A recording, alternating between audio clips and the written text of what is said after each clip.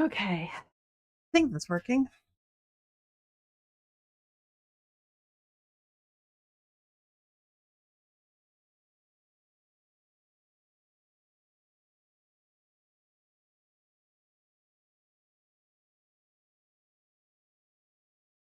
Okay, so I'm done with bats for a couple minutes, I think. I've made so many bats in the past few days. So I'm going to be starting on a woof, which I want to just kind of try first, I think. So the woof I normally make is just based on my cupcake pattern. And I wanted to see if I could make it out of my super stretchy fabric,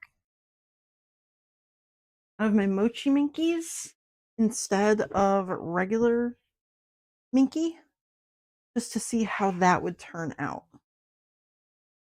Oh, goodbye, Parent Peace. Fairly well. Miss you already. So I kind of want to just test it out on my mochi minky and see how that turns out. My white mochi, there we go. And then if this doesn't work, I'll make one out of my regular minky minky. But I want to make an extra stretchy, extra squishy, see just how it turns out. So I think I'm going to do that because I've got plenty of mochi to work with. And I'm a little bit burnt out on bats right now. I have made so many bats in the past few days. So I'm going to start with a wolf, and then the next thing I'm going to do is just my snakes, which I have a couple of these guys, but they're not quite finished. And they need, like this one, he's not finished because the stitches were ripping. So I need to make a change to that so that I can actually machine sew the stitches rather than letting my embroidery machine do the stitches. So I think I'm going to work on that one after I get the wolf embroidery set up, just modifying his embroidery file.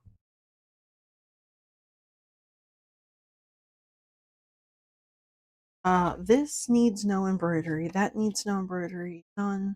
Oh, I have a uh nose for this guy.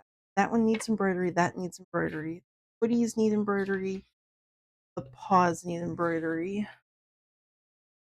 These are all non-embroidered bits. Okay, maybe cleaning my street. So noisy. Okay.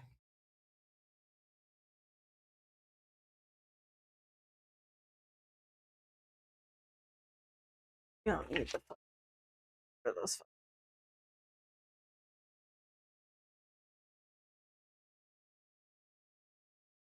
Bosoms are totally unnecessary for the process of plushies. Okay.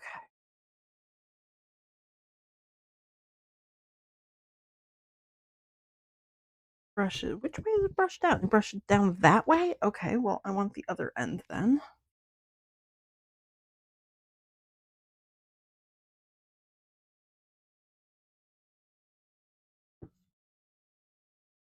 On this side, because it brushes down that way. Need my bits. And because all of these bits are going to be getting embroidery. Okay, hang on. I need a hair tie. Where is a hair tie? Oop, I'll be right back.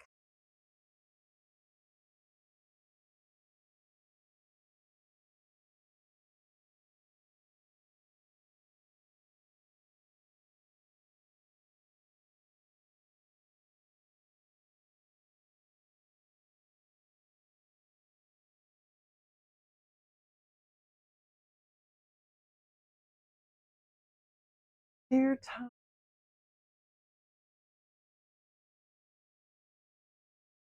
Chunk my hair up out of the way here.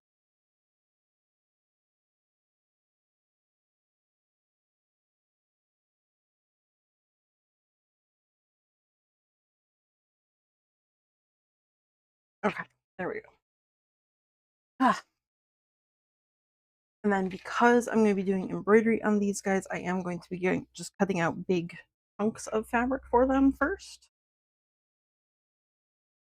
So I need a little bit of extra around them. Down this way, down that way. This gets two of them together. Okay. Up. This one. There's just going to be two little embroidery bits on the paws there, but I need to make sure it is big enough that once the paws are done, I can cut out the rest of the body.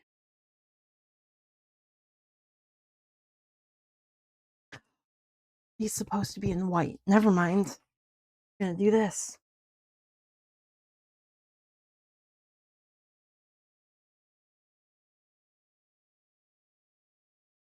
I put both of them side by side.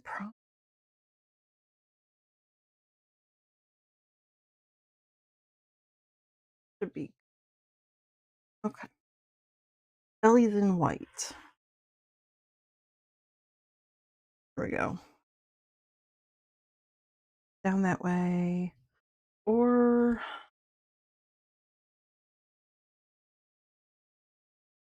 that might be a little wasted bit there. So I think I'm going to cut out the nose bits from here after I embroider the paws on there. This one, a little bit of extra around that as well. Oop. Belly in white. I've actually written on it, but that would make sense, wouldn't it?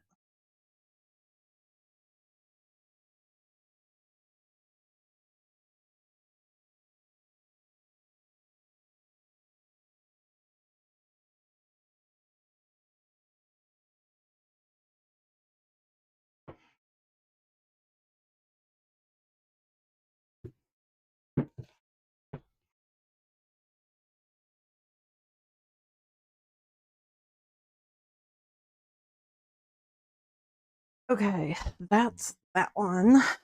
White for the belly. Pinned. It is pinned. Where's my pin?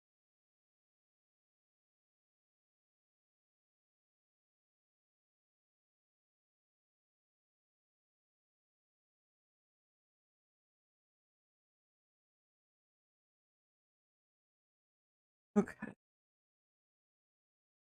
Down this way.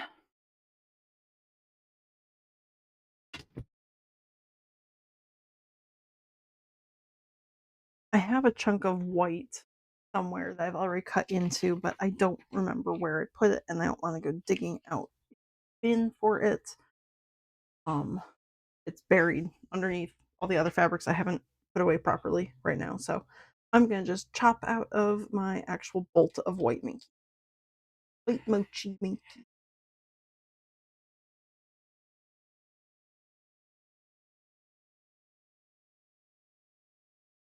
Almost. Okay, there's my belly.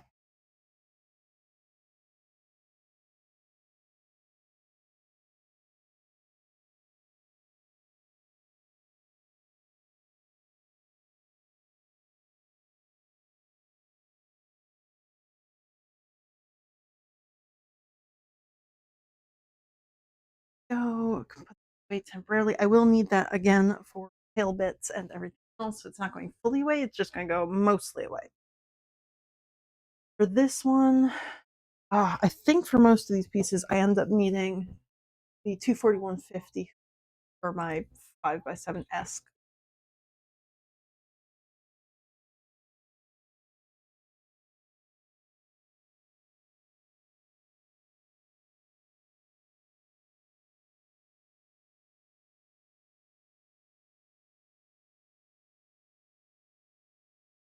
Oh, the mouth can actually be funny. I should. Okay. Cool beans. So this is 24150. This is 12120. This is 12120. This is 24150. So my 5x7 esque hoop, slightly larger than that, but 5x7. Iron piece, where'd you go? Oh, there you are.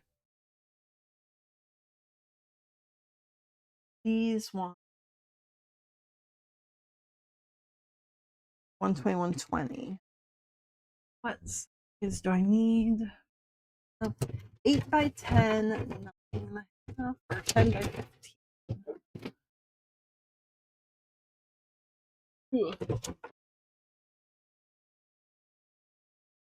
There's my two hoops. 10 by 15. Well, that works. And that works. So those are my two 10 by 15s. These are not 8 by 10. These are actually too small for anything. They should stabilization under stitching. Add those to that pile. Where are you? 12 by 16. I think you're for my medium. You are. 12 by 16 is for my 241.50 hoop. So I'm not going to be using that one. That one gets hung back up. So 8 by 10, that comes off of the 20 roll. So I can get by 10 out of there without any extra.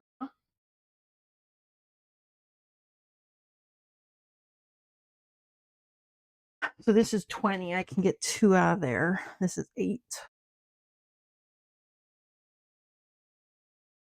There we go.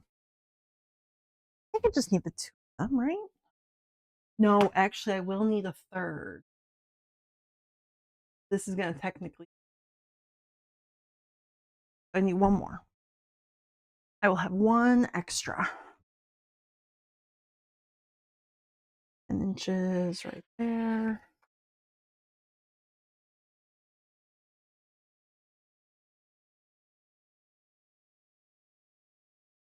Eight.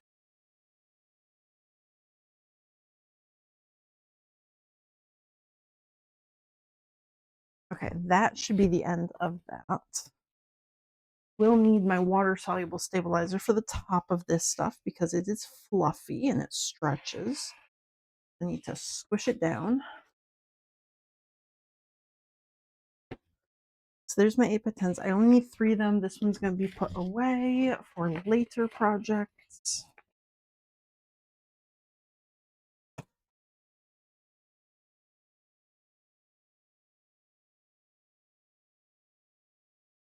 Okay, I think I'm going to start with the belly.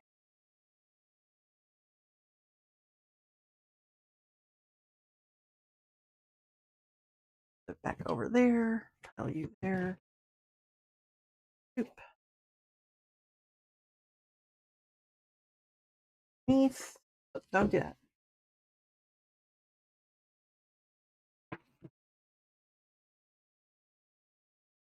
I'm going to get a lot of extra chunks out of here because this is just here, I think. I'm going to have extra.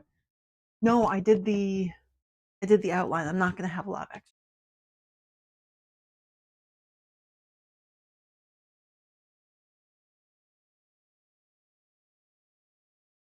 Which side up you are? This is your good side. Bad side, and you go this direction. Very cool.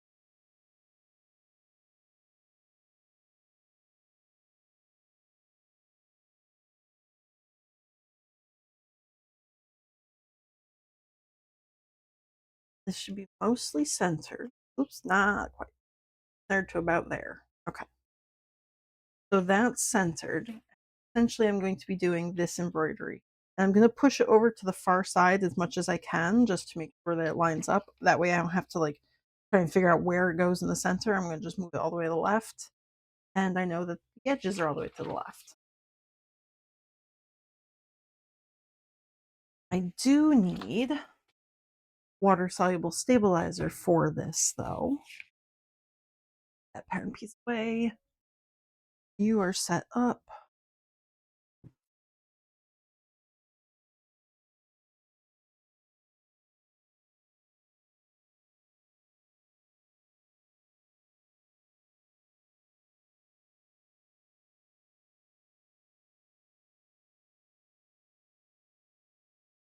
Oh, it's so nice.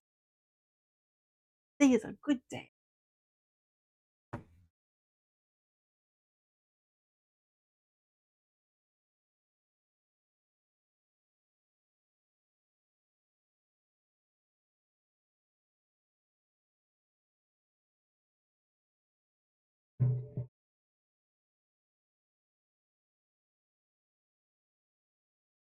I'm gonna go give this to Thomas.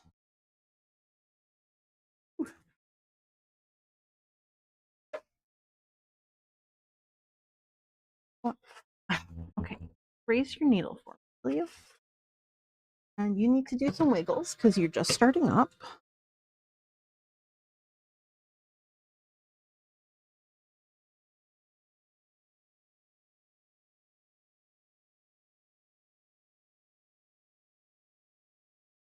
Hang on.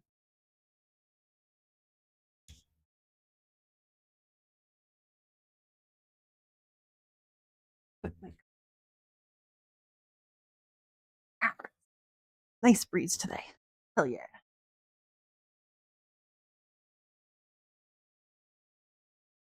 Thomas, we need your woof file. The woof paw. Yes. 4150. Way to the side.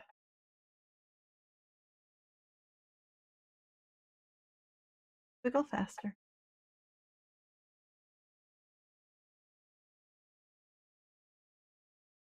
Okay, and then he's gonna do his wiggles.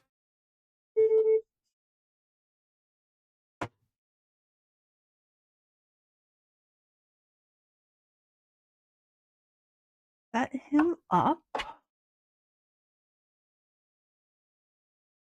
He's gonna wiggle again. Okay, and that's where he's gonna begin stitching. I want you. Ah, you don't have thread, do you? You need bobbin thread. Damn it, Thomas. Okay. Yeah, you're out of bobbin thread. I sent Bernard in to be repaired a second, and he came back actually fixed, so that's good.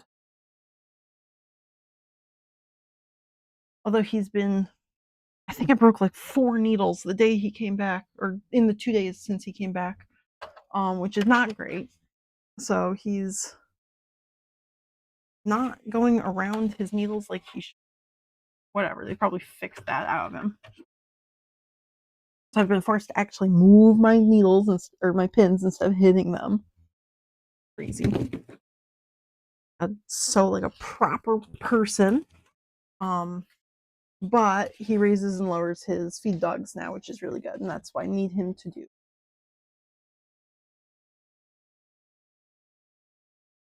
Flip your threads. You're gonna go with little black paws. I want little black paws.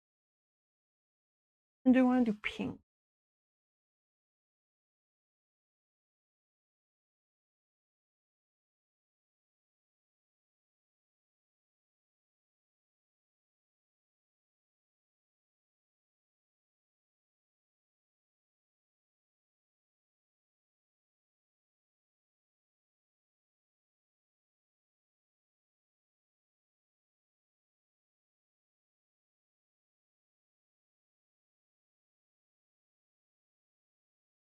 Let me see. I think I'm gonna do pink paws. Just for the heck of it.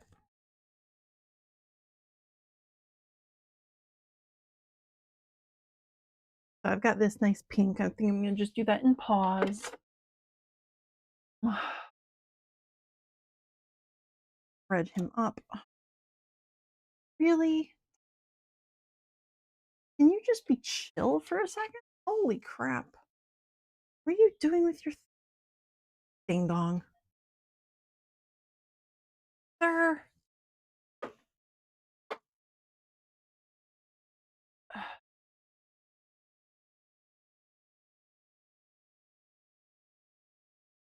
Okay, now I can thread him up now that he's not tying knots in his thread.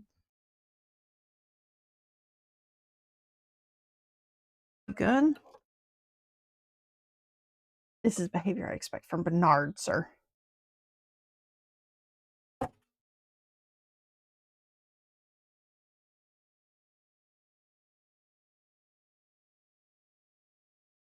Okay.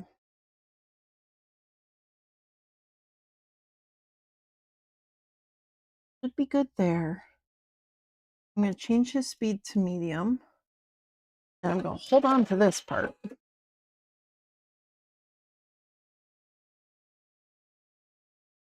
Because this is where he pins everything down in place.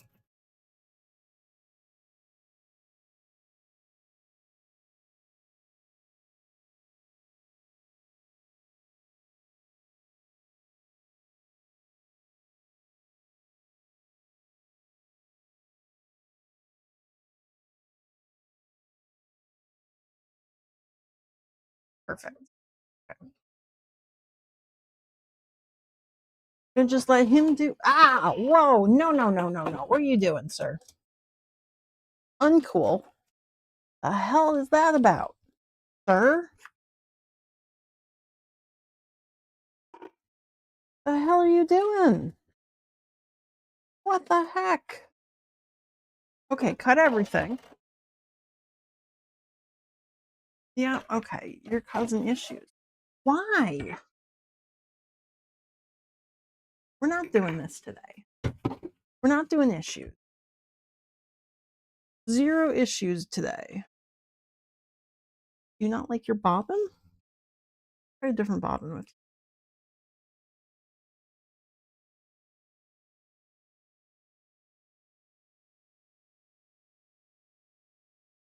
you. We're not doing this. I don't need problem causing today.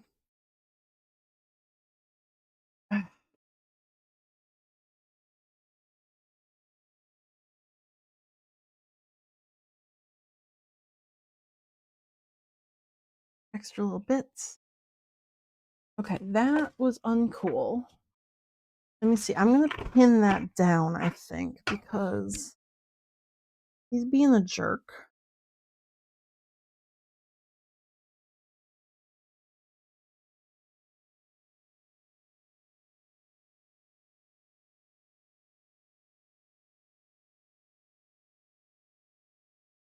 Okay.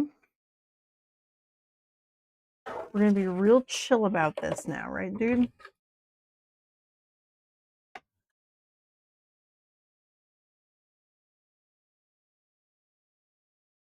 Real chill. Okay, we're going to start over from the beginning. We're going to rethread everything, top and bottom.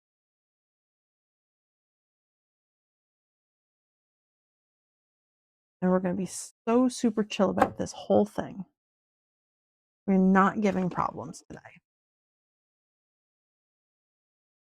You good?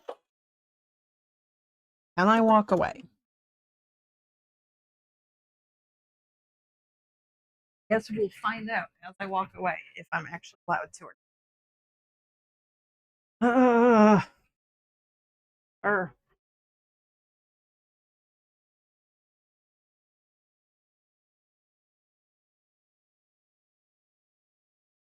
we're gonna just put him right there.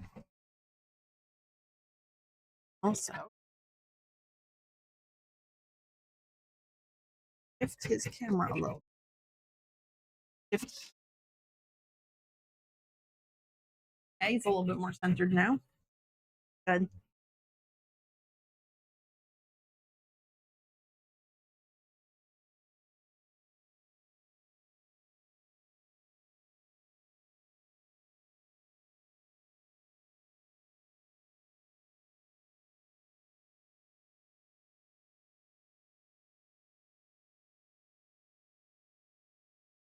Okay. He's just gonna be troublesome. Very uncool. In the meantime, I can hoop this up, which this is the good side, goes this way. I'm going to have to figure out the exact alignment here because I think it actually has to be a little bit higher. I don't remember. So I'm going to leave the pattern piece on here, just right there, and then make sure it lines up before I actually start embroidering on that one. For the face, I have another small So I can get that one hooped up as well. I don't have the 241.50 hoop for the paws, so I will have to wait on that one.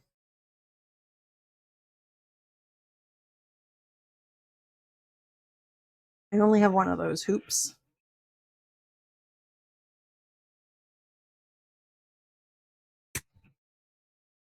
So, but then this one, I'm going to do the same thing with this, where the eyeball goes right here, but the eyeball is going to be centered like that. So this piece of fabric has to go somewhere like here, but I won't actually know until I'm putting it in the hoop because I don't have any of the outlines or anything planned. You still being cool, sir? We're swapping between toe beans now? Okay. Trusting, sir.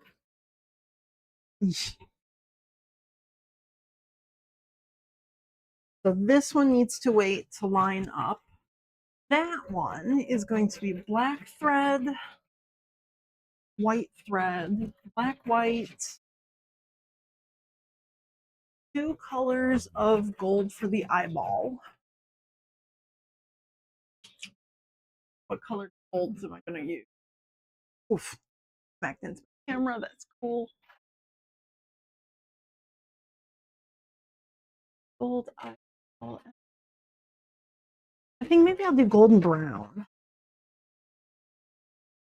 Yeah, I like that color combo. Golden brown for the eyeballs. White and black for the eyeballs. This is going to get black. That's going to get pink for the beans. Oh, those beans are also supposed to be white. Oops. Okay. Well, this is just going to get pieces cut out of it then. The beans are white. Ah.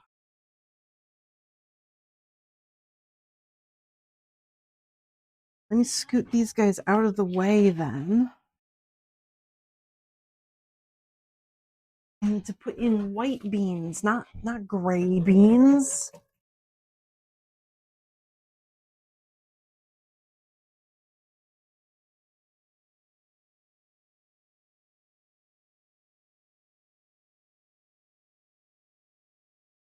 Okay, we're going to go back to the white, cut out another bit of white.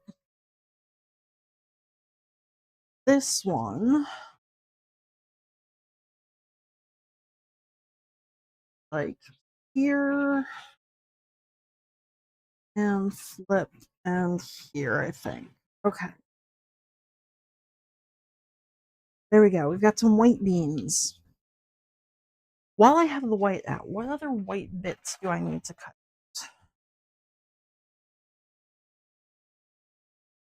Let's see.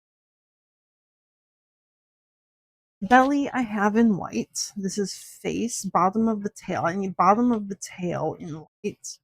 Top's gonna be gray, back of the head is gray. There. White for the fluffy, nose, body, these are all gray. For the fluffies are gonna be white. Insides of the ears are gonna be white. The bottom of the tail is going to be white. Okay. Where are my markers?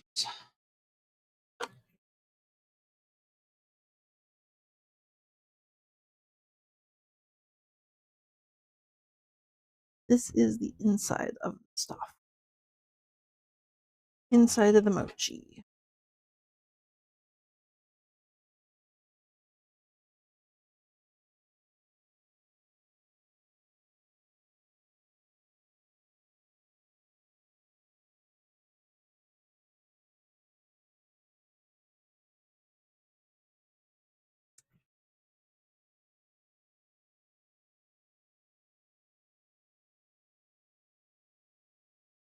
These two, I'm going to cut out a rectangle of the gray. So I only really need to trace one side of these.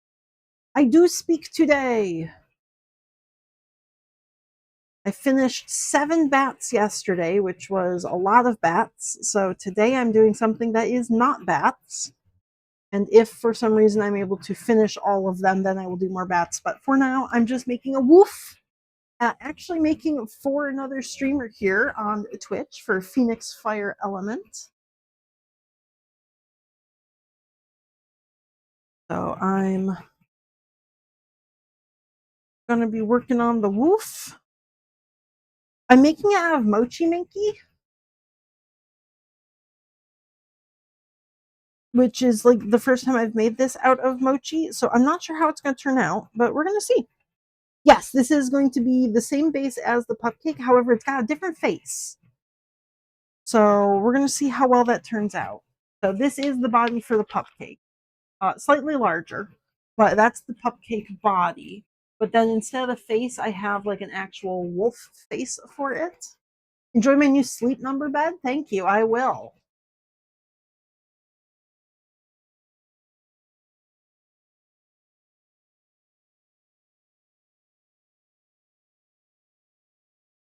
So we're going to see how well this mochi turns out for Pupcake. This could be a total failure because this is not meant for super stretchy fabric. So we're just going to see how it turns out. I hope it turns out well. It would be very cute if it did. We will see. This is the inside of the ear.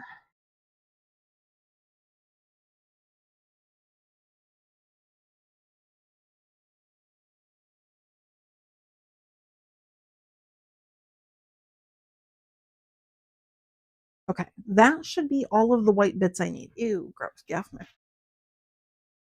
cousins.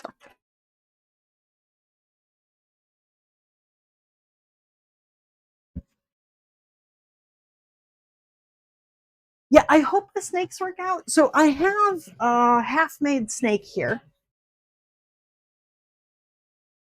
where like it doesn't have a face right now, no eyeballs on this dude.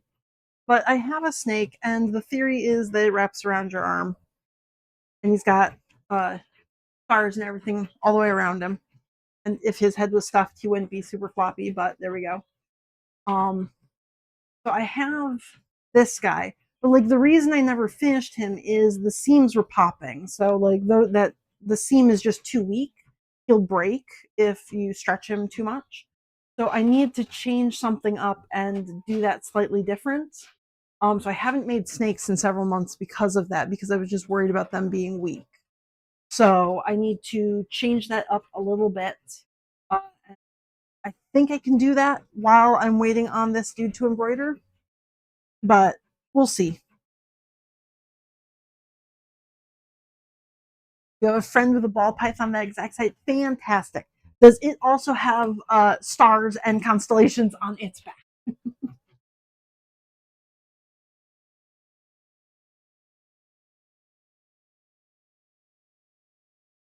I had made, or I had tried to make a more realistic snake with like the actual like uh designs on it. Manny. But it takes a little bit longer. So doing the uh plain snake, which is just like a solid color snake, or defaulting to just like the constellation embroidery was kind of my way of saying like I want to make this fancy but not like take forever to do it. The ball python pattern with like the different shapes and the wiggly bits on it was just really super hard to embroider. It was taking a really long time, and I doubt anybody wants to pay like hundreds of dollars for a little wiggly snake plushie. So I had to find a way to speed it up so that I could drop the price back down to like where I like pricing most things. Like if I can keep a plushie under $50, that's great. Unless it's like something I'm custom making for you. I'd like to try and keep it under 50. Um so I just kind of simplified down the snake designs. Okay, so I've got insides of ears, I got the insides of cheek fluffs. I got the bottoms of the tails.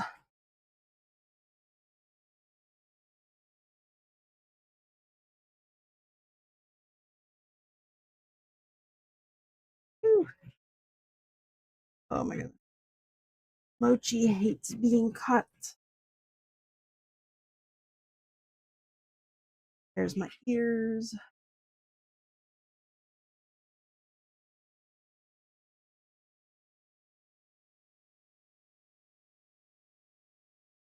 Oops.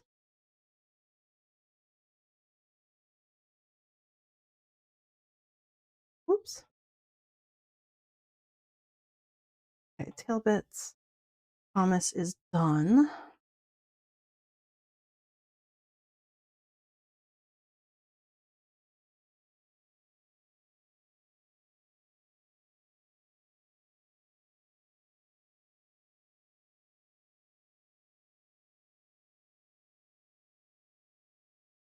Okay. Tail bits. There we go. Now I can cut out the belly bits because he's done with that embroidery. And then I can get him started on the footers. Thank you, because he's still got his pink thread, so that's perfect. Don't need that pin anymore. Clear this away. Walk back. Ha ha ha. I am such a pro streamer.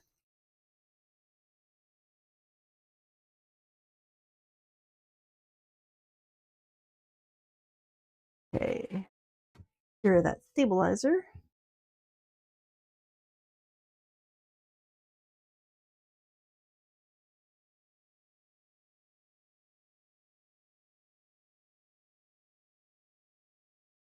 And I'm going to do the same thing over here.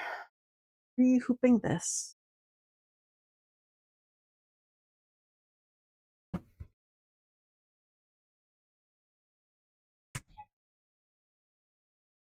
And footers go down that direction.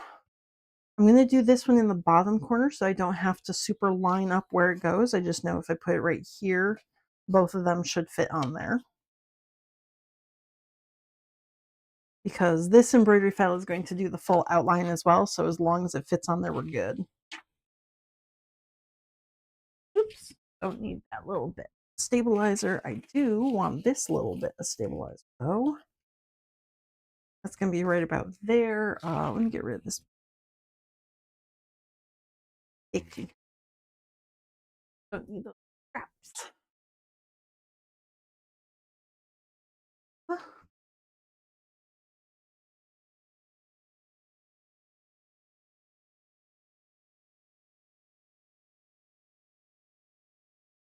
Wiggle Thomas back. Get rid of.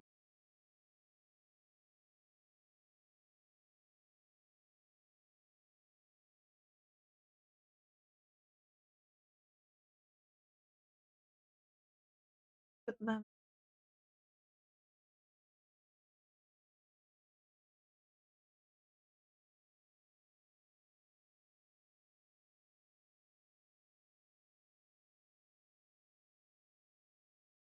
There we go. So we're putting them in here. They're going to brush down that direction. Yes.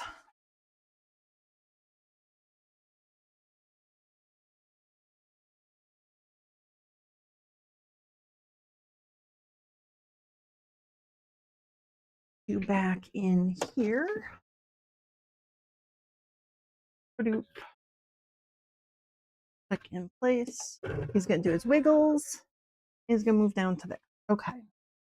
You still got your pink thread in. You should be good. Everything's going to be just one color. I am going to hold it in place to begin with, just to make sure that he pinches everything down. I don't think I optimized the distances on this. Oops. Okay. He's just going to be weird about it. It's fine. He's going to be so good at it.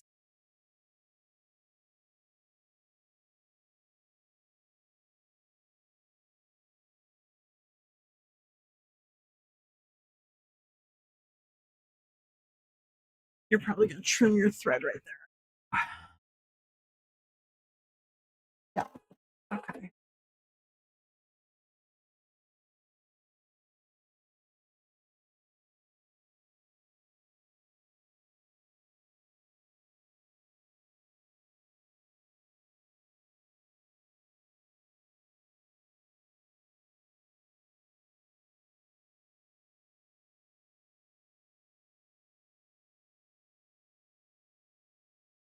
Okay.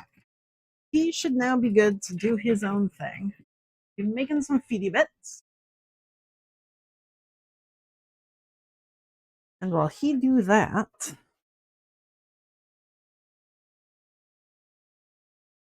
I think I'm actually going to cut that off with scissors first.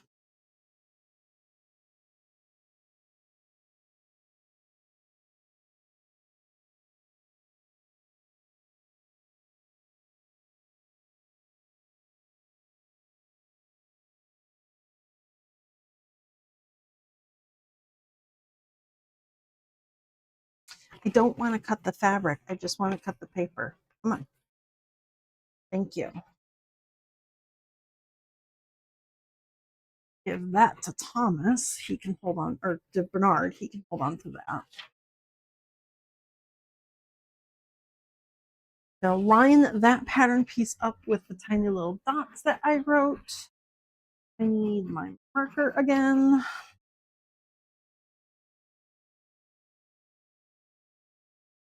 Woo.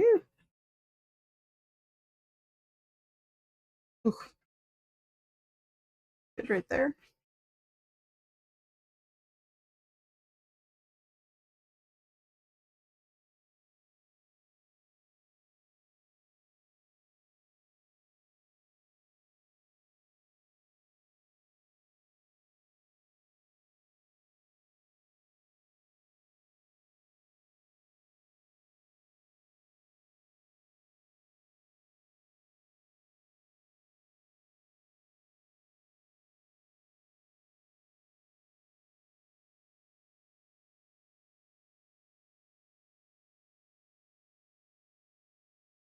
There we go. Belly. The belly. And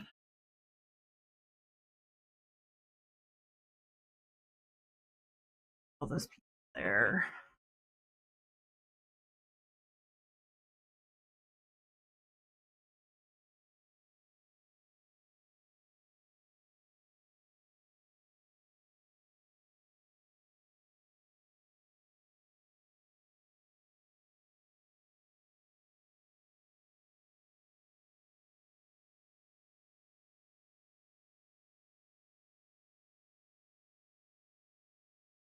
Woo.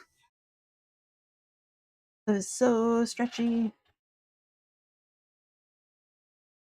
I really do hope this works out in Mochi. It would be very cool if it did. I don't know how the stretch of the Mochi is going to affect the pattern. This is the first cupcake I've made from Mochi.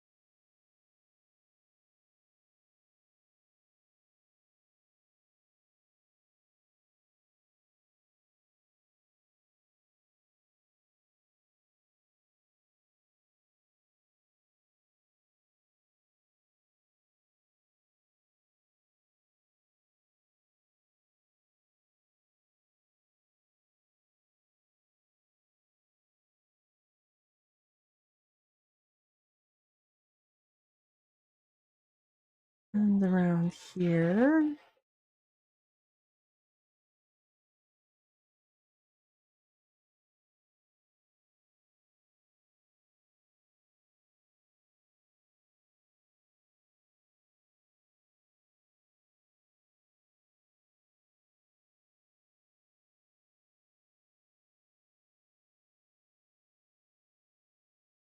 Get rid of all that extra stabilizer.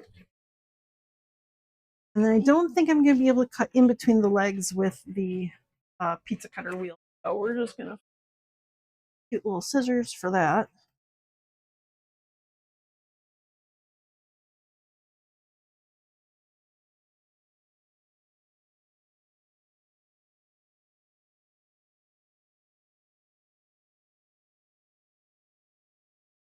There we go.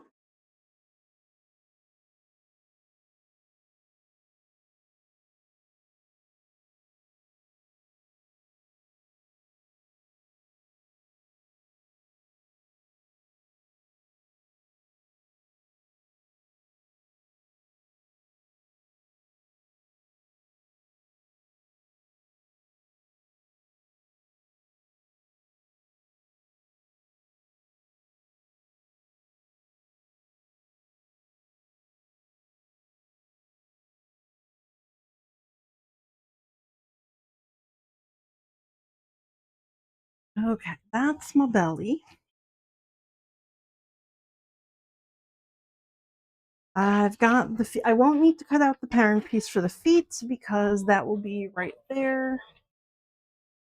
My bits here, got the bottom of the tail. Here's the other bits I need there.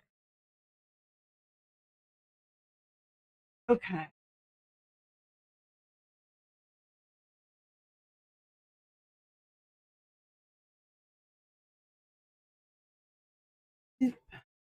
Tail.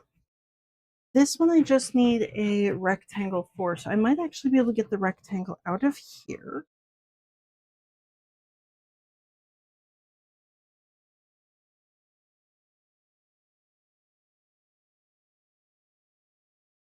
Hello, Phoenix.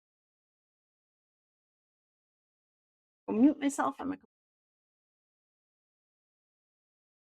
Hello, Rainy and Astrid.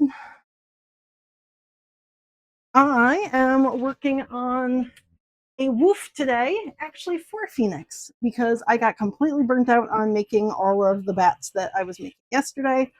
So today is a wolf day. So, hello, hi, welcome in. Thank you for the shout out pick.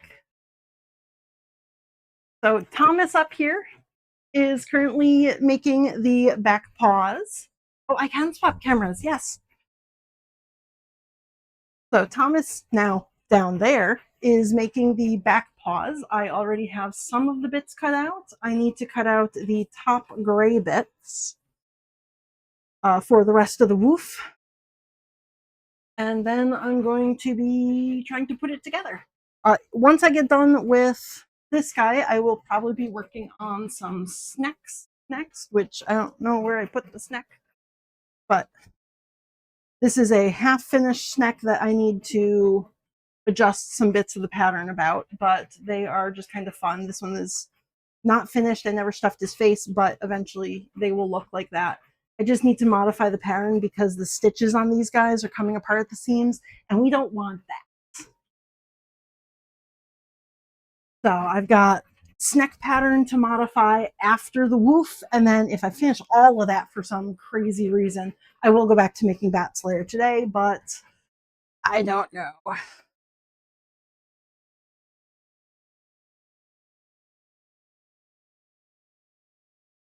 Okay, so that's my cheek fluffs.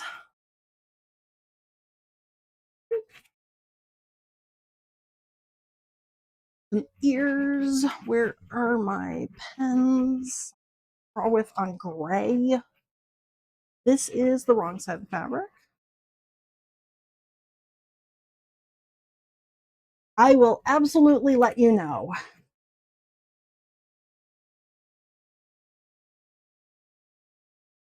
I'm hoping that this works out. So I'm making this actually out of Mochi Minky just for the heck of it, which is extra floppy and extra like stretchy, just like the glue cubes, the gelatinous cubes.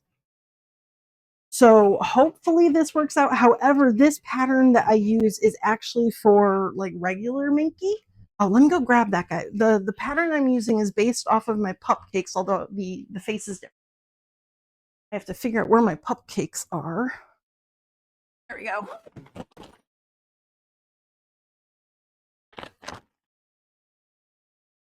It is based off of this pattern here. This little pupcake beanie dude. But this uses regular Minky, not Mochi, whereas this is Mochi and it's also bigger. So I'm making him a little bit bigger than the pupcake. So this little guy with his beans and his little feeties.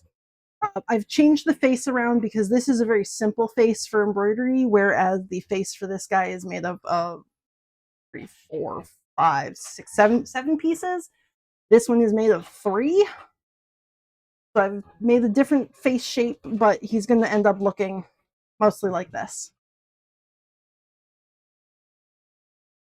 This pupcake is very old. I made these pre-pandemic. So this pupcake's been around for a while. It was about time that his parent got an update.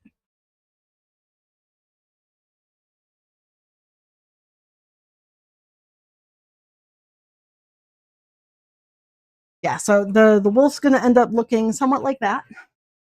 Hopefully, with the Mochi Minky, it still all works out. Mochi does stretch a little bit differently than regular Minky, just because it's extra stretchy. So if this all fails, then I'll be making one out of regular Minky, but I'm hoping it works in the Mochi, because I think that would be extra floppy and extra. Okay, so there's my ears. I've got the cheek floss and the ears. Those are done. Got everything for that. I need the nose bits, the tail, and the back of the head, and the body. Okay, so I will have to get fabric for those. Grab that there. Move this little belly out of the way.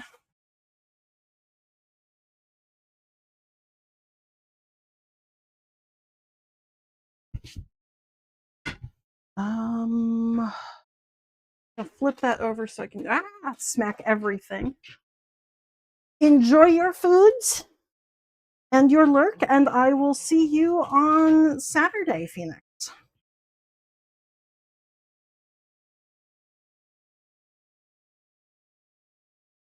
Some nosely bits. Another nosely bit.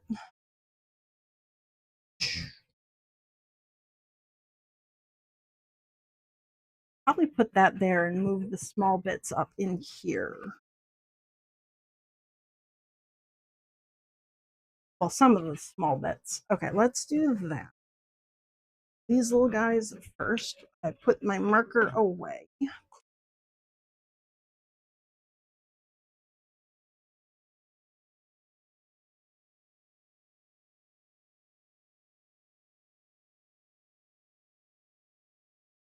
Oh, Thomas has finished the beans.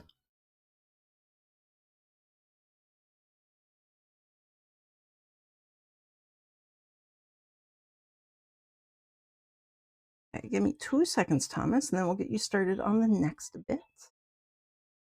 Those two are done.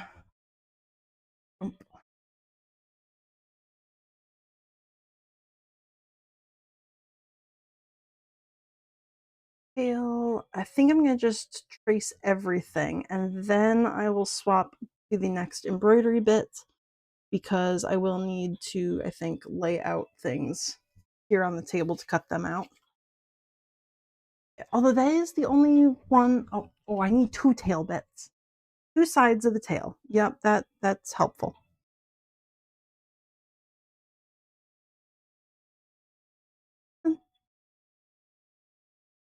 Mochi does not like being drawn on.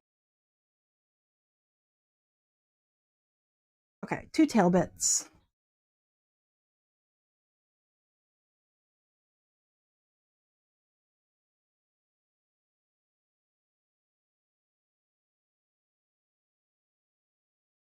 Here's the side body bit. I've also modified this a little bit from the Pupcake. The Pupcake does not have this dart in its butt. So I've just added that a little bit to make the butt a little bit rounded rather than flat. He's got some actual ass now rather than a flat behind. Which also will help me to make sure that the tails get to the same place each time. Because now if I have this seam line on my dude, I will be able to line up and make sure that the tail always ends up on that seam line, instead of my current strategy, which is eyeball it. I need to undo a little bit further. Just lay flat for me just a little bit. Good.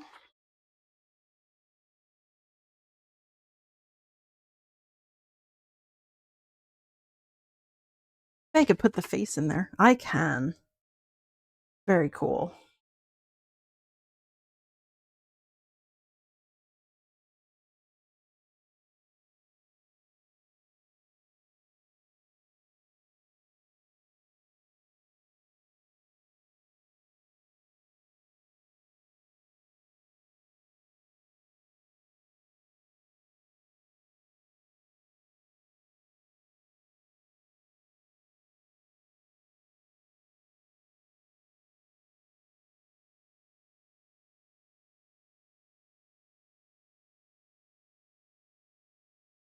Okay, brown all over my fingers. Done with that side of the body.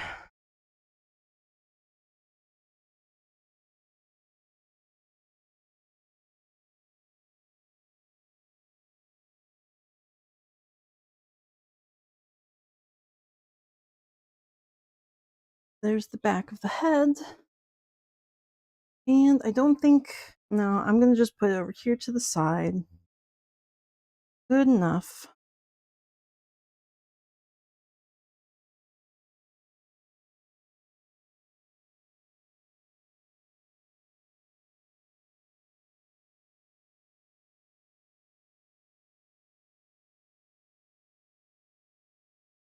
Okay. That should be all the pieces pieces I will need.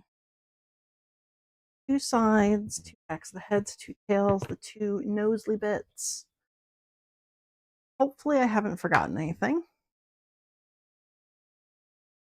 I'm going to real quick free them from the fabric so I can get rid of the big bolt.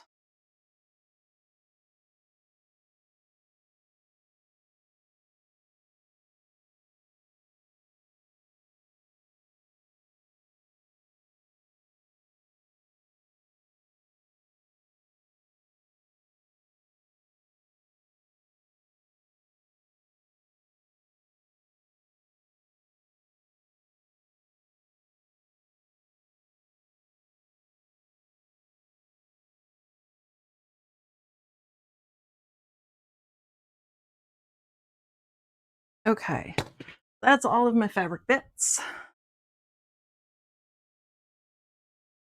Refold my gray. Unless I make a serious mistake on something, that should be everything I need this for, so I'm actually going to put it away properly. Wild and crazy talk. You didn't cut your thread. That's rude. Sorry.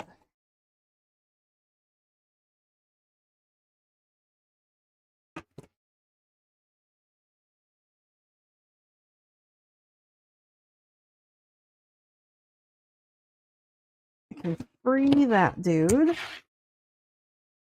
That was the last I needed the medium hoop for. I do need the small hoops, which that one I think is going to be next, so I can swap over to show what Bernard or what Thomas is doing. And we're going to put him in here. That last one was done, so he can do his wiggles. We're going to go back. And we're going to pull up the next embroidery file, which is the mouth.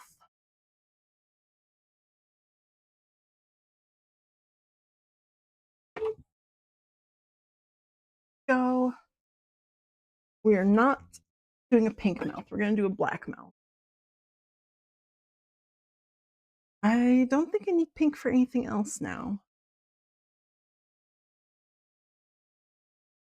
I'm actually going to put that one fully away. Thread with black.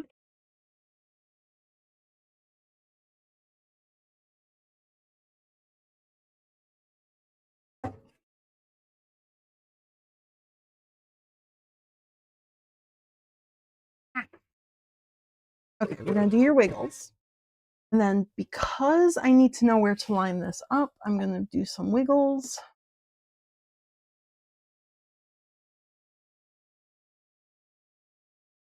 Right here. Okay, so the pattern bit, that is going to be right there, which actually means that's going to work. So that's going to, it's not fully centered, but that's close enough that that should work right there. Move your needle back up. We're going to be good there. I do need a piece of water soluble stabilizer for it, which I think I should be able to use this bit. I can pull it off of there. Yes, that should be big enough for that. Because I don't have any extra little small bits, so I'm just using what I have right now. Okay. And for this one, I'm going to just, yeah, okay, you're good. Happy? You good? Okay. I'm gonna hold that in place for a little bit.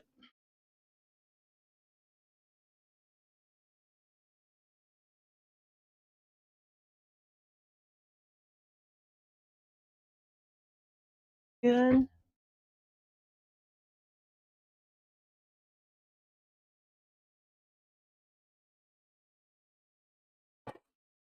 You should be doing a zigzag underlay first. I'm gonna just hold this in place temporarily.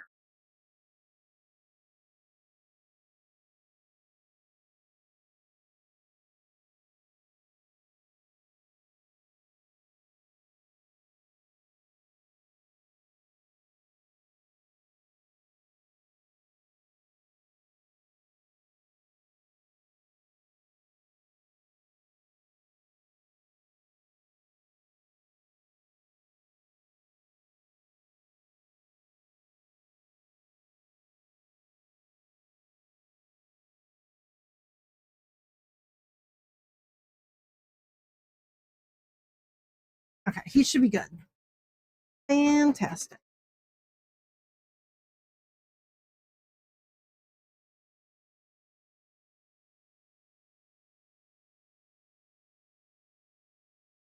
Okay. Let him do him thing.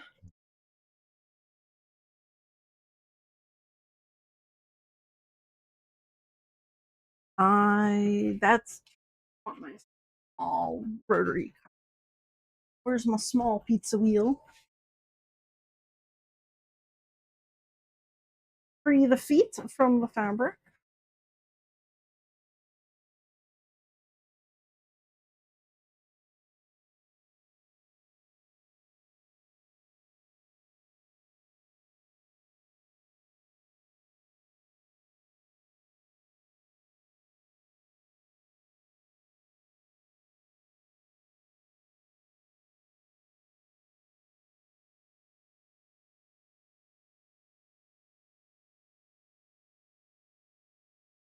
Okay.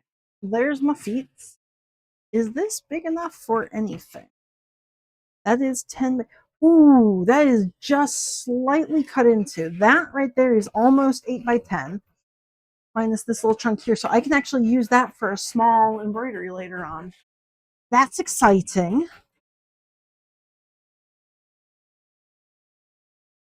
I love when I can reuse that bit. I have to like toss viable bits of fabric. Very cool.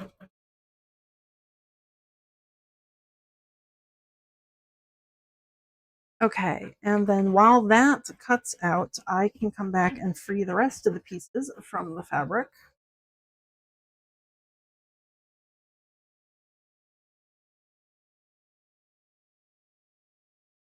Oop.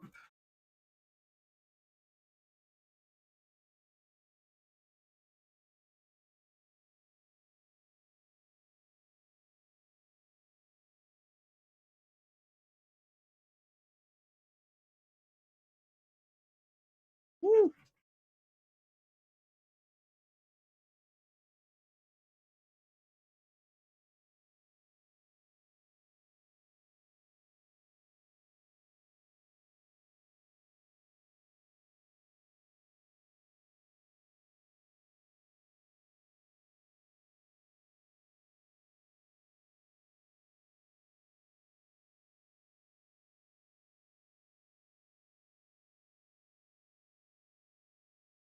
And he is done with the mouth already. Very cool.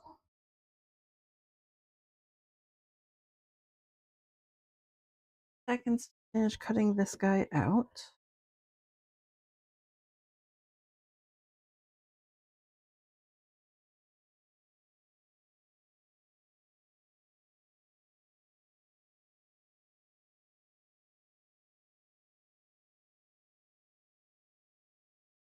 That's just scrap bits. That's garbage. Very cool. And take him face away. Why are you not cutting your bobbin thread? Is this because I was giving too much attention to Bernard?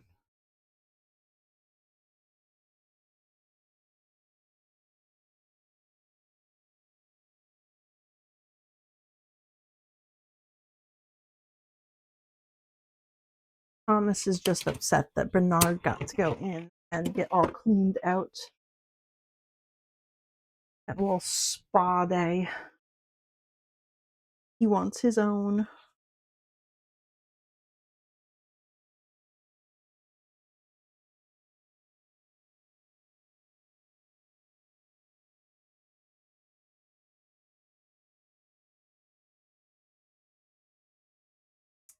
I'd probably just trace this and cut this. I don't want to cut my parent piece.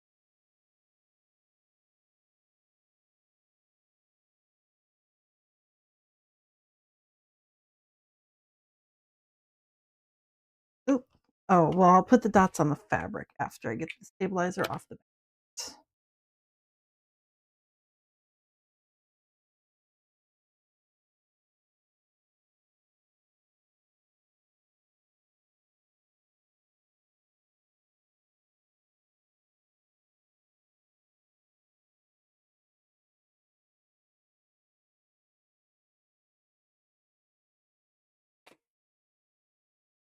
Okay, so there's the little muzzle bit.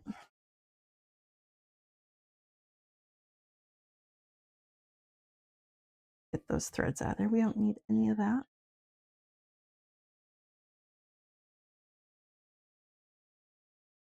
There we go.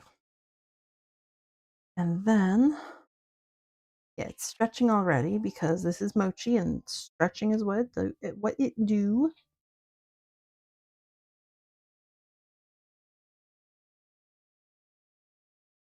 That little dot there, little dot there, and a little dot there.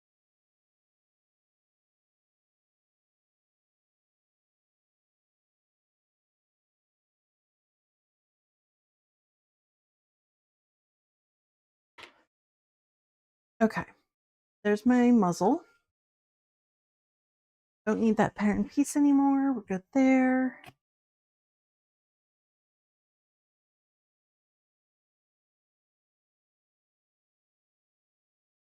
And now I can set up the eyeball embroidery. I'm going to go back over to Thomas. This one I'm going to do in gold and brown, black and white. So first thing we do is we do our wiggles.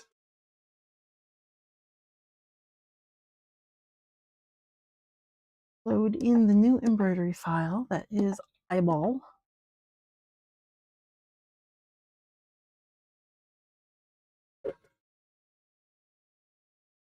Okay.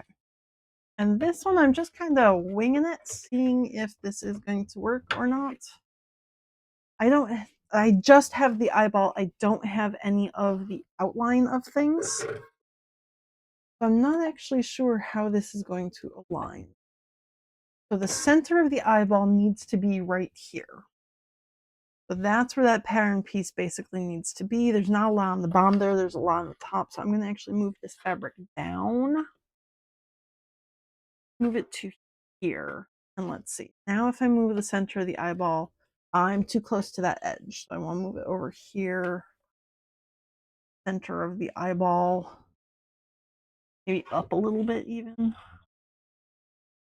Center of the eyeball. I think that's going to be good.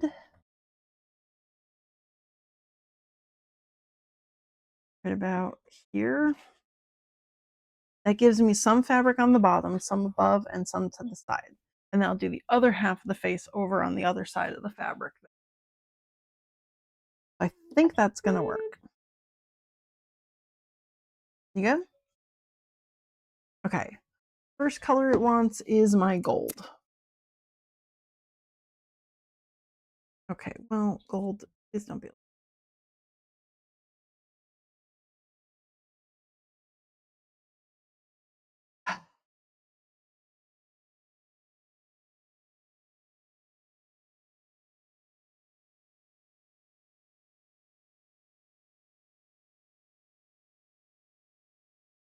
Okay.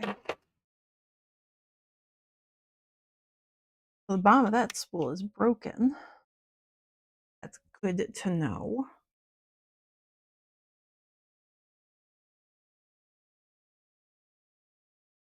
I will need water soluble stabilizer for this part.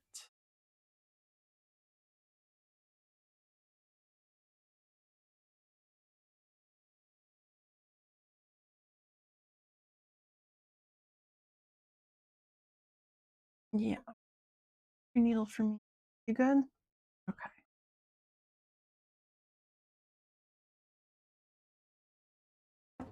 Maybe, maybe just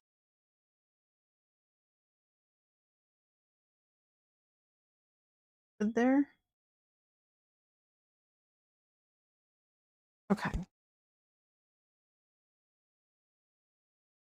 Everything out of the way. I need the stabilizer for the top of this.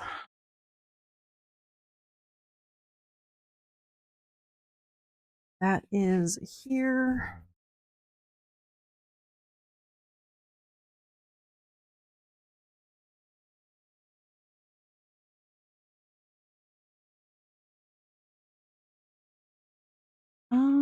I want to make sure I have enough on each side, so I think I'm going to do that.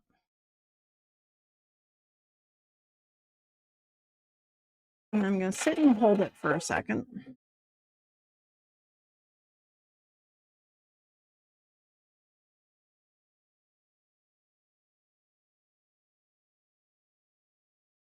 Probably should have pinned this down.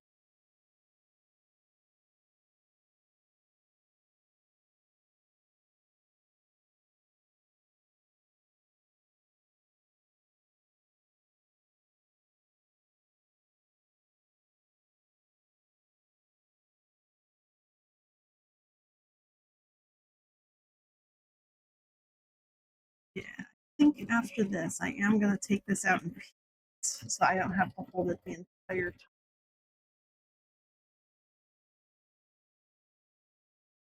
Actually, before you begin, let's cut your thread. We're going to go back just a couple of stitches so I can take this out. Out. Out. And I'm going to pin this stabilizer down so that I don't have to sit here and hold it the entire time that he is embroidering.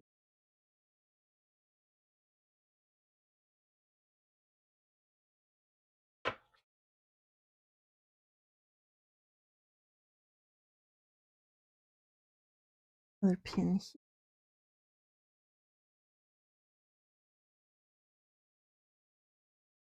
If I was thinking when I made this embroidery file, I should have added like an outline to the eye so that it would do the entire outline first.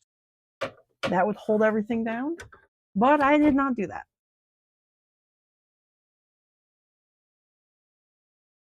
Okay. That should be good. Okay, let's get you started again. I'm actually going to have him go super slow because I'm not really in a rush right now. And yep, if you're going to be making weird noises, I want to be able to hear. Okay. So I am stepping away from him. So if he's going to be weird about things, I want to know before he's like too many issues.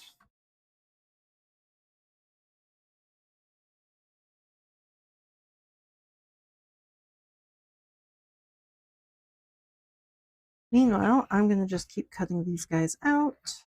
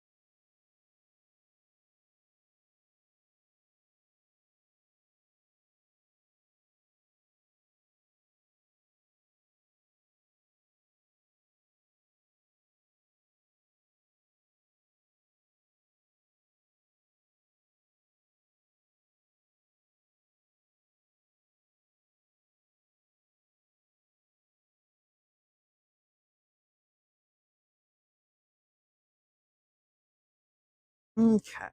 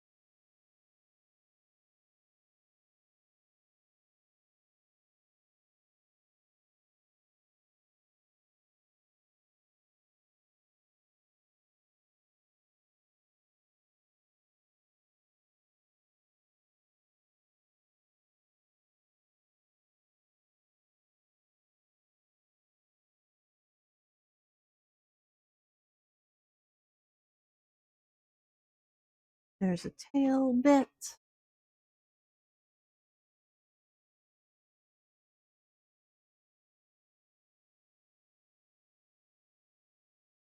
And another tail bit.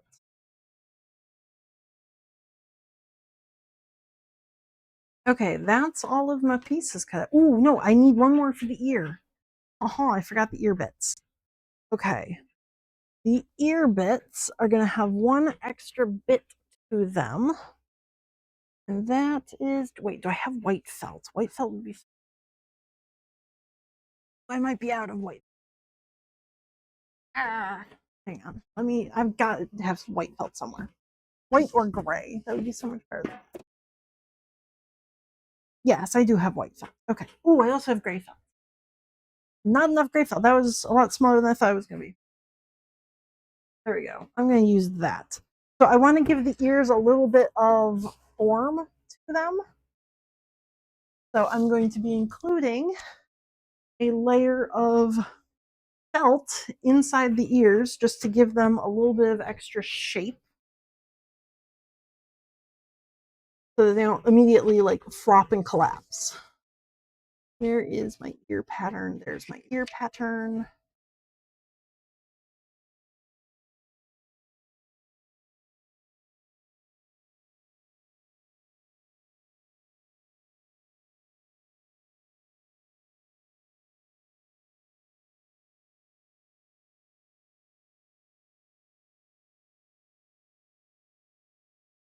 You're gonna fit like that. Cool. Whew. There we go. 2 felt ears. Perfect.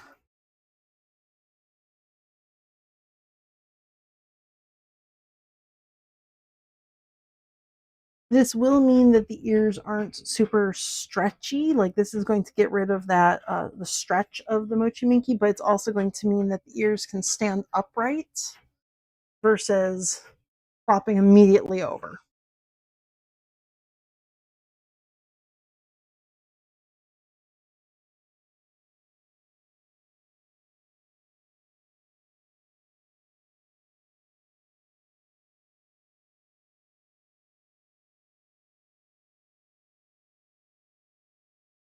There we go. 2 ears from felt.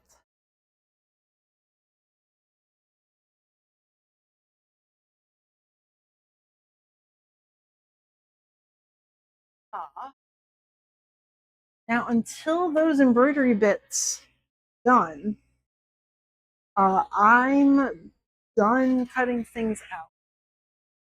So, whoops, time for a new color. What color do you need now? You need black. Okay. Let's get you some black then, shall we? So I'm going to start working on the Sneck file.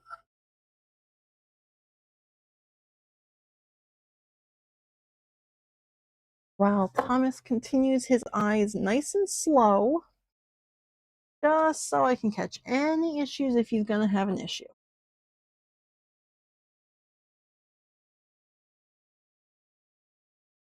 He do him thing. This is the bats, by the way, I will be working on if I everything else. Pattern pieces can go back with pattern bits. And let me see, I do have Hatch up. Okay.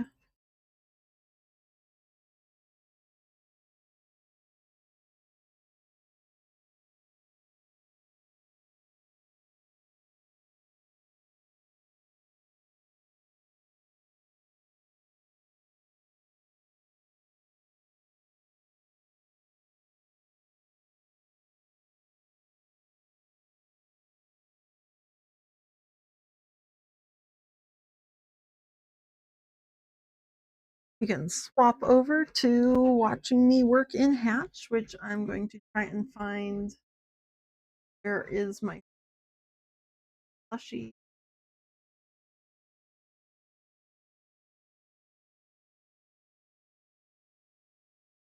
Embroidery file. Okay, let's open that up. There we go. There's my snake file. And I think I might have everything I need already here.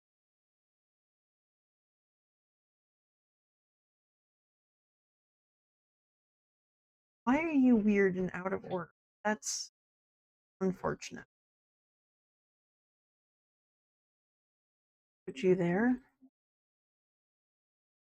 Oh, none of this is in order.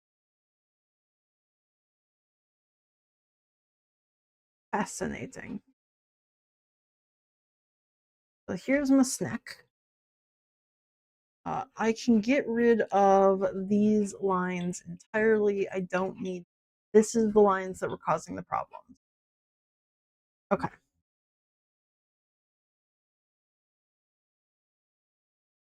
So I've got my outline. I've got two little eyeballs for the placement for the eyeballs. Although I might actually want to do that just as embroidery because that would be hmm.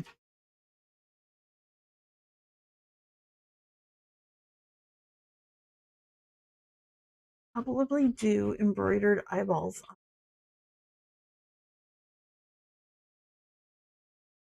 No, because the eyeballs actually go over the edge. I can make very small little eyeballs, I guess.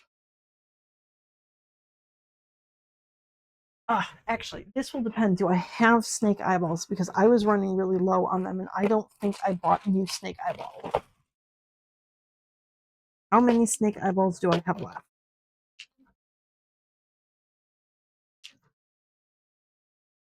I have 3 snake eyeballs left, so that's not great.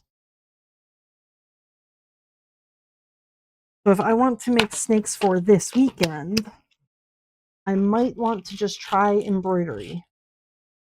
See how well that works. Because otherwise I can make 1.5 snack.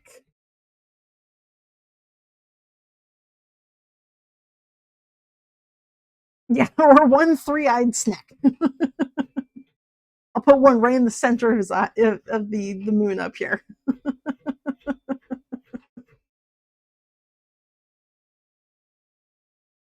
I think what I'm going to do is I'm going to change this from just an outline to an actual eyeball. How big is it? It is 3. Let's make it 5 ish. Yeah, I'm going to do that. We're going to make it a 5mm eyeball. There we go. We have an eyeball now. 5, 5, 2. No, don't do that. Fine.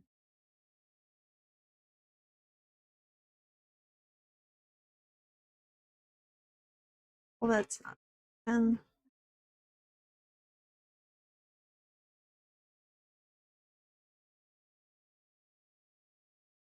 I could make 1 3-eyed eyeball. I want a. Okay.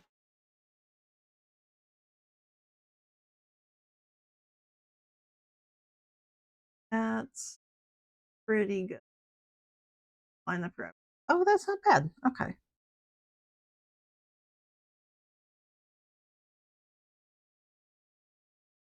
No, that's there. That looks good. Okay. So we're gonna do little embroidery eyeballs, I think, just to test them out for now. What I think we'll do though, way back up to the top because here's the eyeballs. So this is black. That's my outline. These two I'm gonna do in yellow. Woo! Just not actually embroidering them in yellow, but just to set them aside. Duplicate them, come up to here and do woo, just outlines. Okay. I'm not actually going to stitch out the eyeballs like this because that's weird. Ooh, I do like the outlines. Oh, why are we freezing? We don't need to freeze. We've moved beyond this. Can you unfreeze for me, please?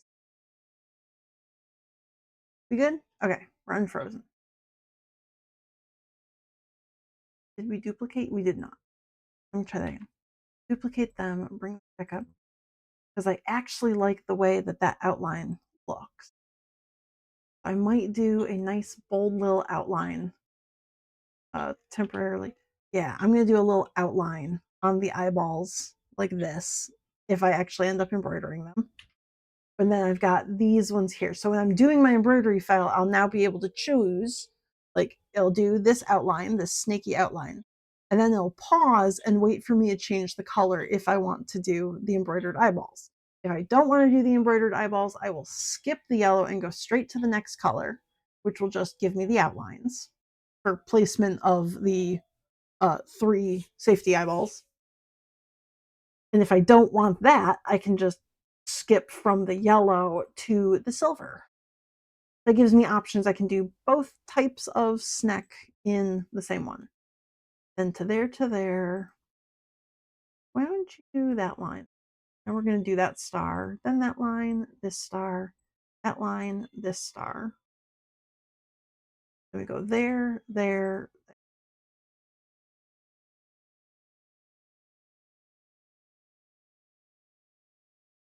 Everyone should just be hopefully connected.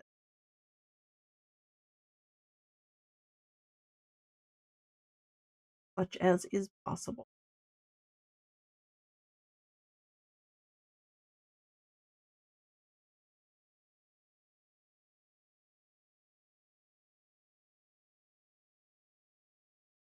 And I did want to change these lines. I didn't like the way that they do that.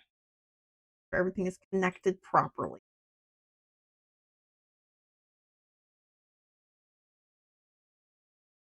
Okay, then we start there. Scoot around.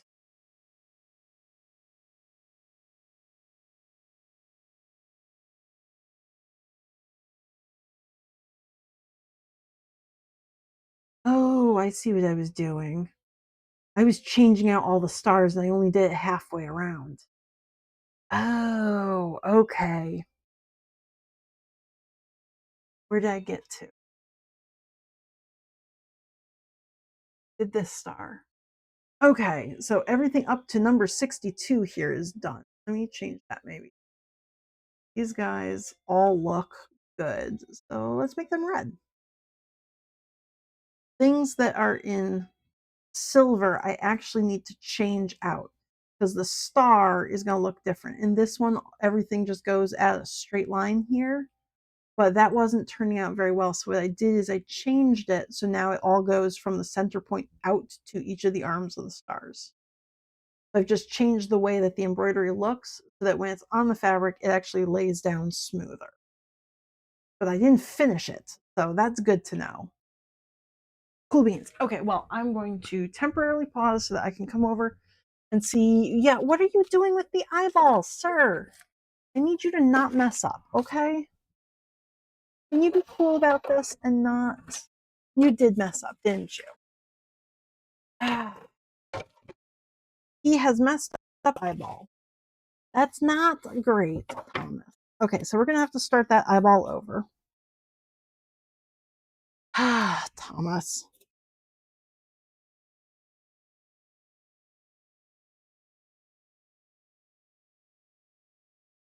I'm gonna temporarily come back here.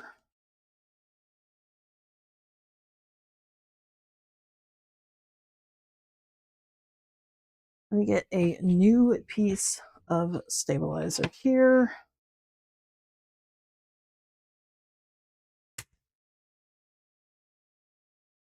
You can just tear that off because we're starting over. He ran over the little orange part there. He lumped it all up and messed up his eyeball. So we're going to try again. Let's put you right here. And I think this time I'm going to stitch it down around the edges. So you can't do that again. Okay.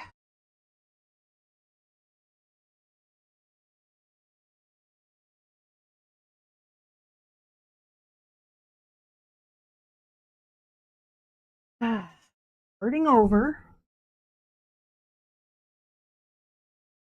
I don't want you to do white. No, we're going to go back to the very beginning. We're starting from scratch because you're being a jerk today. Put you in there. And then I need to line everything up again. So we're going to go figure out where the center of the eyeball goes. And I think we had you lined up like that. Let's see. That looks pretty good. I think that gives me enough space around each of the edges that I'll actually be able to line it up once it is done. Okay, we're going to do your wiggles. And we're going to put this down for you. And then we're going to draw a little box. We're going to stitch everything down in place because you're being a jerk about things.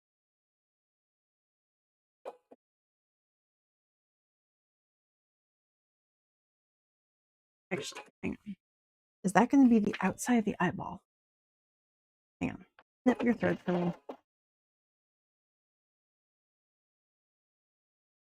Yeah, that's still good. We like where that is.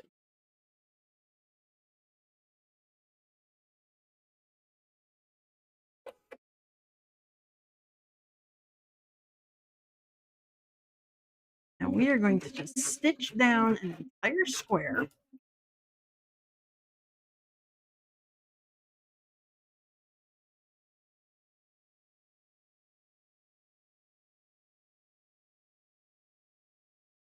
Theoretically, we're not going to cause problems now, right?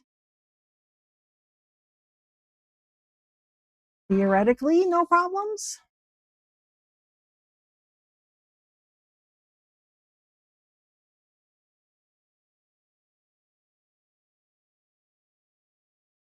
I guess I'm going to have to cut out one more fabric bit for the other eye. Because Thomas decided to eat the fabric for the first eyeball.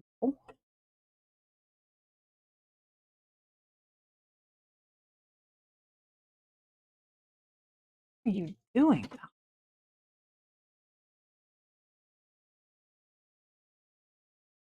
Not being polite is what.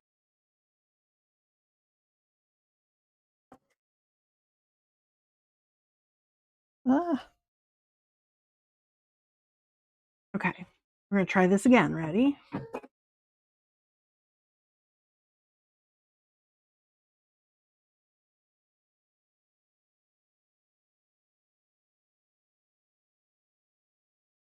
Okay, we're being real cool about things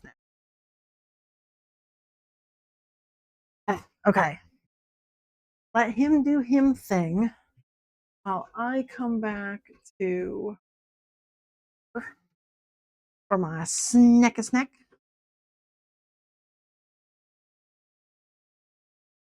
And oh, you can be red too. I like you in red.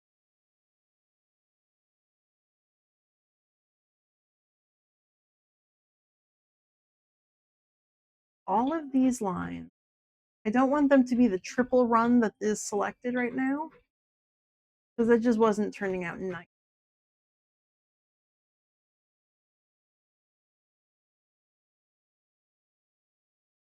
Just selecting each of these little bits.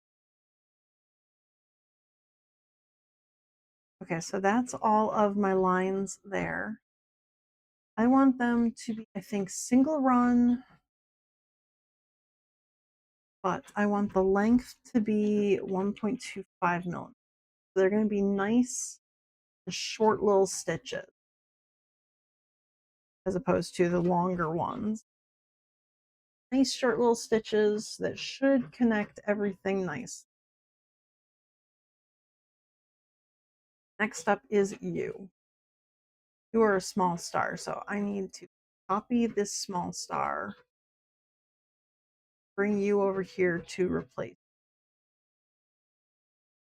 Good enough. What number are you? You are number 64. This is 124. You need to go all the way up because you are replacing 60.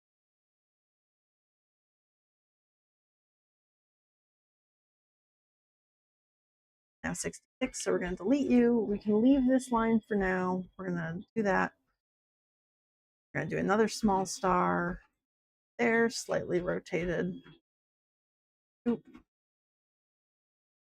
We are going back up to like the 60s somewhere.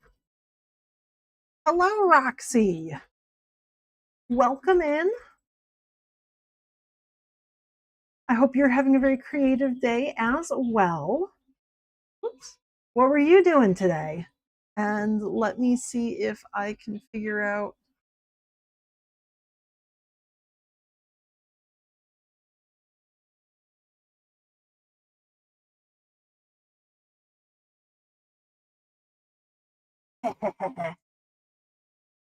Ooh, paint by the number. That's cool. I do not have the focus for anything that involves paint by the number. I am very jealous. That sounds very fun. Well, if you need to cut it short and raid and run, that is totally okay as well. Otherwise, you're welcome to stick around and watch. Currently, down in the bottom corner, we have Thomas embroidering an eyeball after messing up one eyeball. He's redoing it for a wolf plushie, which I do not have a picture of down in my corner here. I don't have the wolf because this is the first time I'm making the wolf. However, I am currently working on the snack that is down in that corner. I'm updating my embroidery file so that I can make more constellation snacks that will eventually look something like this. As soon as I get this file updated, I can then set up this to embroider while I then sew up the wolf. And we'll see how things turn out. I do have a market that I'm going to this Saturday, so I would like to get some creepy dudes done. Ooh, hand embroidery. Yeah. Nope. I've got two different machines that can do embroidery for me. So my version of embroidery is a lot more designing things on the screen and then just telling Thomas to do it for me. Again, that goes with the I don't have the patience to do things like that. Whereas I can design something here, I don't think I could sit and actually put the stitches in and make them look nice. So I very much default to the I'm going to do everything on the machine that I can. Okay, we're going to copy that star and bring it over here. Let's rotate you. Get there. So I'm just updating my stars so that everything, all the stitches go from the center to the points all the way around versus these ones where it just goes across like just parallel lines. So we're updating all my stars to be a little bit fancier so that they'll look nicer on the fabric, which is just a process of dropping them all in place. Whoops, one more down. Yeah, okay. I'm getting rid of that one. Old star is gone, new star is in place. I'm just copy pasting them and sticking them where they need to be. You are also going to go up. So I've got 120 some things on this embroidery file. I'm in the 60s, so that's halfway done. And we're going to get rid of that one. So that constellation is done. Very nice. Select everything here, or all of that, and just turn all of you red. Oh, of course not. That one also red.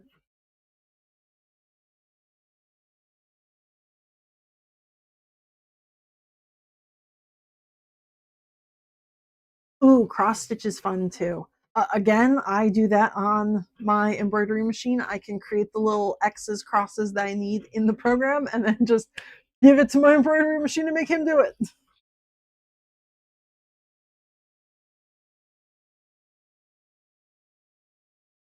He is almost done with the gold part of this eye, so I'll be going over to give him his black thread soon, and then we'll see if he messes up again.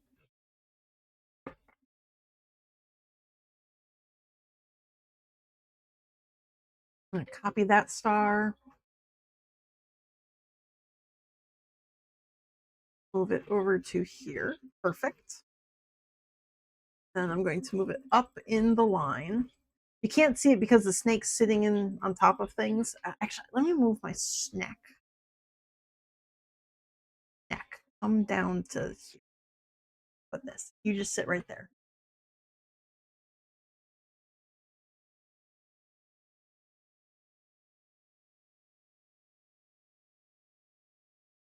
Okay, there. So you can kind of see now I've got the buttons here that I'm just moving it up.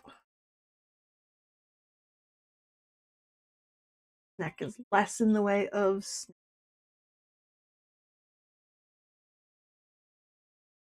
move you too far up. Okay, right here. Now I can get rid of that one. Delete. That star's good. This one's a big star, so I want to copy and paste a big star. Oh, perfect. Same orientation and everything. Yep. Okay. Move you up in.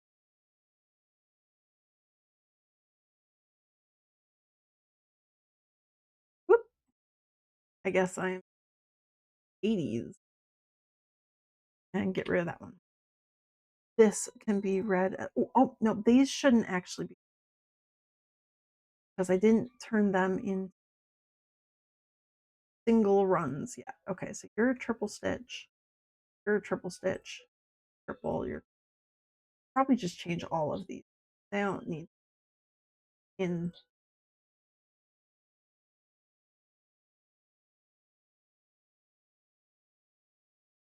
Whoops, not the star.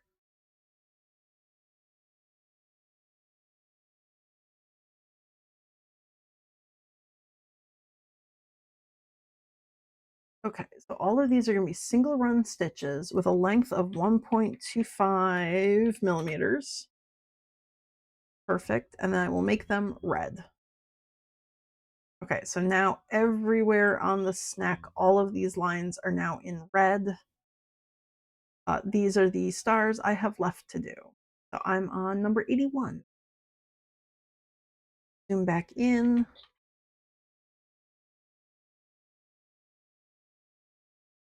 That right there. And then I need to zoom you up into the.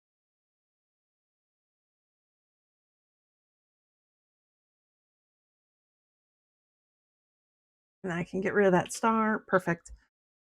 Save, because I'm pretty good about that. You may be a bit of a masochist in that you're very hands-on. Cross stitch, diamond art, paint by number, and wire wrap jewelry. Those are all amazing things that I don't know how to do or can't do because I can't focus. That is awesome, though. Do you stream everything like that?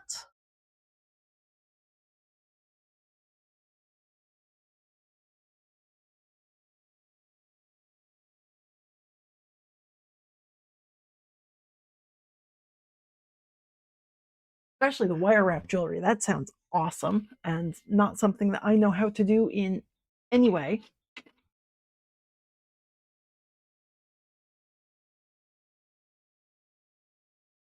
Okay, we're moving that. Okay, this is where he ate his fabric the last time, so we're gonna try and not do that this time, right, Bernard or Thomas? Yeah, Bernard's the one who always causes trouble, not you, sir. You are a gentleman. You are nice and polite. You don't cause issues, so stop causing them. You good? Be nice.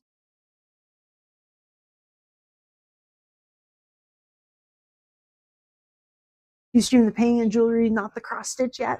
Ooh, okay. Okay. Well, as soon as wait, I know how to I can just yeah, this works.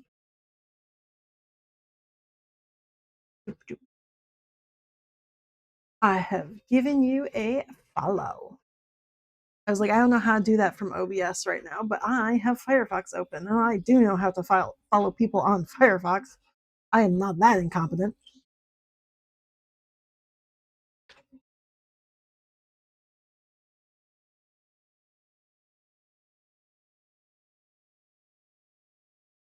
I usually try and stream like 3 days a week, Wednesday, Thursday, Friday. I sometimes even do that. So, oh come on, we're not freezing again. We don't need to. We've moved beyond that. So I will try and catch you on Thursdays. I can try and drop raids off on you as well now, because that's really cool. And I like people who do crafty shit on Twitch. There's what did I do? What? I just moved the star. I didn't actually. Okay, we need to put that star back. We need a copy of that star, but then we can move. Okay, we got that now. Okay.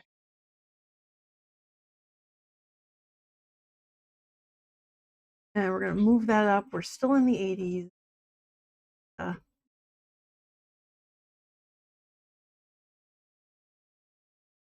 There we go. Okay, so this guy is gone. Replaced. This is a small star, so we can copy a small star. Rotate that to fit, more or less. Then we're going to move that up into the 80s.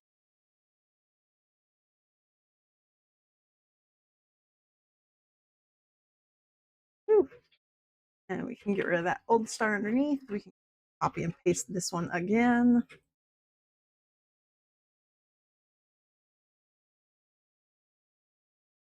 Go, and then we'll move you up.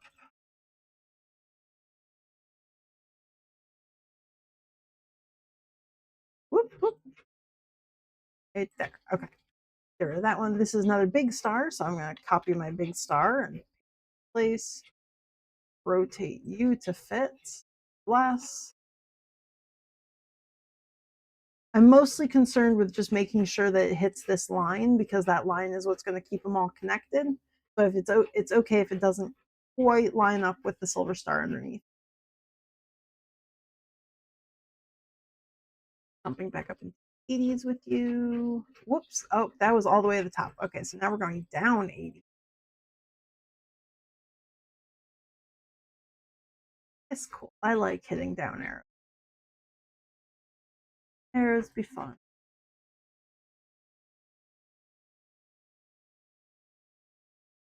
Okay, so we're at 94. 94 is my new good one. Gonna just save that again.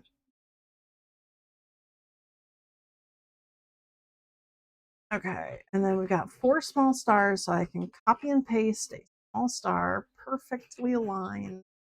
Go. We're looking for the 90s. Whoop. There, we can get rid of that one. We're gonna copy paste that one over to perfect. Move you over to the right just a little bit, and then we're going up 90s again. Oops. Oh, no, we are at 101 or 102. And 104 needs to be replaced. Copy paste you in place.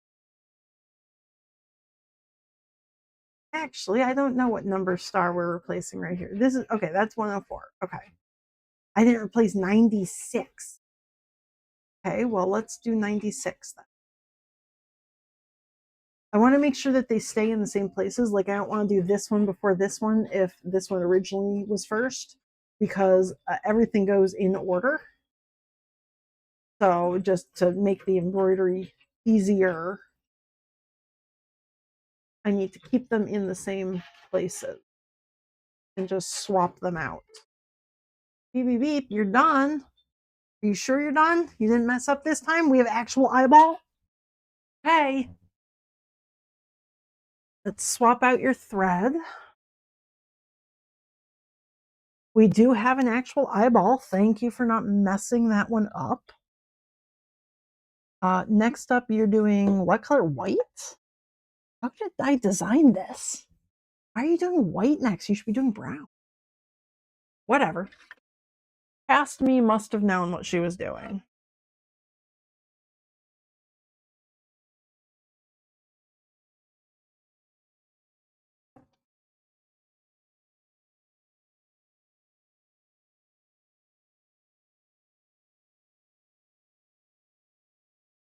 And go. Cool. Let's see how that turns out. I don't know why I'm doing white instead of brown, but we're doing it. Okay, and now we're back to modifying my star snake. Well, snack a snack. This is number 105. We're going for 105. Rotate you a little bit. Perfect.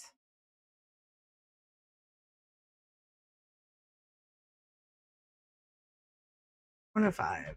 Then we can get rid of that one. We're going to another, oh, two big stars. So we can copy and paste a big star, move you over. Perfect. Very cool.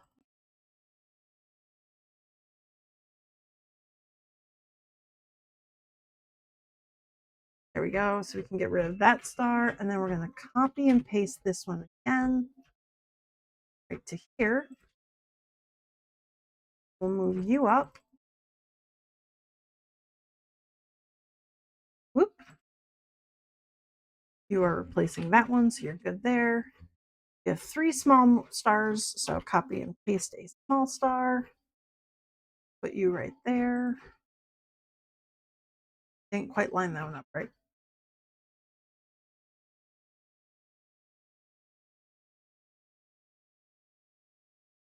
Whoop. Replacing this one. 118.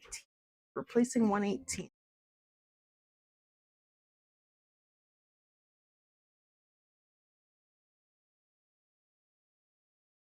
This is a lot of work. I really hope this works. I'll be very sad if this snake breaks again. Get rid of that one. Paste, put you right there. We're gonna go up to like 20 area. Whoop, there it is. That's the star we replace.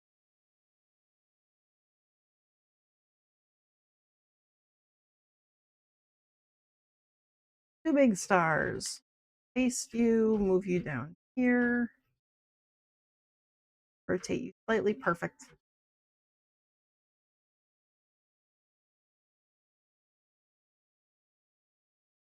Into that star. Now we're in the 120s out of 130, so it's not nearly as many smacking the up arrow to get him up there.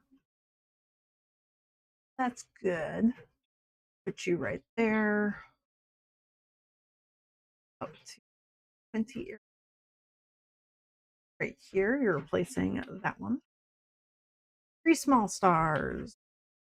Paste you, move you right there. Perfect.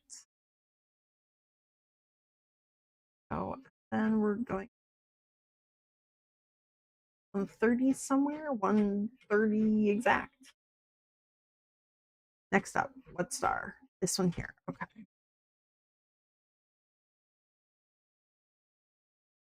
Right there, we're going to go up to like 133.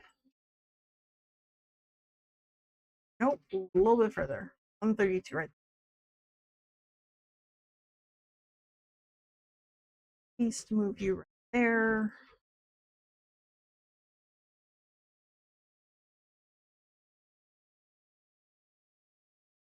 Get rid of that one.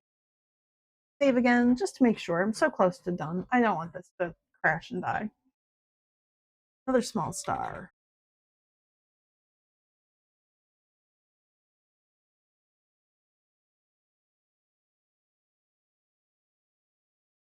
Go, get rid of 140. Big star for 141. Now put this in place and then go change thread for Thomas again.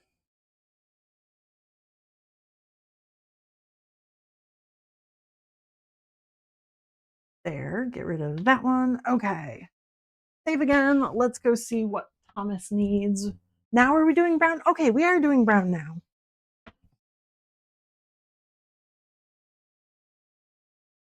Huh. I don't know I did white and then brown. Could have done brown and then white. But whatever. As long as it works, I guess that's what really matters.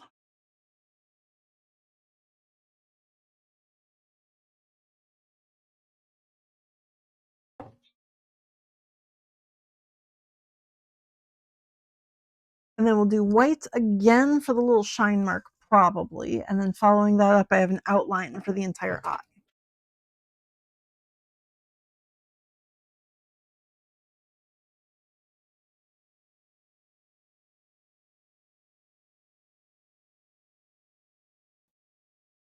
Okay, so he's doing his little brownie bits.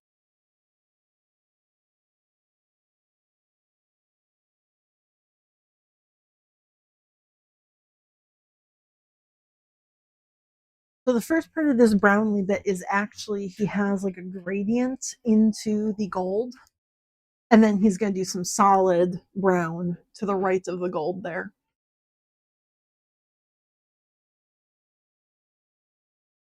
So he's working on his gradient part right now, and I am going to move some stars around. How close to them?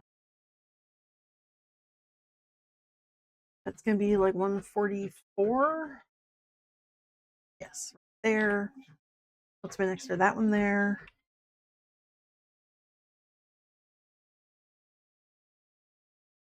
Go.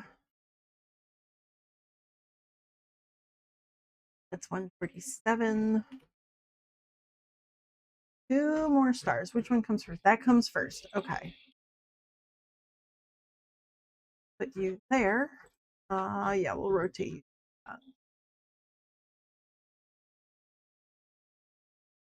You go to there.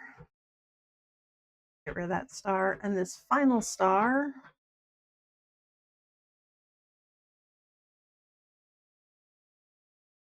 That looks good.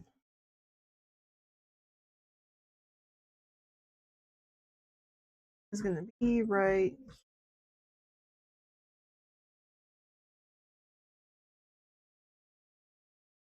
Actually, I think I want this above this star.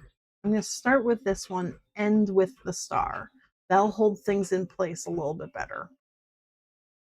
Okay, so everything in red should be done. I'm going to, oh gosh, where are all these from? What? Why are you gray? I see red here, not gray. It's... Okay, let's zoom out.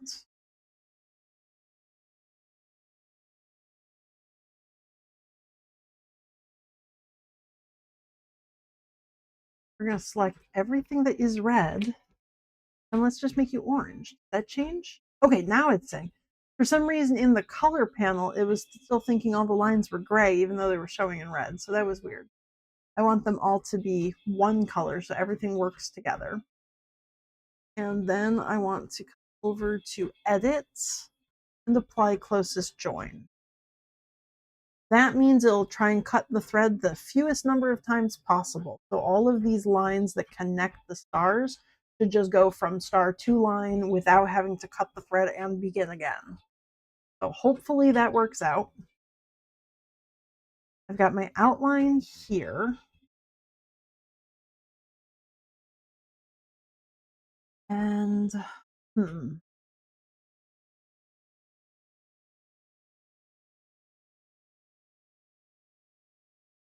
did I want to change my outline at all?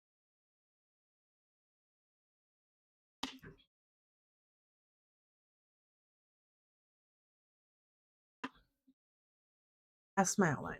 Okay.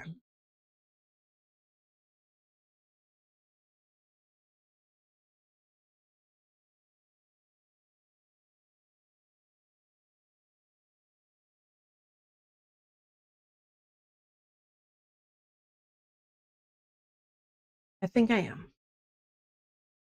So I need to include holes where I can stuff the snack.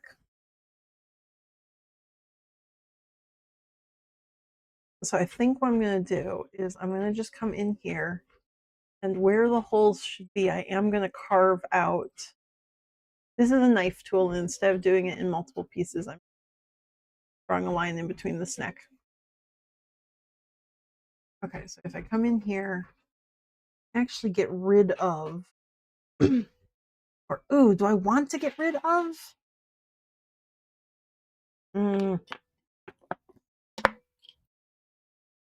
Because I really do want to keep that curve. Okay, maybe I'll put you all back together. Ah.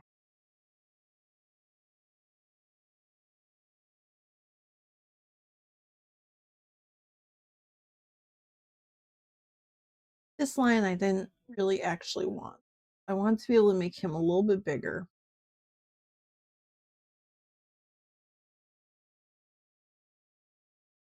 I select everything.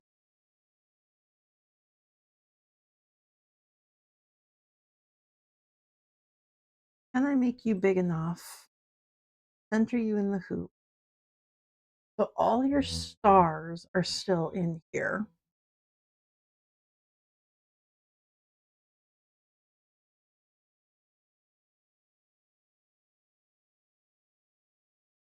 How much bigger can I make?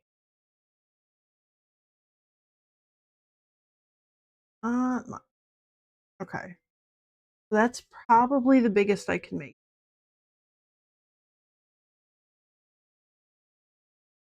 I rotate you slightly. Whoops, that was not slight.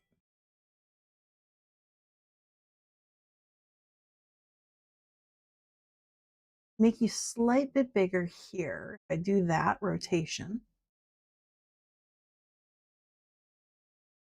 Because essentially what I'm thinking is I just get rid of the outline and I just do this embroidery here.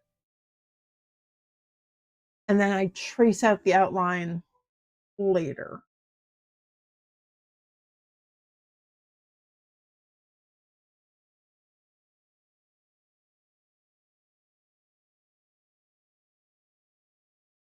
If I make you just a slight bit bigger, and I get rid of that, you're still inside the hoop. So I think that would actually work. Do you work on the 260, 200? Ah, you're just slightly too big for that. Okay. So this would have to be on my largest hoop, which is the 360, 200. But everything is inside the hoop by just 3 millimeters. That's pretty good. Okay, so if I put your outline back in and I knife slice up your outline.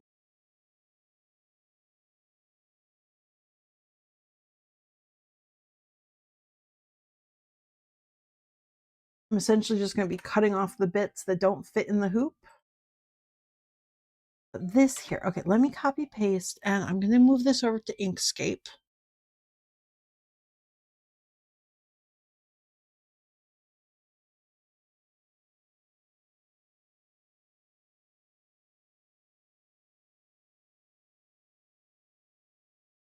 I paste you. Yes, I can paste you here. Okay, so that's my snake. He is too big for one piece of paper, but I can rotate him. Let me just group him all together. Okay, so he is one thing. Add in a second page. Oop. Move that to here. So I've got some overlap. And now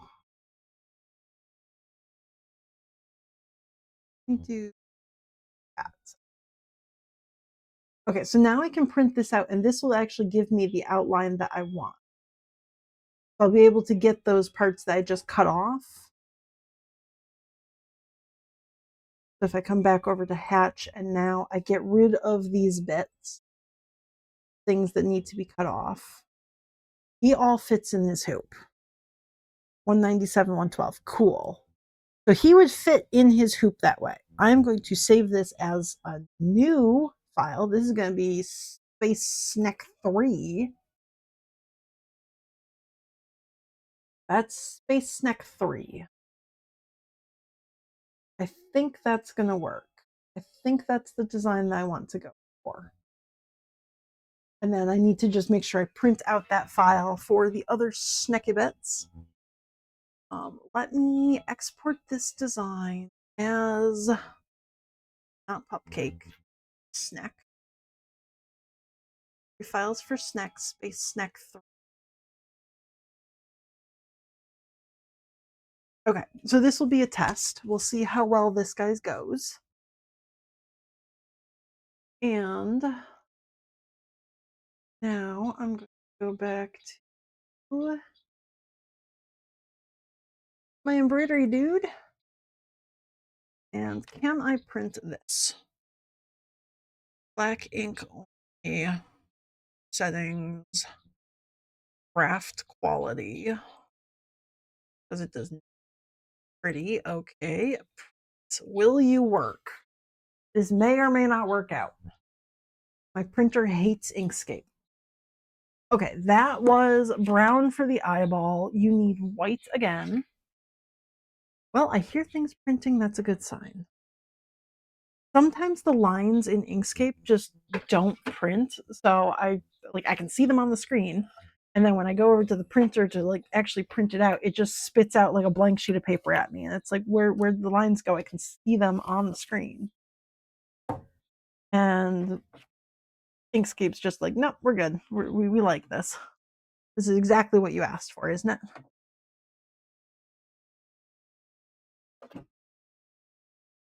Okay, so we're gonna get white dots on the eyeball, and I'm gonna go see what my printer did.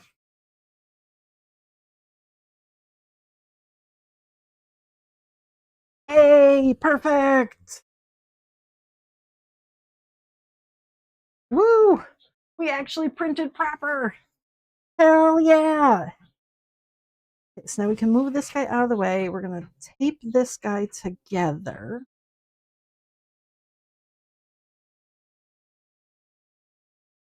Right there.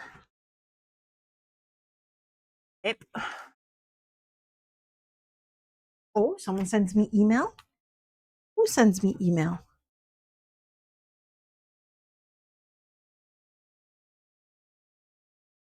Sends me boodoo.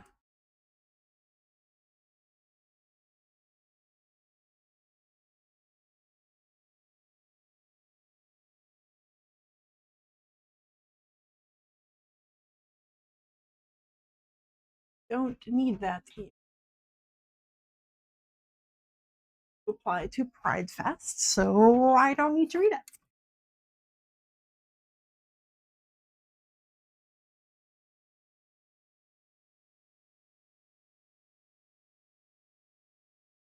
My best in-person event this year was the local Pride Fest.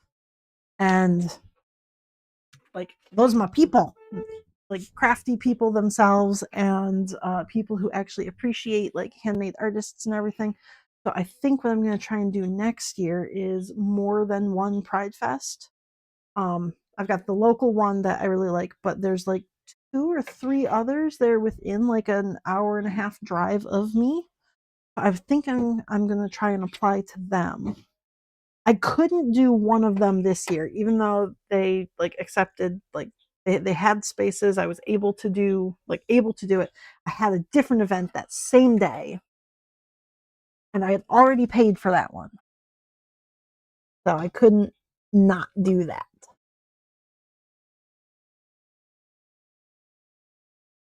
And we're gonna do an outline.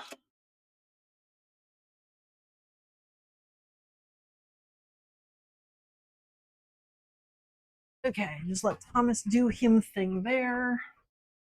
While I cut out my snick a snick. I should probably tape the back too.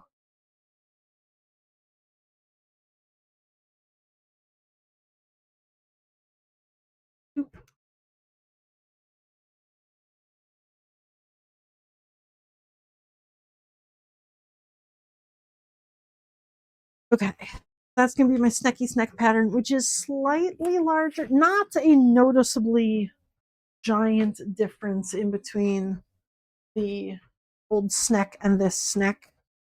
They're still going to end up being about the same size. I couldn't change the size up that much, but this will give me a little bit more working room for cutting around it. And do table plus embroidery. Ha. Here we go. And I think I'm going to just cut it up this way to begin. We're using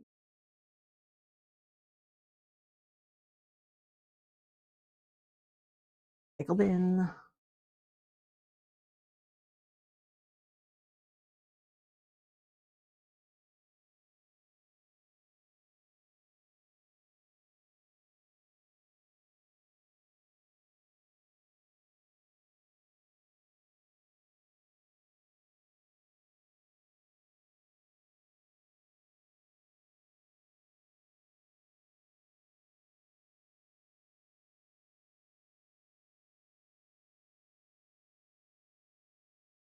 I probably don't need to get the scissors at all for this. I might be able to do everything.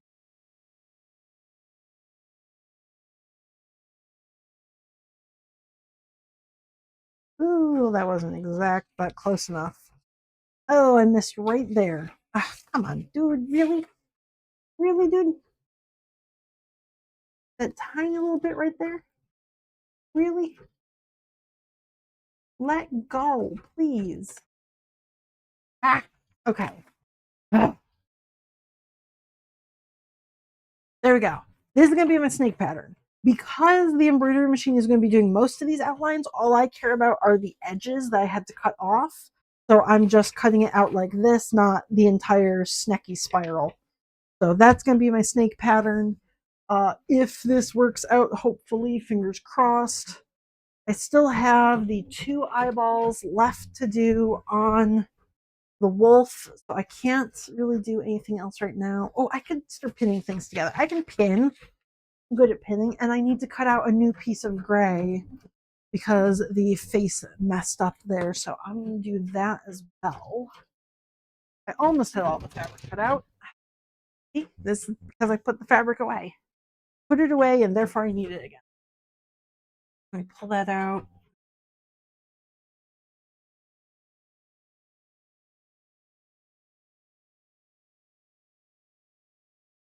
At least easy enough to get to this stuff. We're going to do the face there. I'm going to cut it extra big around. Oops, let me make sure I'm not cutting on top of it. Move all those bits out of the way.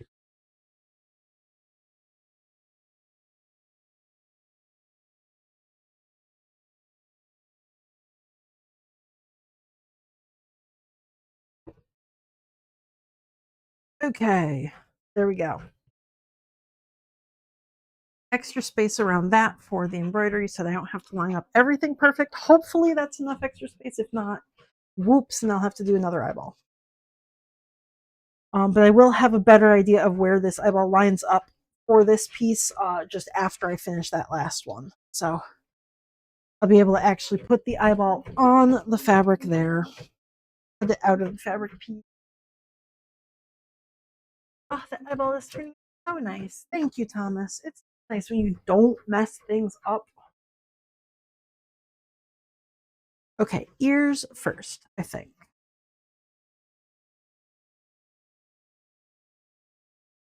I need my pins. This goes on this. Okay, there's the front of that. Here's the front of this.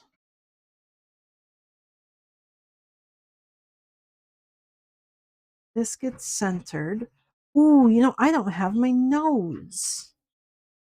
I didn't make the nose for this little dude. Oops.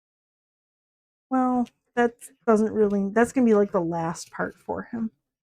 He'll be fine without a nose. I won't actually be able to attach the nose until tomorrow anyways. Because I've drawn on this with my washable marker, I need to actually washable my marker out of it so that it doesn't have ink all over.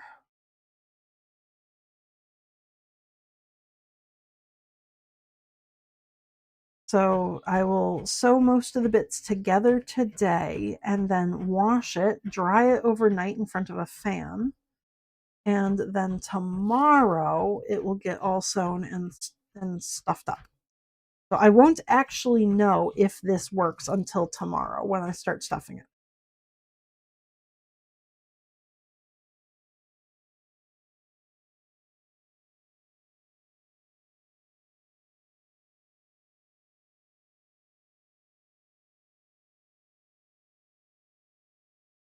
And because this is mochi, it gets lots of pins to keep it all in place.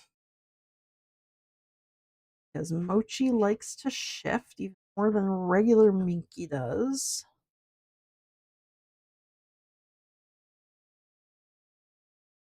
Boobadoop. Okay, one eyeball done. Let me go grab that back from Thomas. Thank you, Thomas.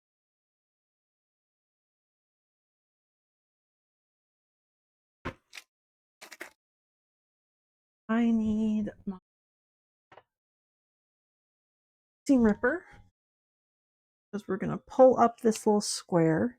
The whole purpose of this square around the eyeball is to just pin everything down in place, which is what I did not do with the first eyeball, which resulted in Thomas eating the fabric because he's a jerk.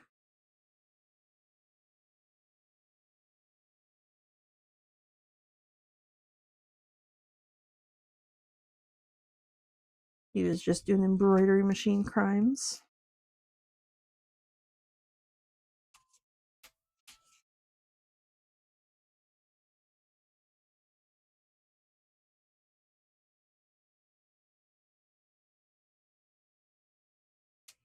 This stuff actually. Okay, that's nice. That's what it's supposed to do. Except for the edge.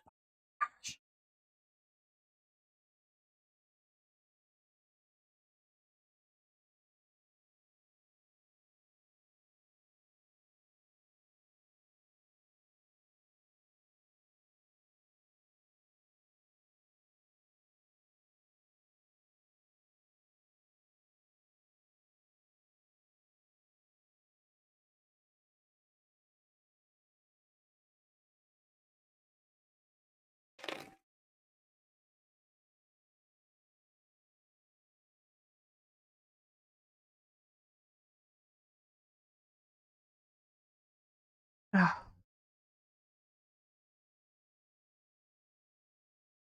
I gotta go see what my bunny rabbits do.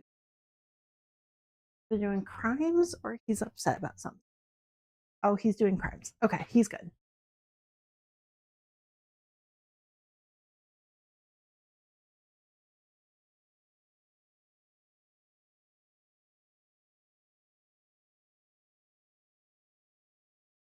Okay. So there's my eyeball. And here is my pattern piece.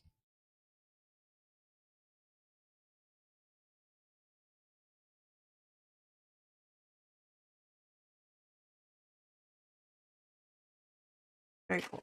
Okay. There's my eyeball.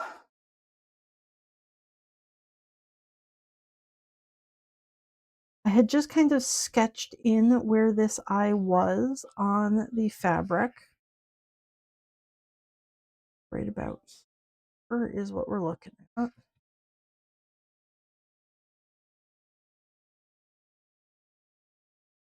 So now that I have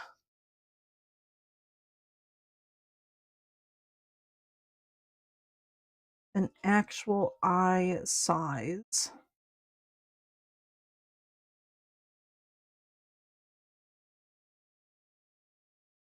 there we go. That's where the eye embroidery needs to go. Now,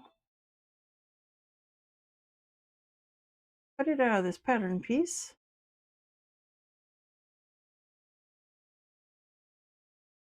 So that I have a hole and I can line that up with the embroidery on the fabric and cut it out exactly.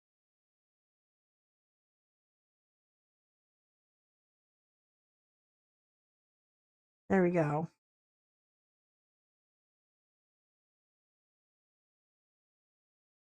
We're going to see how well this works.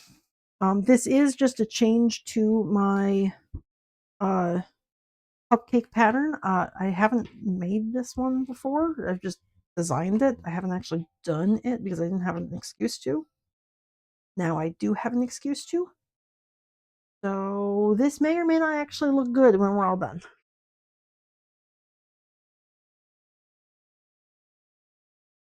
This is what we call winging it.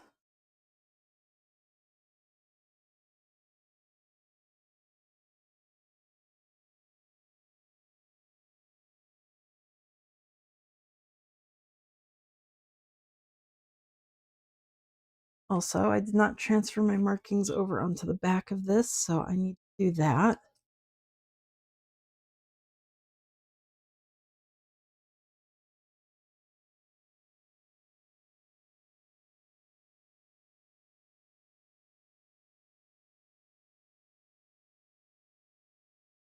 There's my dots.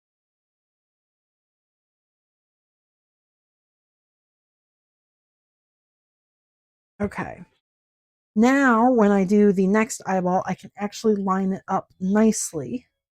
And to make sure that everything is aligned properly and will fit, let me move you out of the way.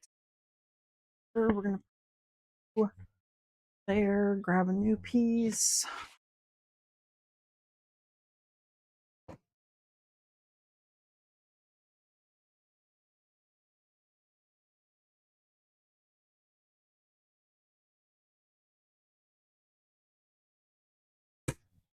Okay. Goes down this way. We know where the eyeball needs to go. We can set that up on Thomas now and make sure that it lines up properly.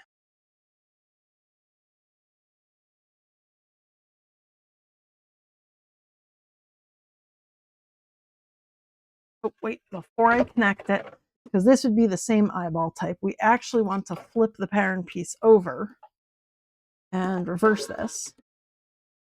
So we want to flip you horizontal, and now we want to embroider. We're going to wiggles, wiggles and connect. You all good there? Fantastic.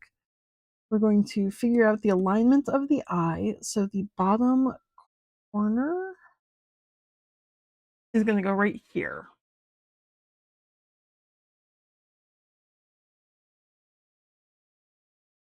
So that's going to be the bottom corner of the eyeball. I need this to be right here. Let me flatten down your stabilizer just a little bit. Bottom corner of the eyeball, approximately right here. Good. Okay. The top corner of the eyeball can be approximately right there. Close enough. That gives me enough space that after it's all done, I can wiggle things around. That should be a good place for the fabric to be. Yes, we're good. Now we need our water soluble stabilizer. That's going to go up on top. And we're going to do that same thing where I put a stitch, let's stitch all the way around it, just to hold everything down in place. Ready?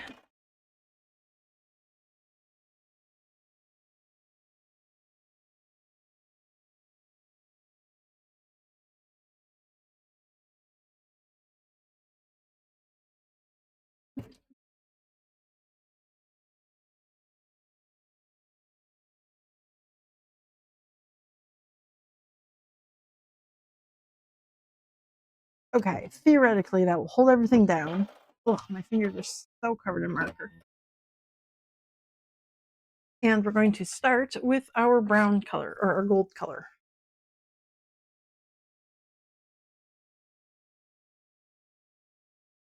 Gold.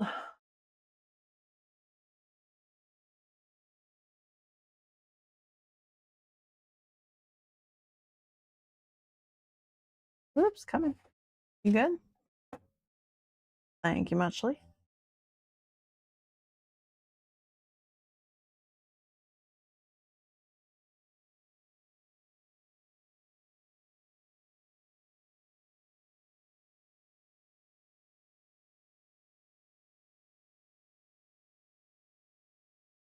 Okay, we're gonna just let him do him thing. And I'm gonna go back to pinning. I'm gonna just let him be the star of this. I'm gonna be tiny down here pinning in the corner.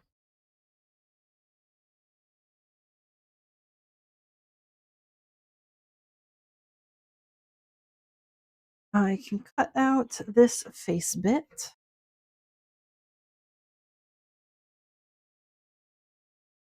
Oop.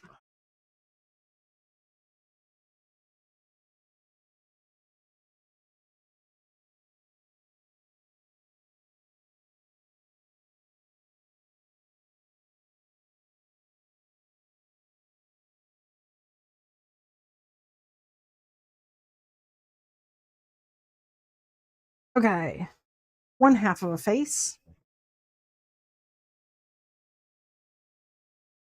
This gets pinned together.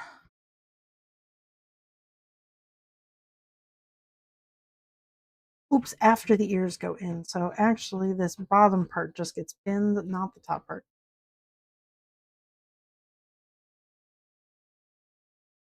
I guess I should probably put the ear on before I actually pin any part of the face. So I'll hold off on that. Okay. Other half of the face needs the ear. This half of the face there. Back of the head can be stitched together. Though. Back of the head. That's tape. That's tape. This is back of the head.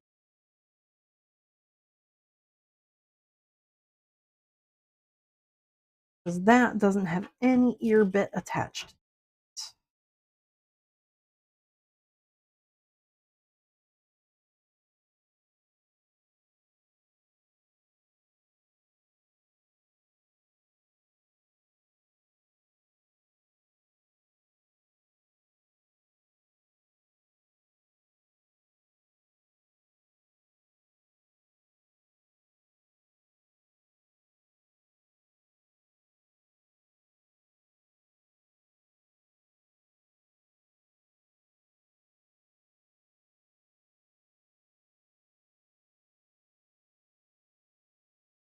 Took a break, took a walk. Hey, have fun with your jewelry bits. That sounds like it's going to be awesome. I'm going to be making this woof for quite a while.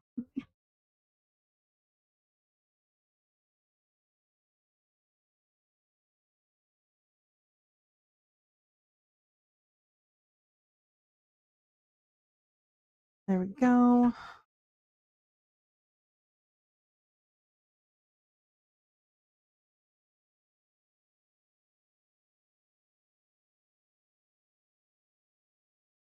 Lurking while working. Fantastic.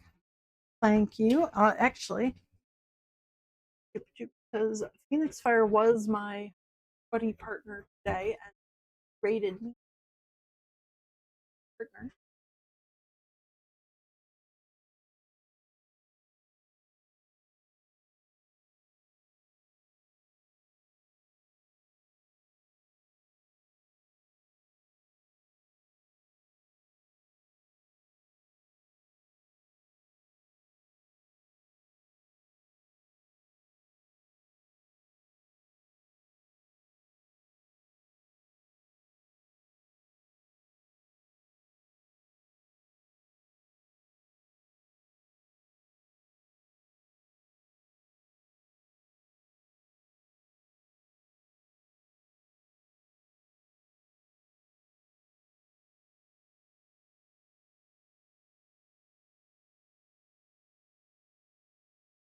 There's the back of the head.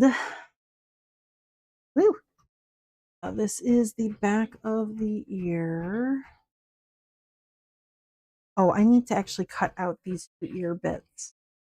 Because I'm putting something in the middle, it's not going to work really to just sew them flat. So I do actually want to flip around here. Woo! There we go.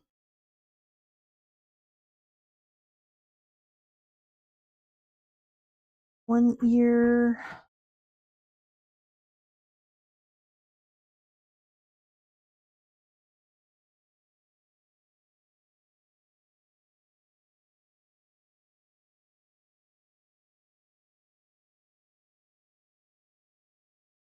And one ear there.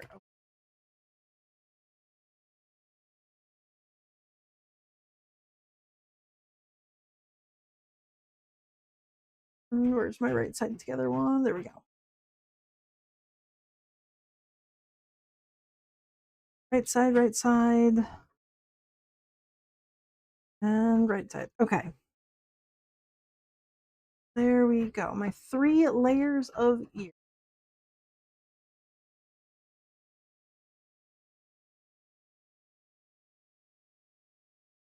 Pin those in place.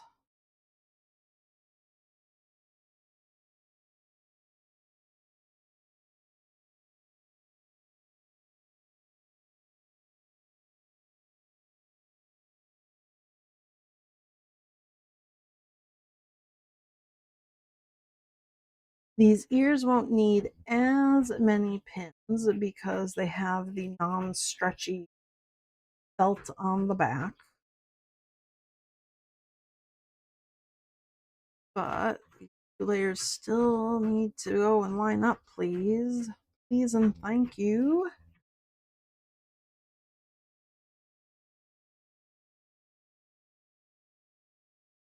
Line up properly for me. That would be really great.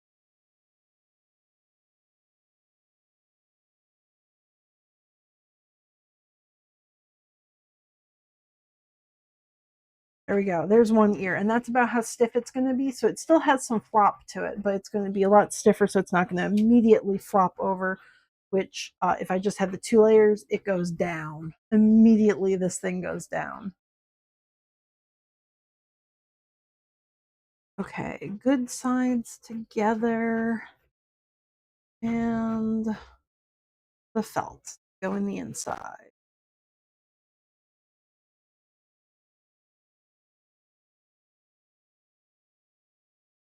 Beep, beep, beep. Thomas, you're ready for your next color?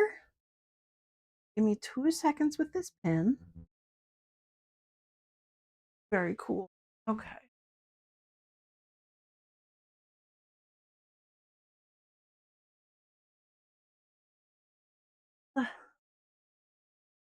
Get over here.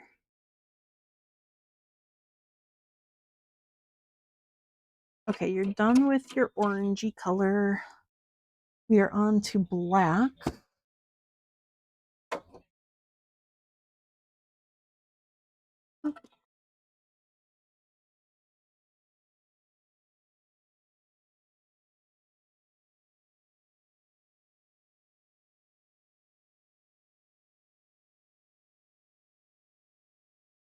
And he's going to go back to work. Actually, let me one more. You can go a little bit faster. I'm trusting you. If you betray me, we'll have words.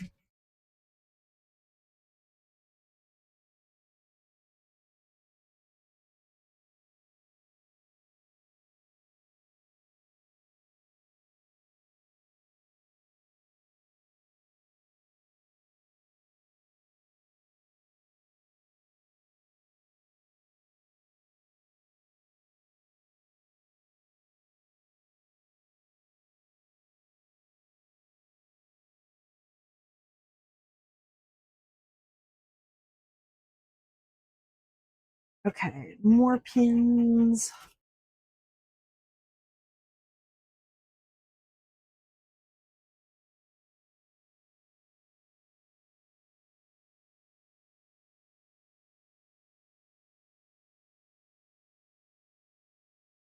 And we get that edge there.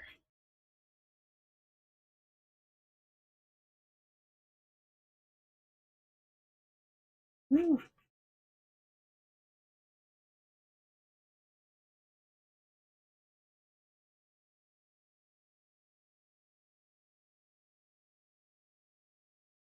Okay, 2 ears pinned.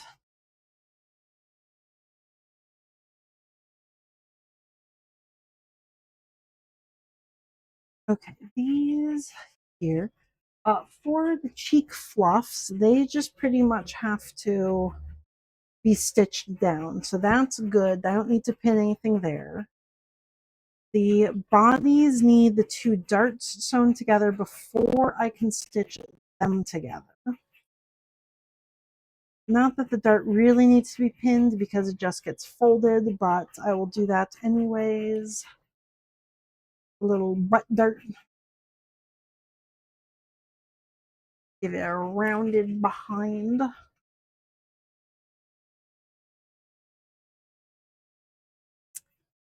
The tail.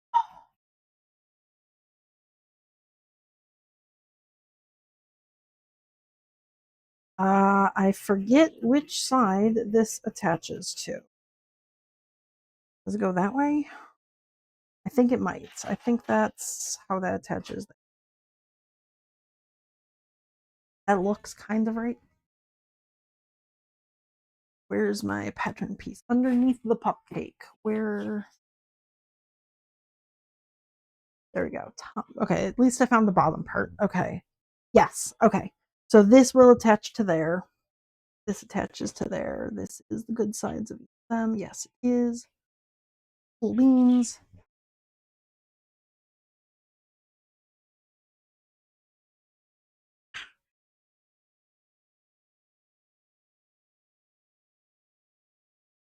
Okay, Thomas needs his white thread because I did white before brown because of course I did. Wiggly there. Give you your white thread. Whoops, oops, oops.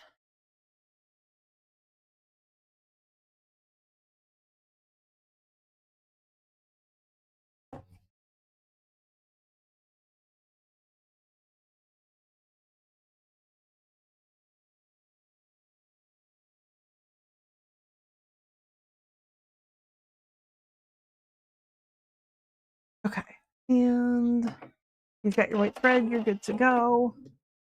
He's going to do that. We're still going nice and speedy because he's being trustworthy right now. He is very trustworthy. I don't need to do anything on the belly yet. Belly is good as is.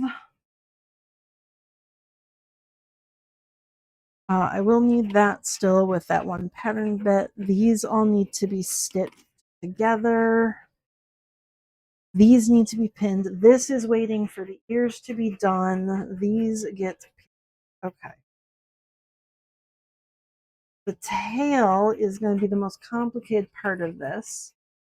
This is not my own tail. I stole this pattern piece from a free pattern because I didn't feel like making a non-corgi, swirly, or Akita or whatever tail I had for the pupcakes.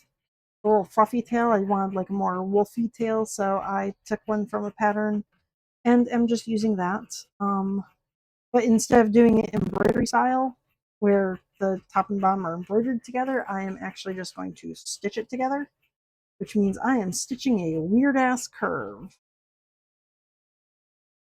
This is going to be so many pins to keep it together. And right now, Bernard's having issues where he really doesn't want to sew over pins, which is what I like doing because it goes a lot quicker if you don't have to stop and pull out every single pin. So I'm going to be pulling out every single pin for him because he's being a little diva. And there's going to be so many pins in this.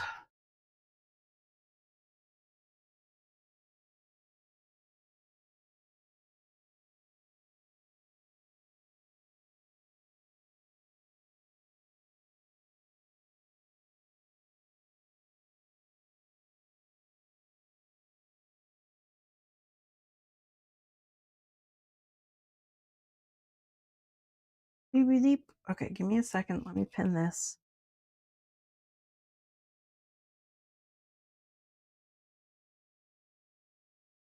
It says he's ready for brown.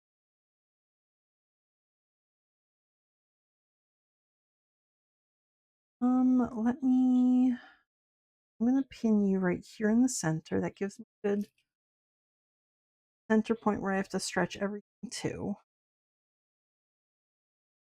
This is working out at least.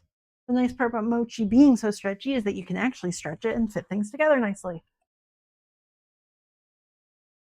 All done with white. Now, brown time.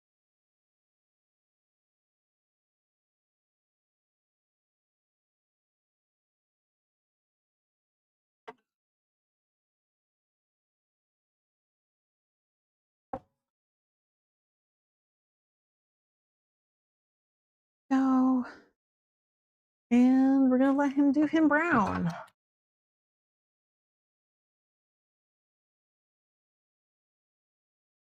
Yeah. I do like the way his gradient turned out. I think that looks nice. If I make this big and I hold this up.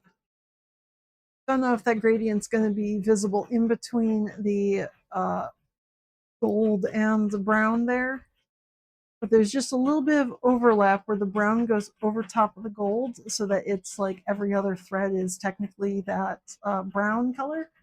So it just gives it a nice kind of halfway gradient in between the gold and the brown. And oof, look how gross and dirty my fingers are.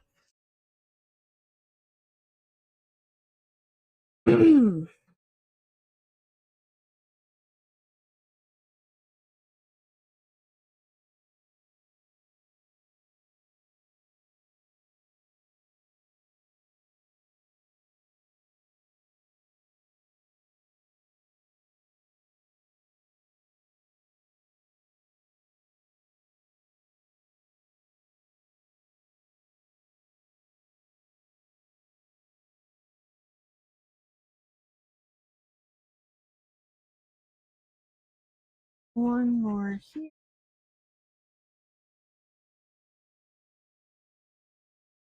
Just a couple of pins in this. Just a few.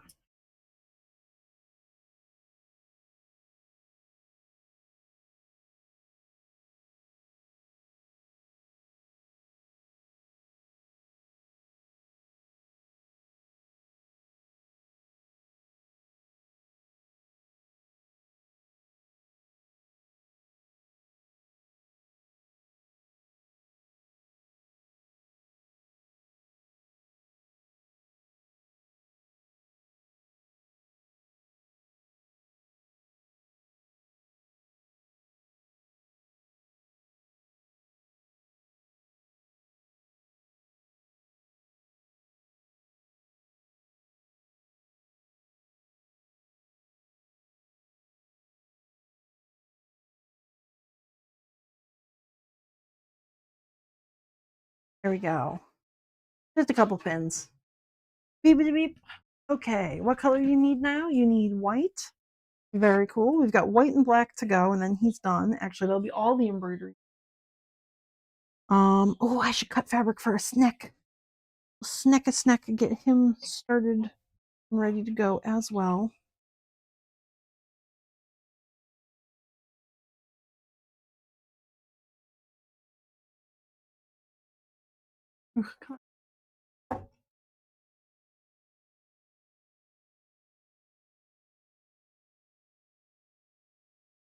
Gonna be white.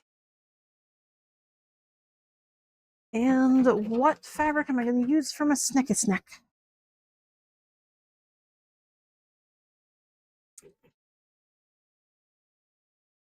Do I want to do a blue snacky snack, a purple snack, or a black snack? Ooh. I have got some really fun mochi minkies for this. I could do some really fun snackies here. Ooh.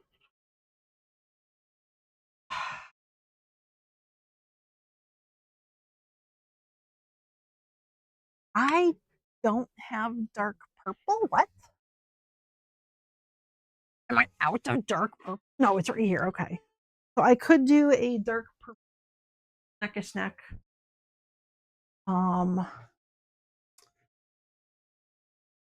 That what I want to, or do I want to do a black snack snack? Ow. Or I could just punch the shelf in my closet. Ow. That was not fun. Okay, so I have this really fun fabric that is Mochi Minky that is iridescent with these stripy bits on it. I don't know if this would be too much to have the stars embroidery on top of. I was planning to make dragons out of this because this is just fun. This is really just fun kind of metallic-y fabric. Um, that might be too much for a neck.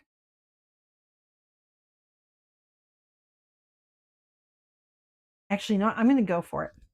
I'm going to make a snacky snack out of this fabric. I think I'm going to just do it because I have an entire bolt of this. Like, I've got enough for many numerous dragons. So I think I'm going to make a rainbow iridescent constellation snake just for the hell of it. I will not be using the glow in dark thread though. I want to do the first test with my regular normal white thread, and then following that up, I do have a spool of glow in the dark that I did on the black snakes so that they glow. I'm not going to do that for the rainbow snake.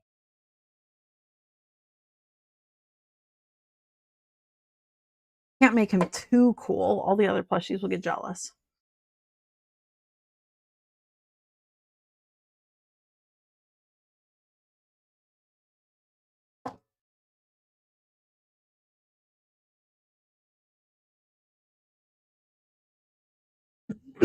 Okay, that's doing that.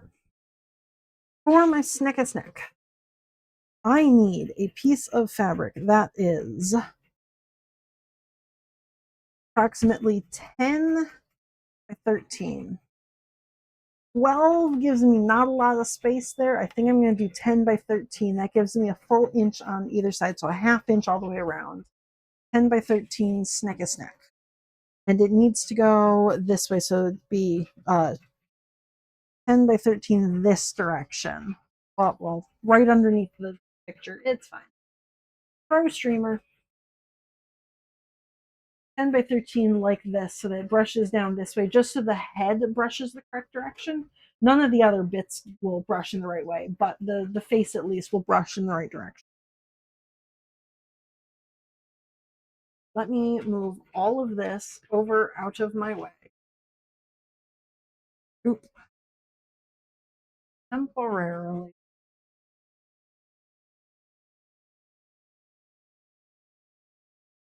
Ah.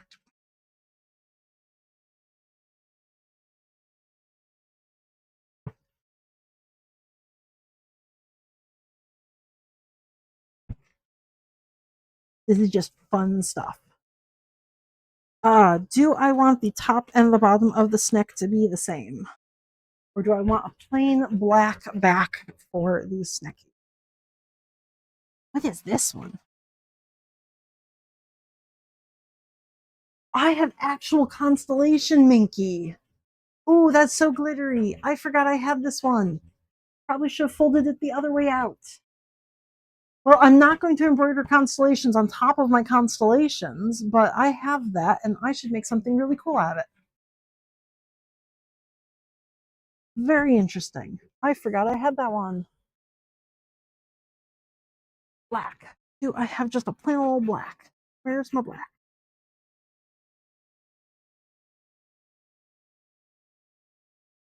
I don't have that much black. Ooh. Maybe I will make it fun on each side.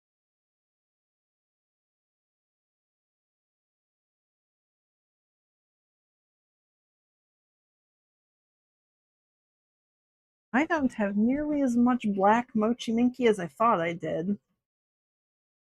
So that's interesting. Huh.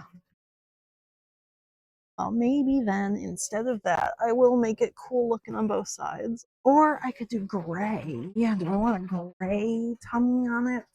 Oh, gray doesn't match that. That's so rainbowy.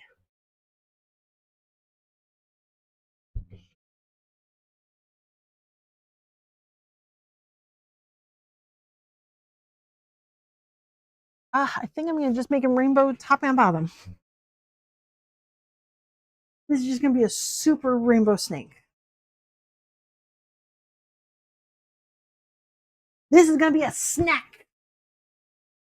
Also, welcome back from your meetings.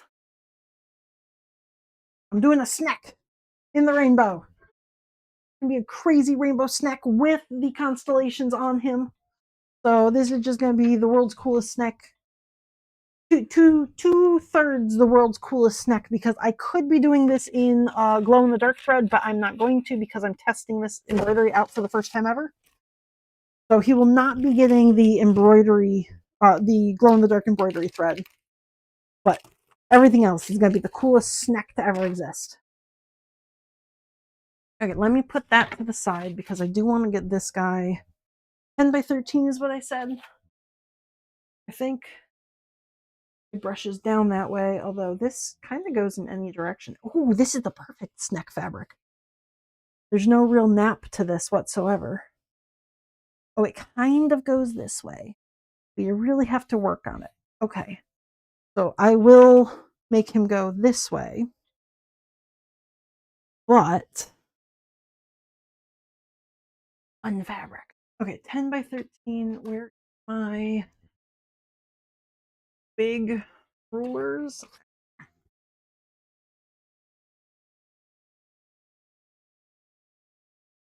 You're not 13, so I can't use you. 10 by 13. Of course, I can't even. Okay, everything is just too big. Let me see. Whoop, whoop, whoop.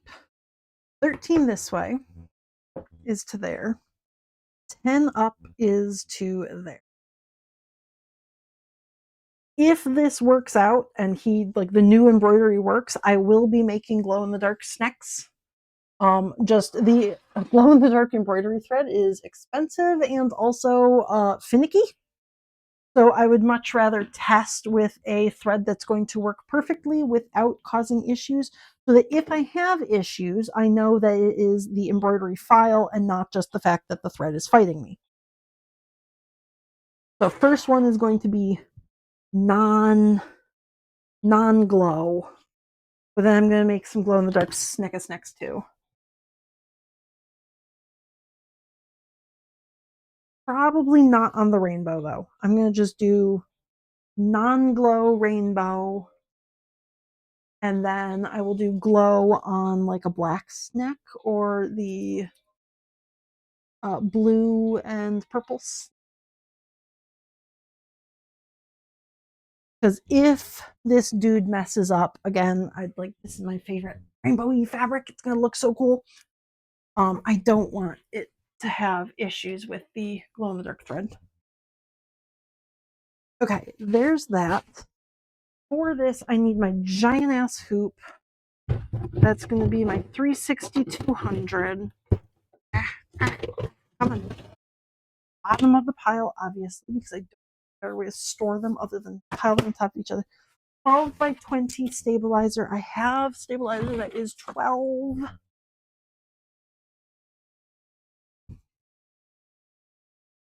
So I need a 20 off of this.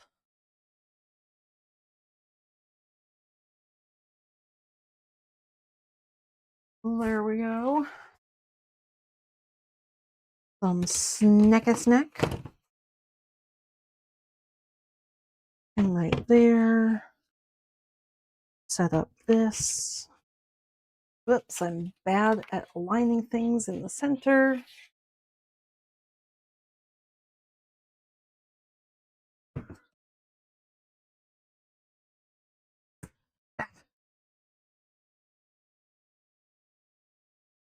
There we go. He situated this direction, so fabric is going to go in like this. I'm going to pull it down to the bottom because even though he is not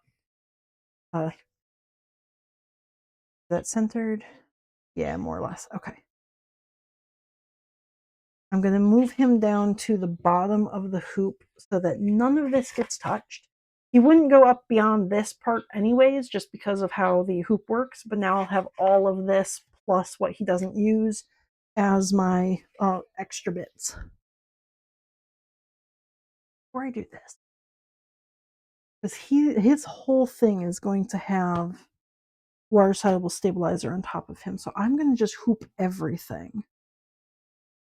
So I need a 10 by 13 water soluble as well. This is 20. I can probably say that I'm going to make 2 snacks today. Let me move you out of here. Let me squish. Okay, well, we're not going to squish. You just go sit over here. I need space right now. I need 10 by 13 or 20 by 13. A little bit extra. Oop.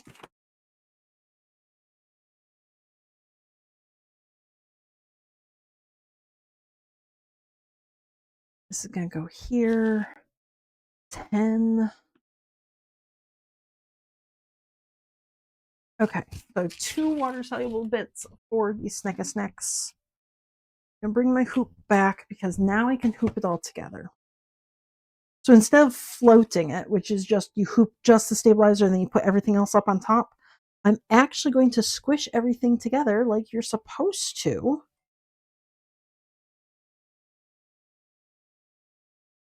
Which I hardly ever do. So let me tip this a little bit. So I'm rotate you just slightly like that. That'll give me 3 sides held in place.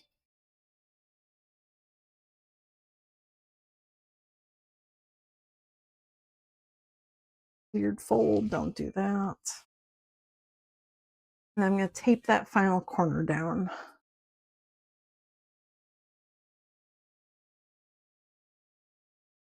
Where's the dudes? Gotta be chilling.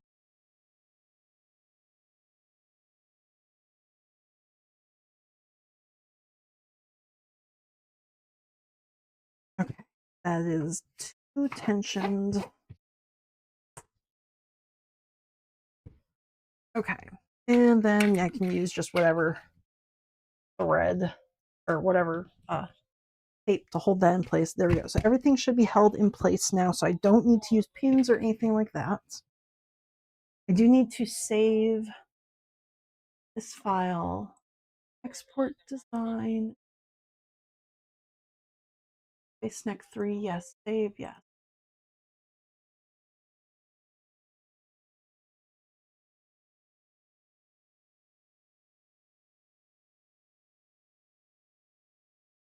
Base neck.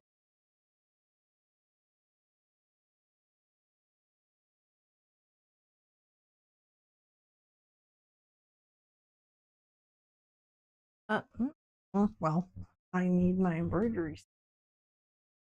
USB. Open USB. Base neck. That was the wrong one to transfer.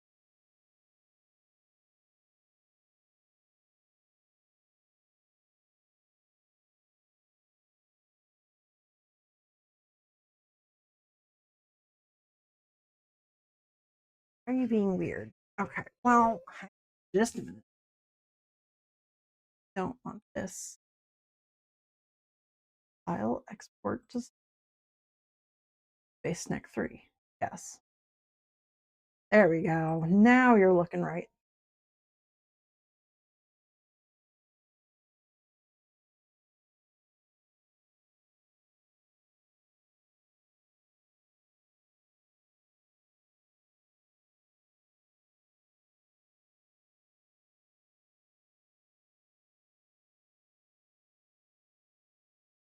Yes, we do want you there. Oh my God, why are you on me? Just work properly. You. Yes. Thank you. Transfer to drive. Maybe? Yeah, can I now?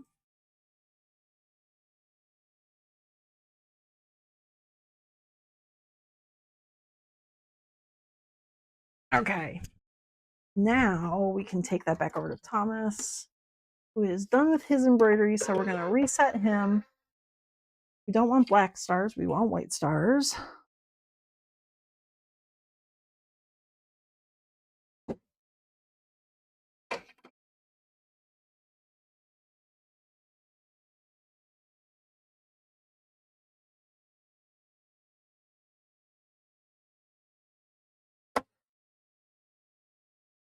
He's got his white thread. And now we're going to take this over to him. Give him the hoop that should be flat in the back. Yes, are you going to hold in place? You good? Give him that entire one. Before we give him the entire hoop, we're going to have to load that up.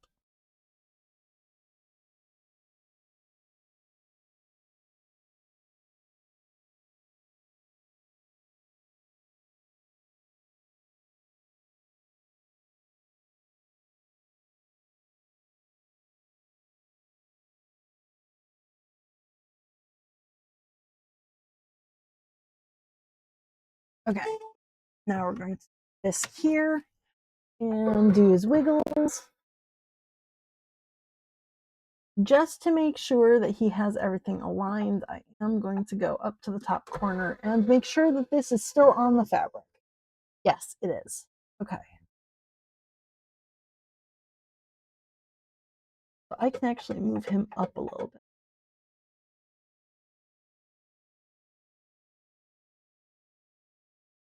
I guess the slowest possible moving up.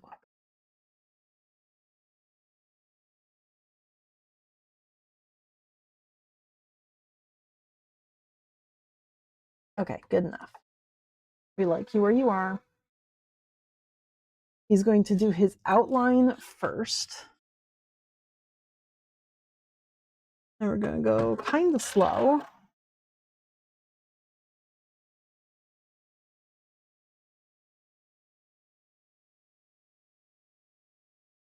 We're going to make sure that he doesn't hit the wall behind him.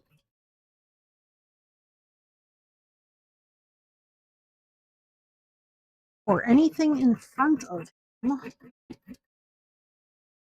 We are a little bit bulky right now. This is a pretty big snack.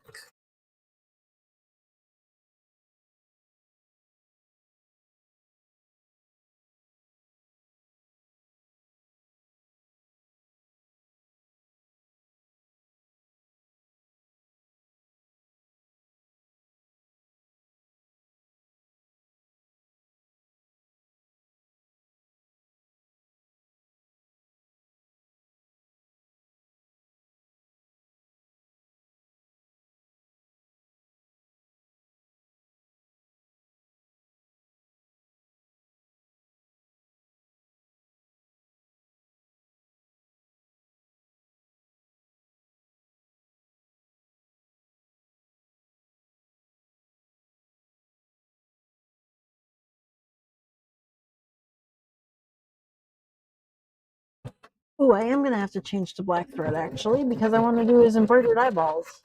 This guy's not going to get the 3 eyeballs I have remaining. I get actual embroidered eyeballs. So I do need to change to black thread. Oops.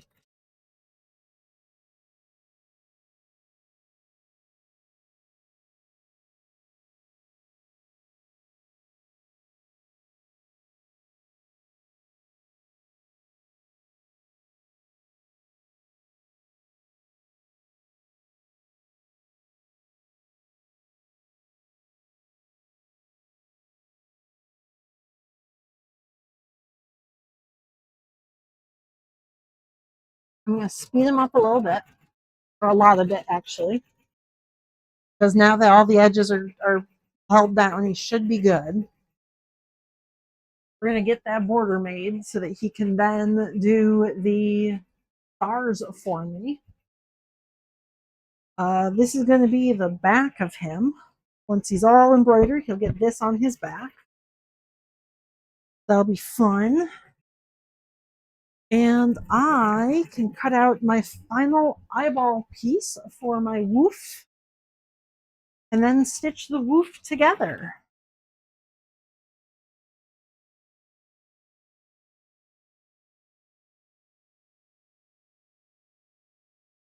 Let me pull that hoop out of there.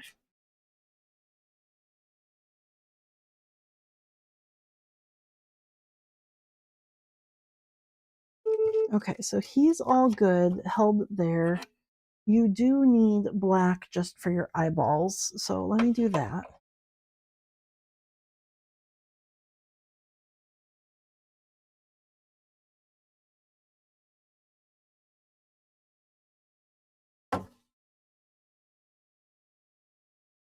We're going to slow you down for your eyeballs, though.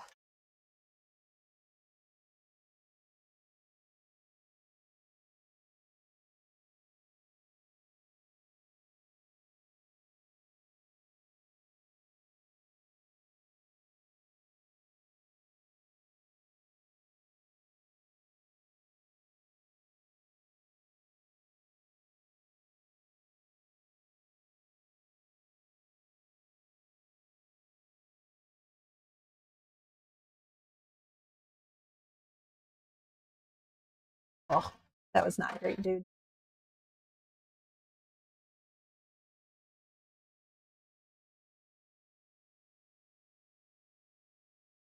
Okay, so I probably should have done the eyeballs differently because it's going to come back here and do an outline and then go back here to do an outline. Or I could have just done the outline all in one. So, sir, I've messed up your file.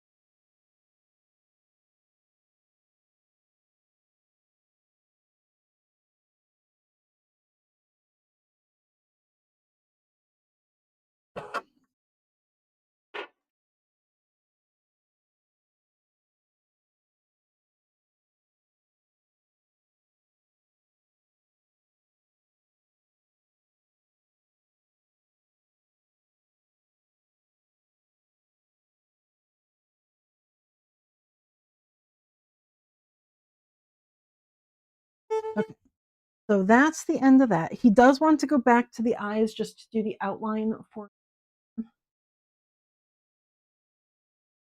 So we don't need that one. We can skip to my next color, which is going to just be all of the stars on.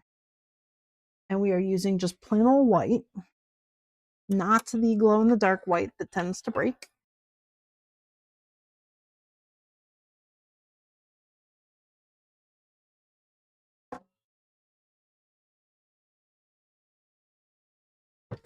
And let's see, we're going to start with the little moon on him face.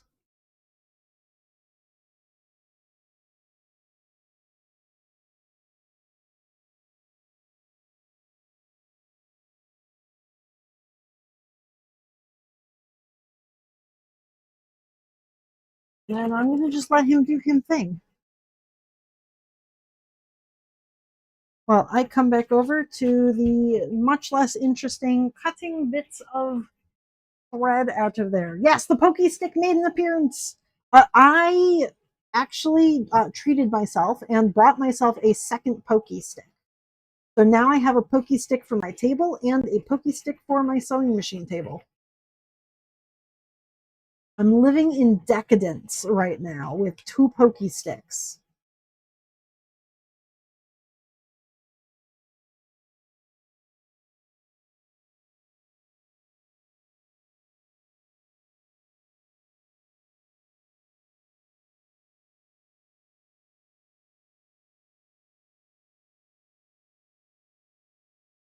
Now I can lose both of them. Yes. I mean, theoretically, this is supposed to be so that I lose 0 of them. But you have accurately gauged my ability to find things and keep them in place. Okay, so there is the second eyeball. Let me trace that out.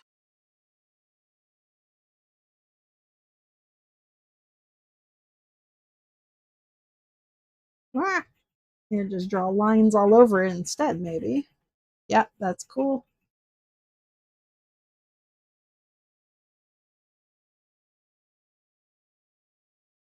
And down there. Okay.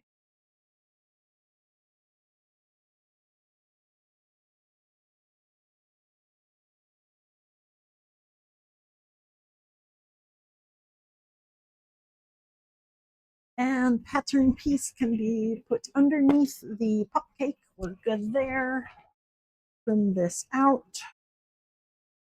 Not that I need this one right now because I need to put the ears together before I can even pin this to where it's supposed to be.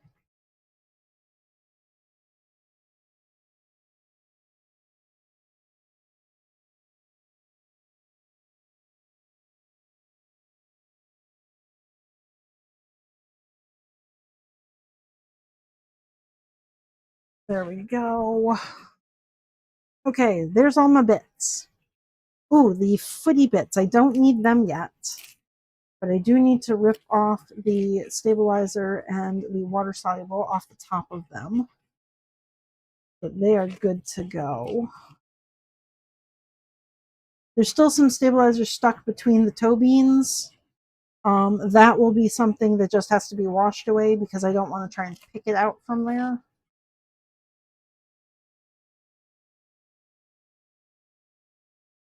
Face. Other half of a face. Toe beans. That's the nose there. I need to sew the 2 ears. I need to do the mouth. I need to do the 2 darts, 1 dart and 2 darts, and the back of the head and the tail. And oops, I did not pin the other half of the tail. Okay, nothing with the belly. So, okay, pinning tail and then stitching. Which way do you go? You go this way? Wait, which way are you supposed to be? You go there. Okay. Like that.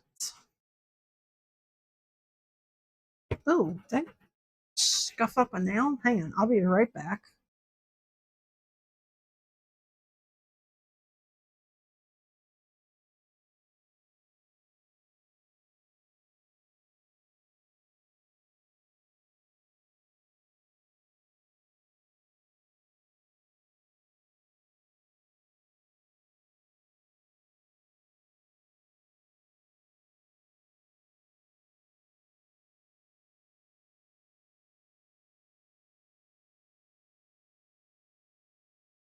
Okay.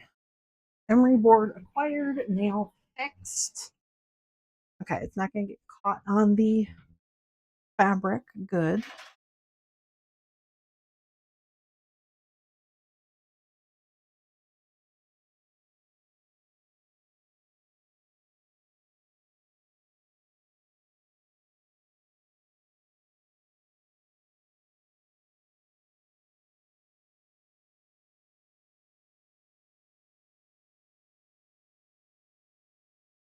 In this here.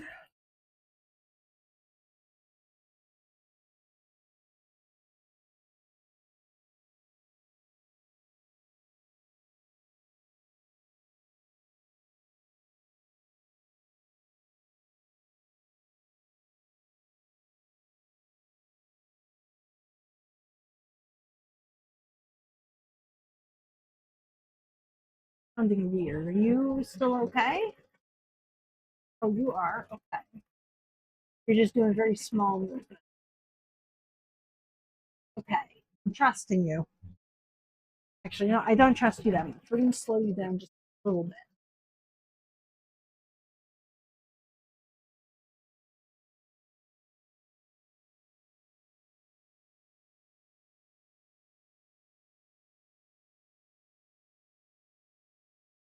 I'm just putting a couple of pins around here, and then I'm going to go back and pin in between afterward. There are going to be so many pins in these tails.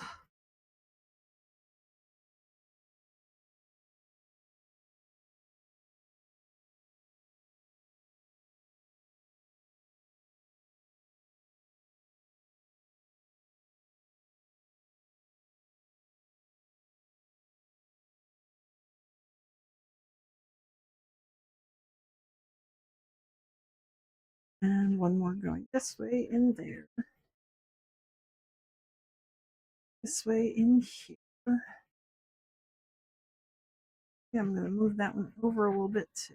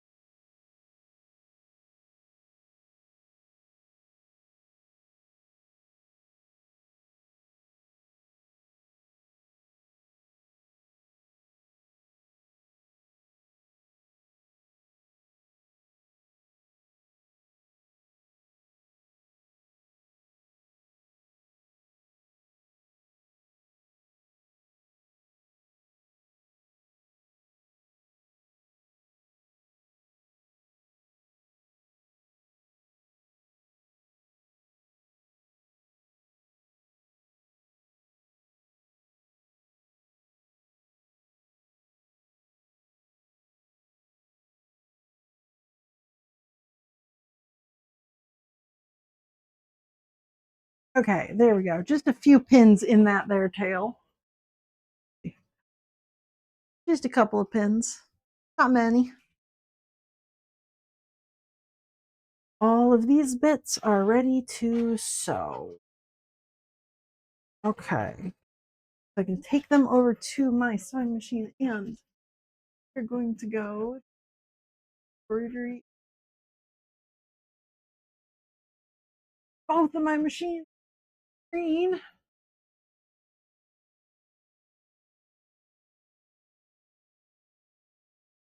Look at that. I'm still going to give top billing to Thomas because I think he's being a lot more interesting than I am right now.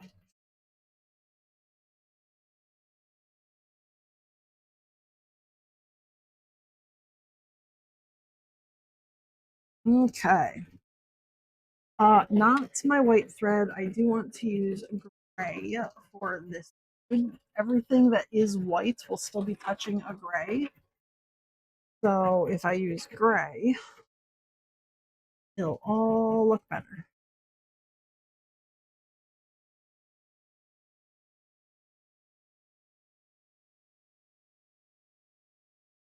Have you there? Start sewing a new thing. Good. You've got, whoa, white thread. I don't, white bobbin thread. Gray bobbin thread if I have it. I do.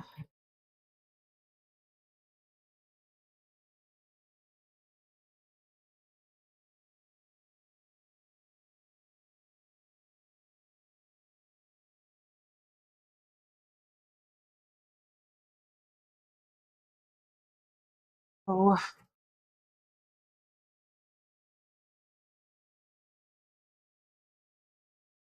and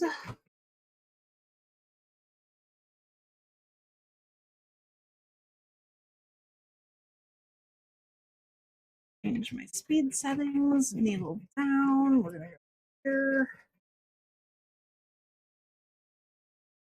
there, we're gonna go there, to the edge and back. So this is actually gonna get a very sharp start because I want it to be a sharp little butt.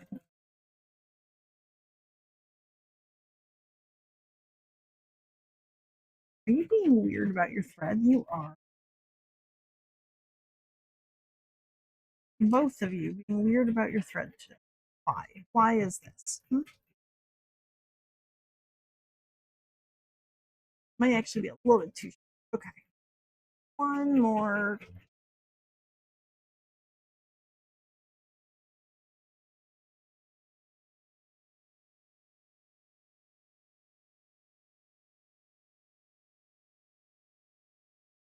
There we go.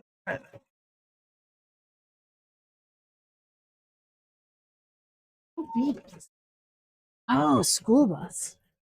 Okay. Somebody outside was being very beepy. It's a bus. There we go. One dart done.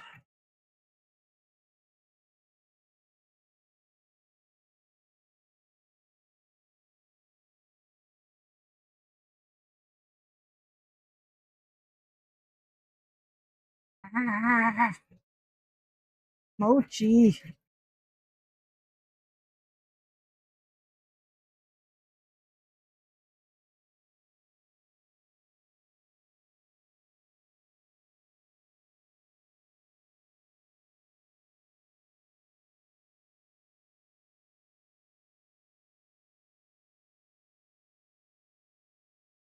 Right there. So it's probably good.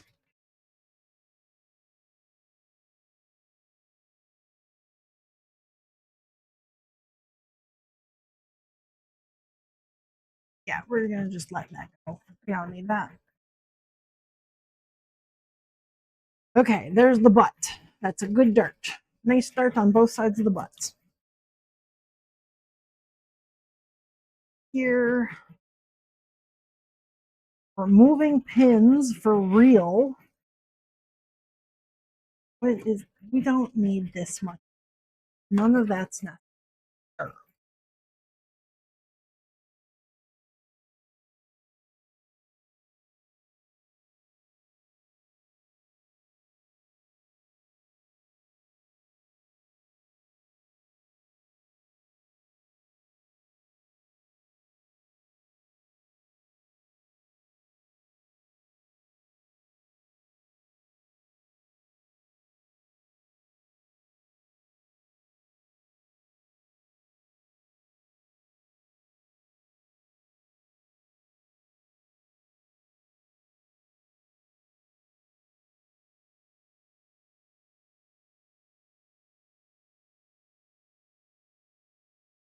And a little part down here.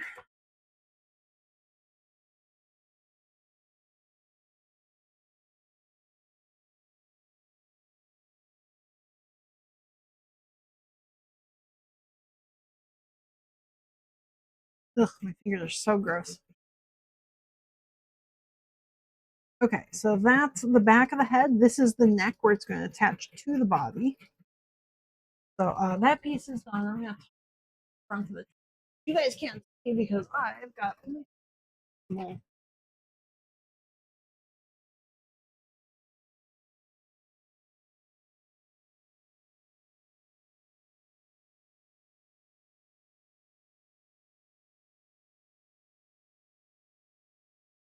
Oh, text. Hang on, let me check this. Where's my calendar?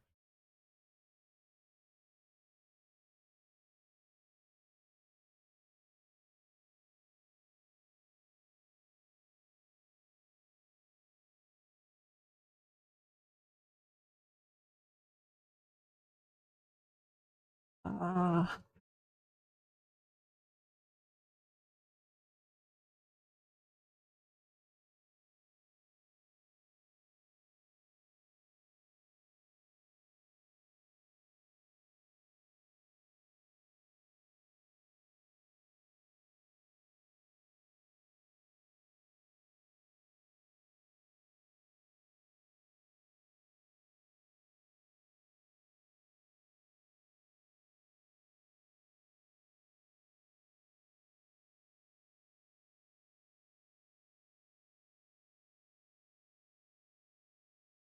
have responded to text.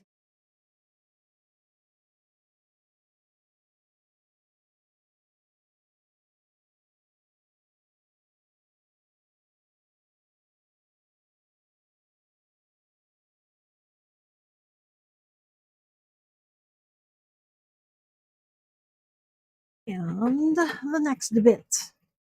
Now, this one's interesting because this part of the nose is going to attach here to the middle and then also up the sides, but only after that middle is actually attached. So it's just a weird little shapely bit that needs to be done. And I need to make sure I start and end on my dots.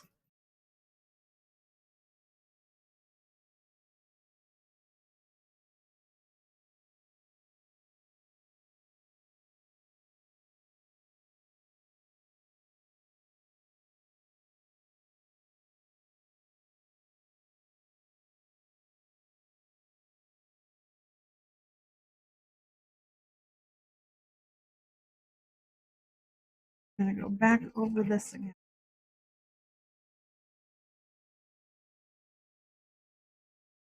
Do my dot and okay. And then tiny snips.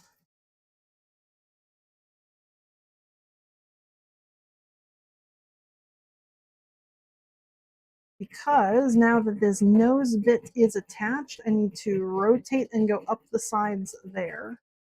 Means go and I snip in just this mouth layer to my dots, which will allow this fabric to now bend and connect right here. Like that. Yeah.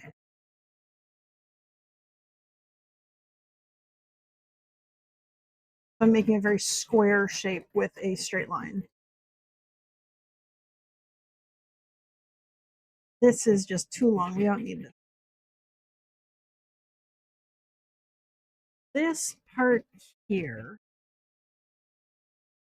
probably, let's see, do I want to attach that to the face first?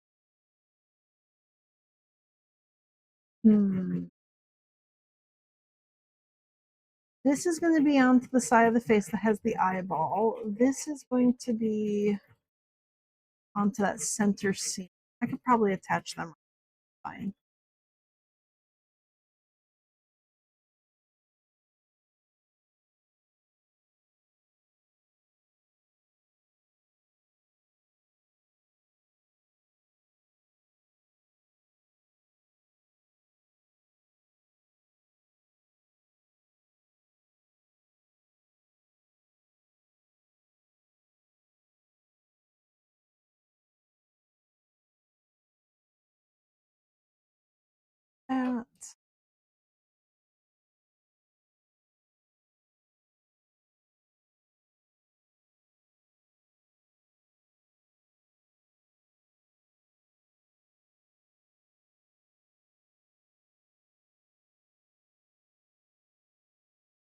that. Ugh, that's right here. Okay.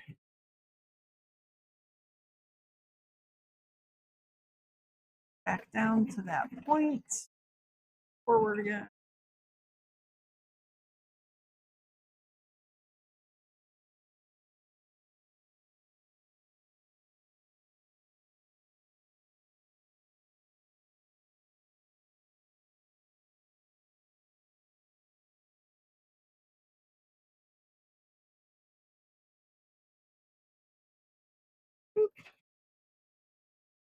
Okay, so there's half of my snoot.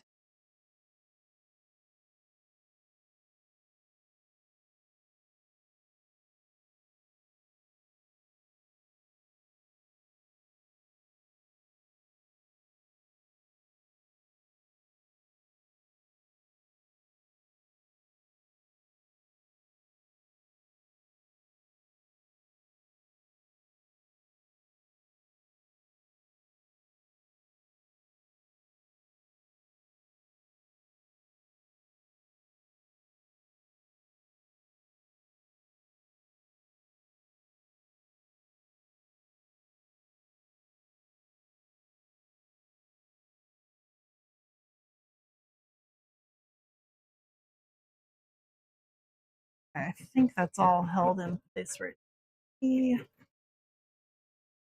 That there.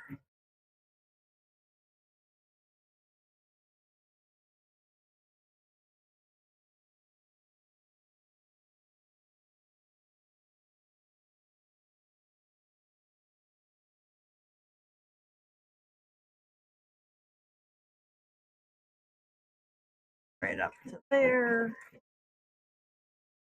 Okay. There's my snoot. Now, the only part I haven't cut out yet is the nose. I don't have a nose for this little guy yet. I'm going to make that afterwards because I don't actually get to sew that nose on until tomorrow, anyways. But there's the little snoot for the man. Don't need the stabilizer for this, but I do need the pokey stick.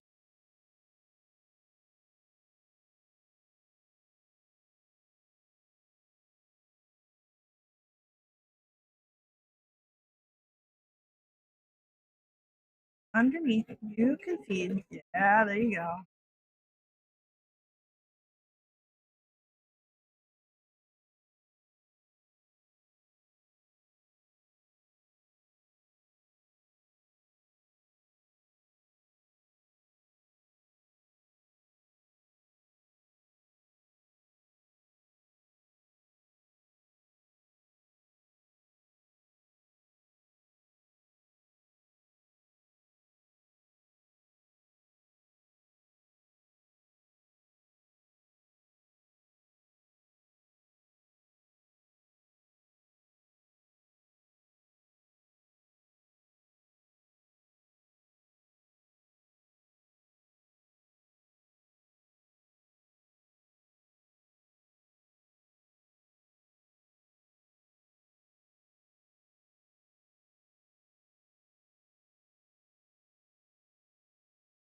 There we go. There's my ear.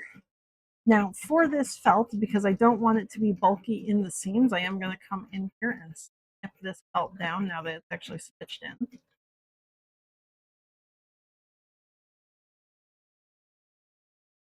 Reduce how much felt is flipped over into this.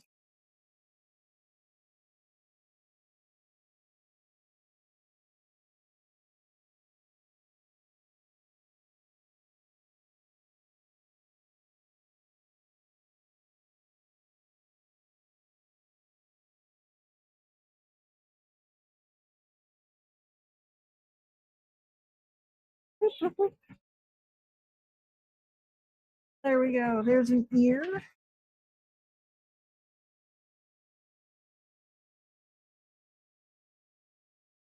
Give that a little flip. And there we go. There's my ear.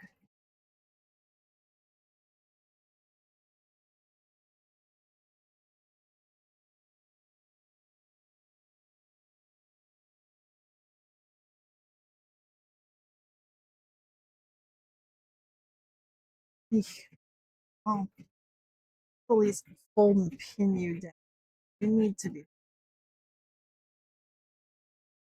Eek.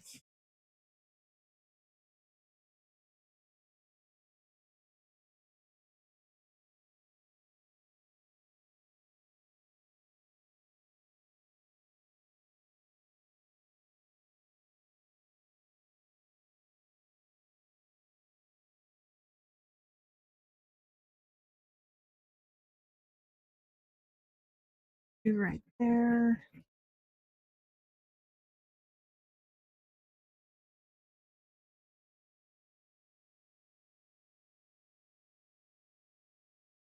Pin you right there.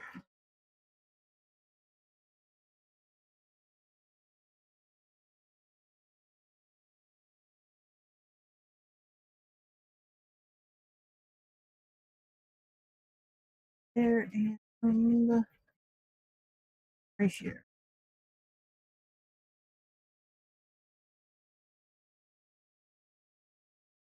Ah, stab. There we go. So that's what the little ear is going to look like. And it's got some stiffness to it. So it's actually going to stand up. It's not going to flop on me. Nice little ear. And do the exact same thing for the other ear now.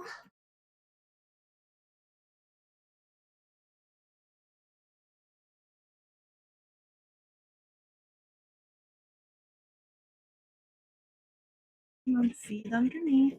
Yep, get started. You're good. Thank you.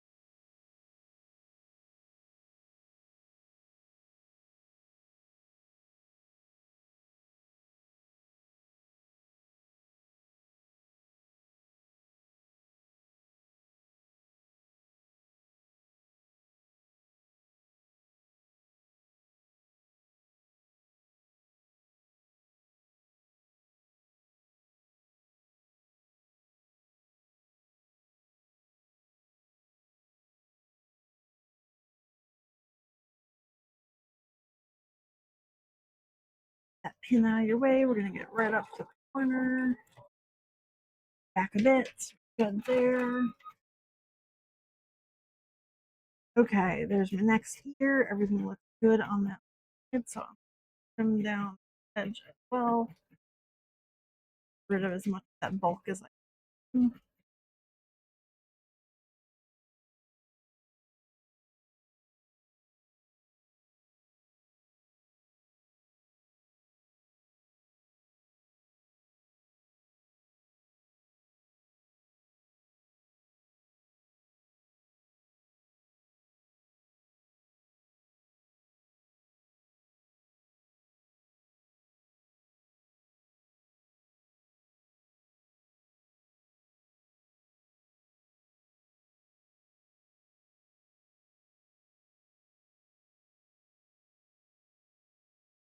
Okay, there's another ear. Ah, felt. Don't do that. Okay, another ear.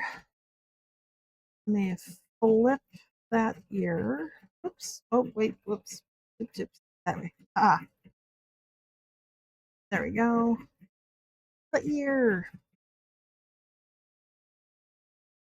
There. Make sure all of those edges align, and I'm gonna pin it down here. Make sure all of these edges align. Pin it down there.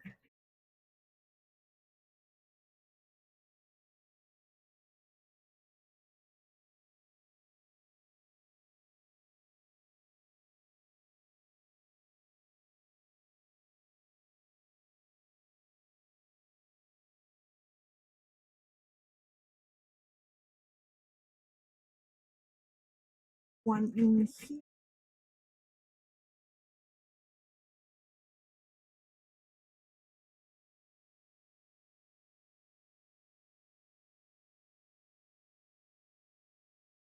It looks like it lines up nicely.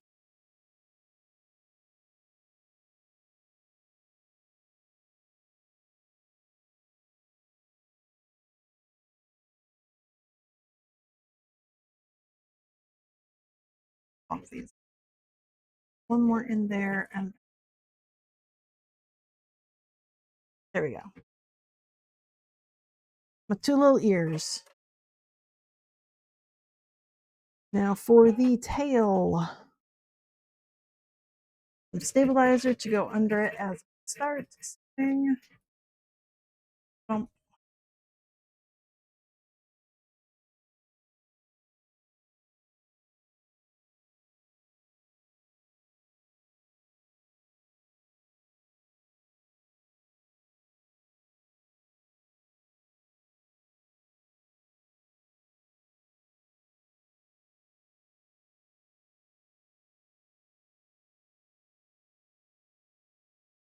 Cookies.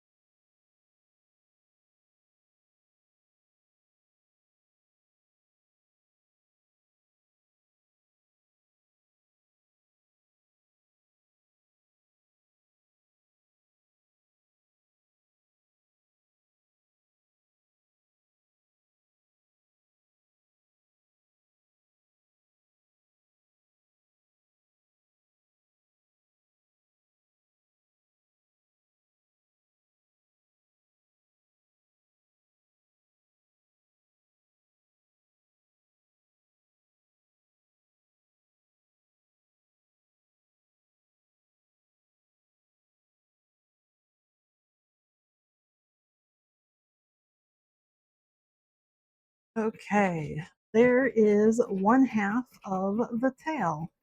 So I've got the top half in gray, and then that bottom part's just going to be white there to kind of match the underside of the belly. I think that's going to look nice.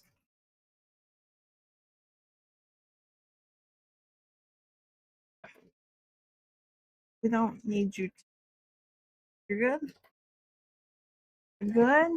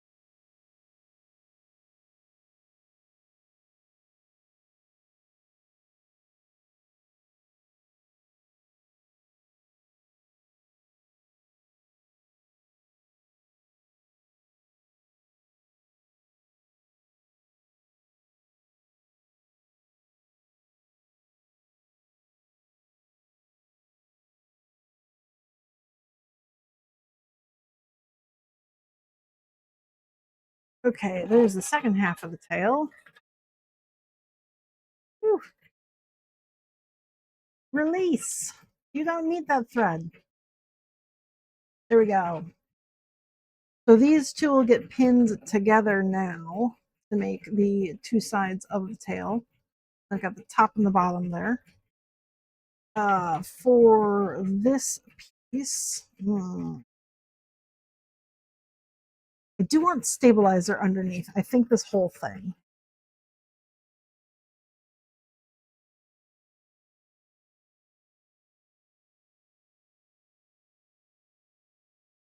And probably do that.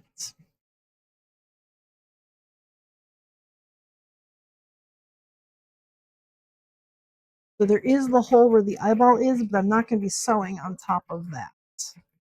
So that's going to be okay. And then instead of using the 1/4 inch foot to get my 1/4 inch seam allowance, I'm going to be using my clear open toe foot so that I can actually see what's going on underneath here. and just kind of vaguely guesstimating where the quarter inch.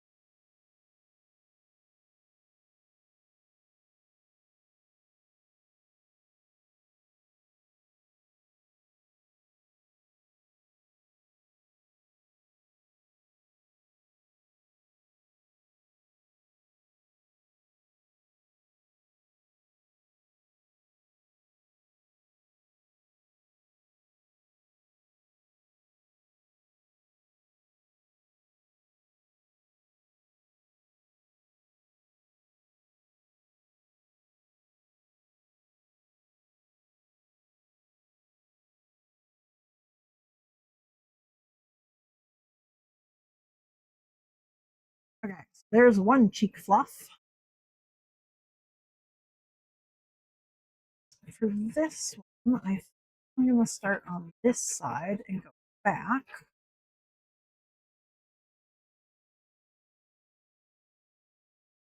This side is closer to the edge of the fabric. I've got some gray over there.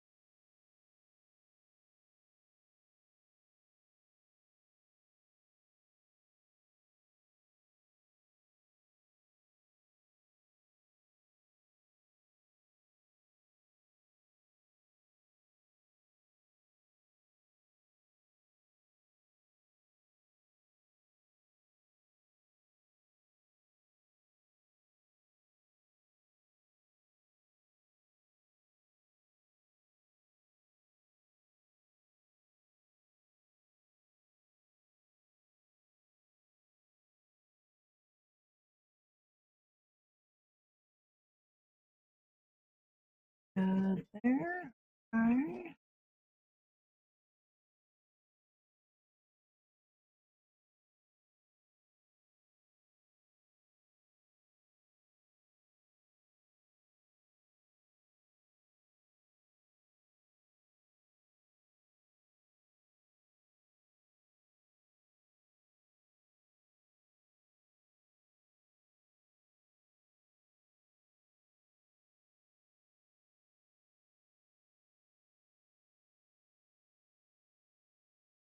Probably is a good start on the other side and then work this.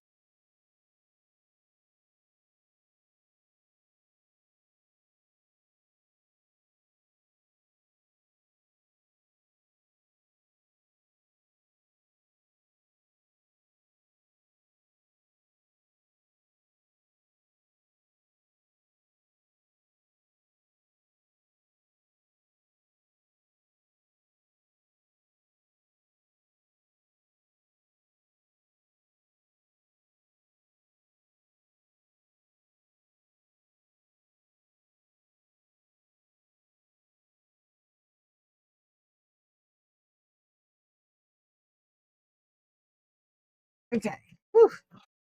Yeah, I got a little bit of lumpy bits in there, so not great, but once I cut it, the lumpy bits will go away.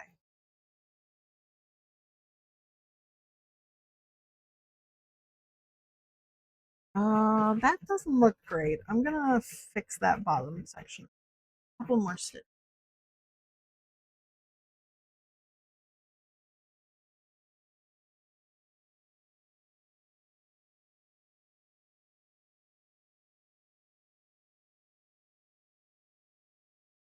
Okay, there we go. Okay, now I'm gonna take all of these back over to the table.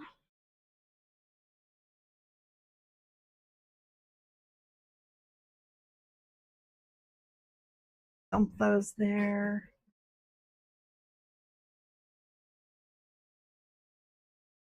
Come back over to here. Pokey stick stays at the machine because I have my tape and pokey stick over here. Very cool.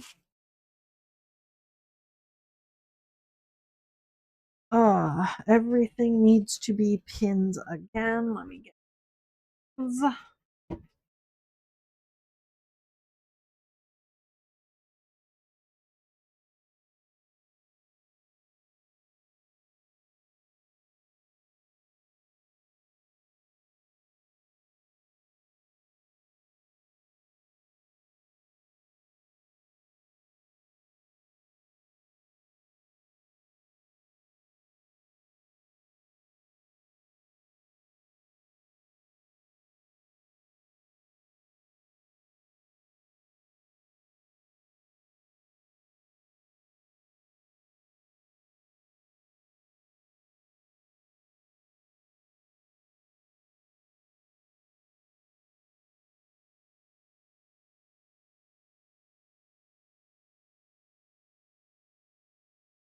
That lines up very nice. I like when it does that.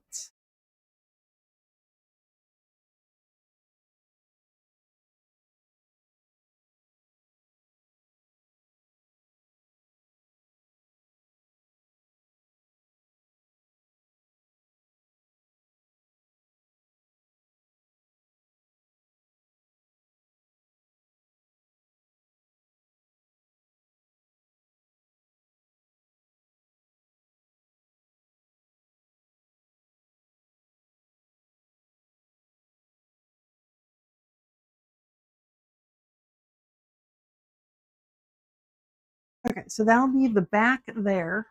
And then once that back is done, I can connect it to the belly. That'll be nice. Cheek fluffs need to be cut out so that I can then put them on the face. I think I'm actually going to cut this with scissors just so that I can get around nice and close to it without having to deal with that woggly bit.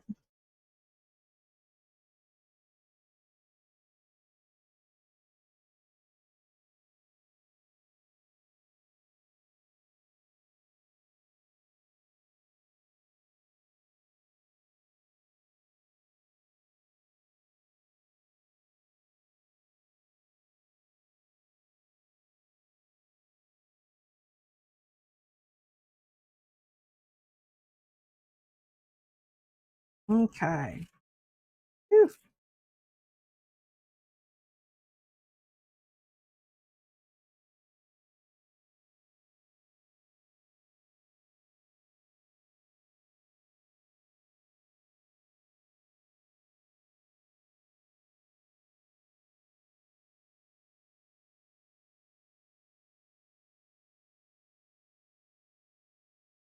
Pull all those little bits of stabilizer out of there. Nice. Then you flip those little guys.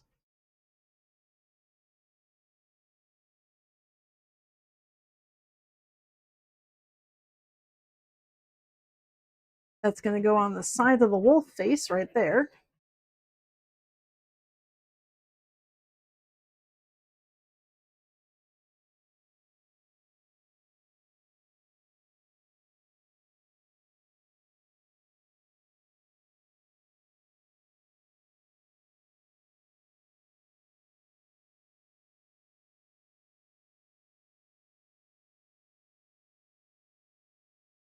And I'm going to cut out this one too.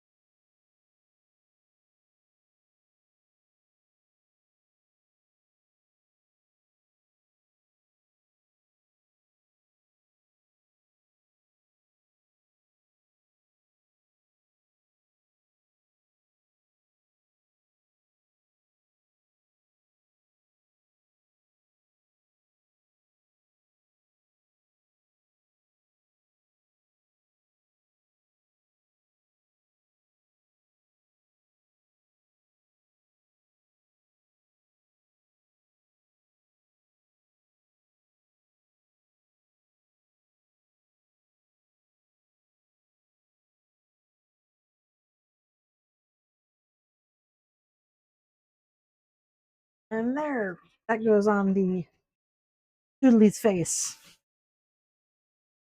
Okay, first up is actually going to be the ears because they are going to get pinned down in place first and then stitched in place.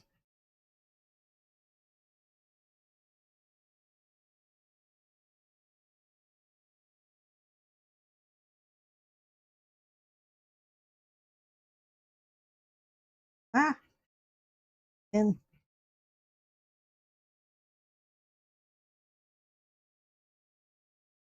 okay, that's going to go to right about stab right there.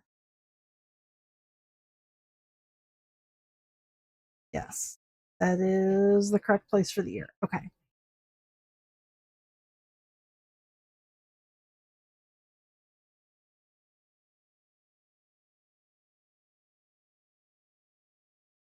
Wait a minute. What did I do with the ear here? Okay, like that. I was like, wait, is this ear backwards? No, I'm just stupid. I have figured it out. The ear needs to look like this. But I did that right here too? Yes. Okay, good. Whew. The ear is correct.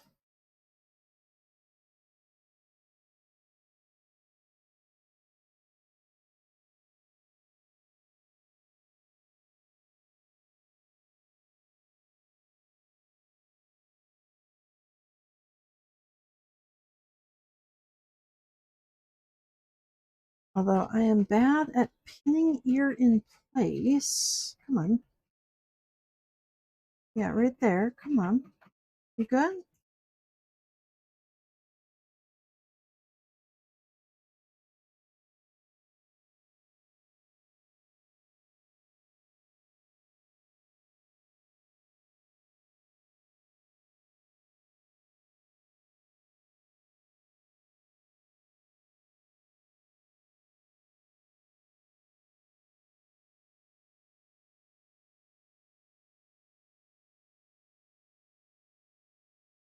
I'm going to trade out microphones before it dies.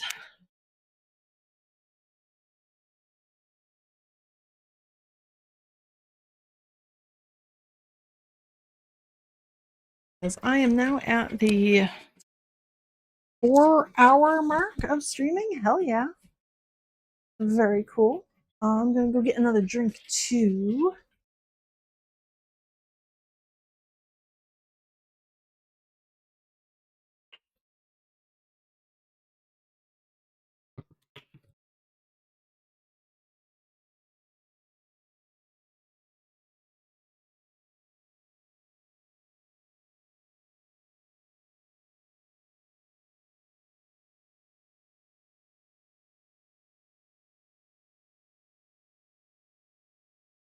Okay.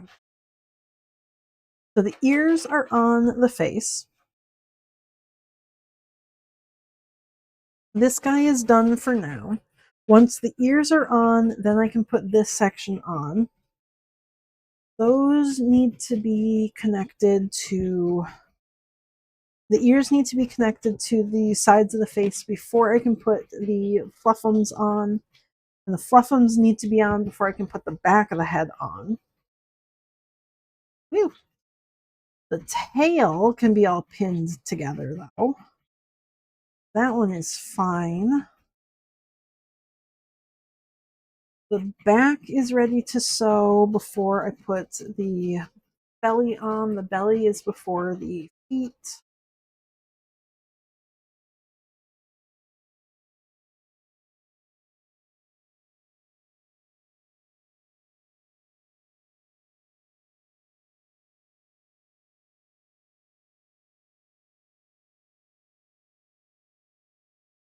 I think Thomas is done. Well, almost done. Okay. So pause on the pinning so I can go see Thomas because I need to put this snake bit on top of him so that he can stitch that down. And I will have to hold that in place for him.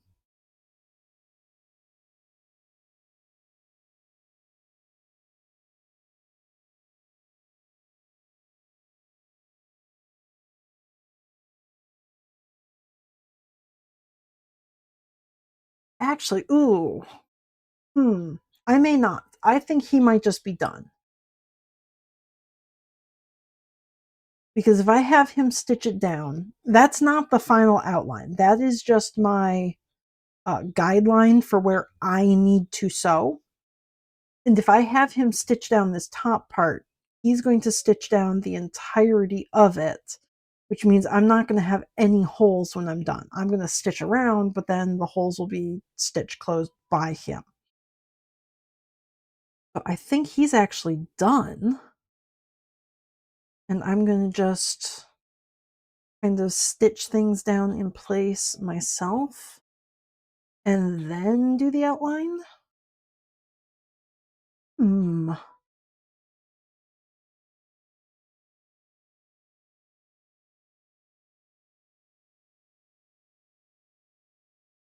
There we go. There's the tail. Okay, swap over to, let's see, Bernard. Or let's see, Thomas.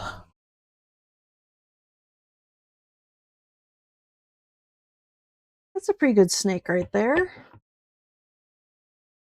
I'm not seeing any big issues with where he finished his embroidery.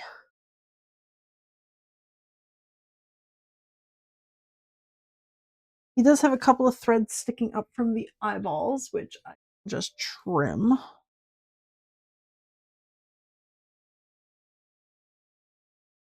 And he didn't trim that thread there.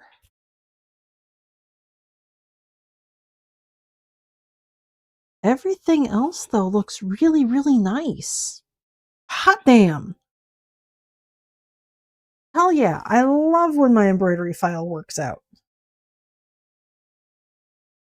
Well, that's fun. Okay. So I think Thomas is done. I could set him up with a second snack. Yeah, I think I'm going to set him up with a second snack so that he can make another snack for me. Let me move this out of the way and move all of this out of the way. These two are ready to be stitched. That's ready to be stitched. This can't be yet. This can't be yet. These is neither. Tail is ready to be stitched. Guys.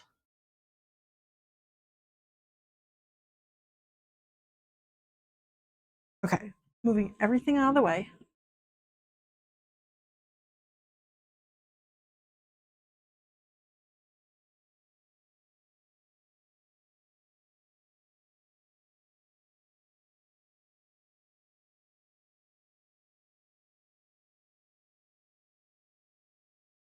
Because I did have the extra bit, so I might as well just now. These guys are going to go over to Bernard, ready to stitch. I need an extra. I could just do this one as a snack. I'm going to have 2 rainbow snacks, I think. Instead of using this one for the background right now, because I'm not ready to stitch this on, I'm going to do the embroidery on here. Yeah, and then I'll just cut 2 more of them for the back. I need my stabilizer. 12-inch, because I need a 12 by 20.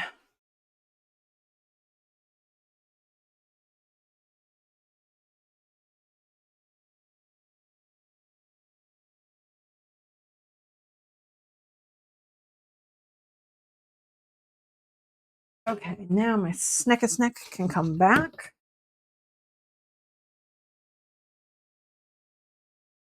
Snack is going to stay on this stabilizer because that's going to help me when I actually go to stitch him down. I'm going to use this stabilizer kind of to hold everything in place. So he stays on the stabilizer for now.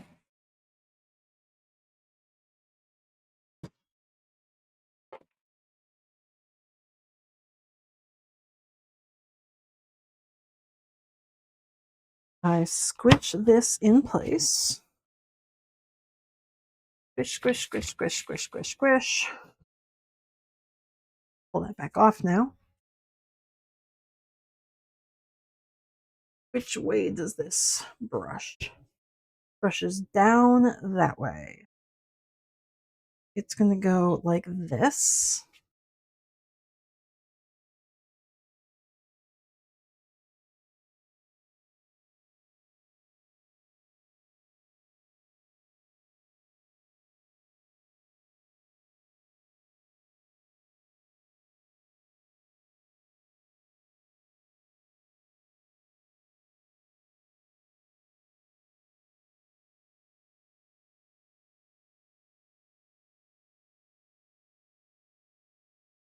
Like that. Squish you all down in. Ugh, I wish this was slightly bigger. Instead of 10, I probably should have done 11. Just make it a little bit wider. But I think that's going to be okay.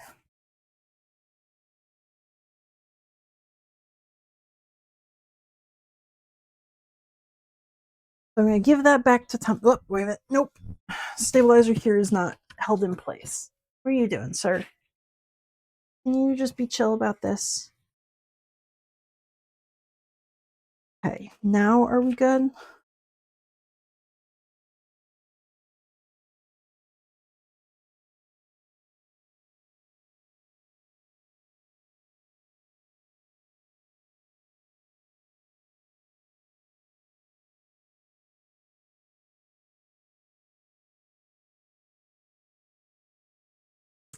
Okay.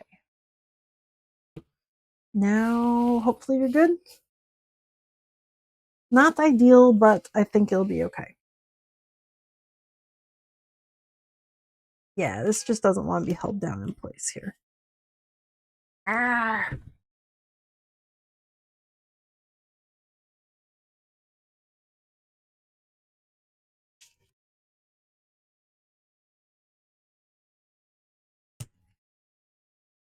No, now you're up in here.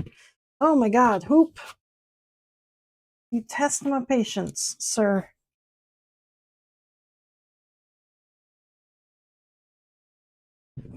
Are you good all the way around? Close enough. Got some bad wrinkles in there, but hopefully that'll just work itself out. Let's take that back to Thomas now. Put you right in here.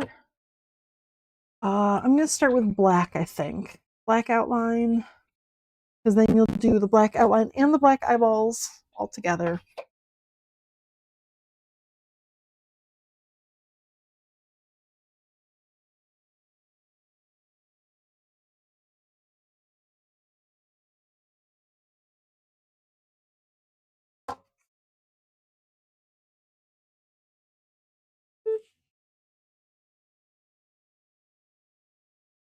Gonna do his wiggles and start his next snack.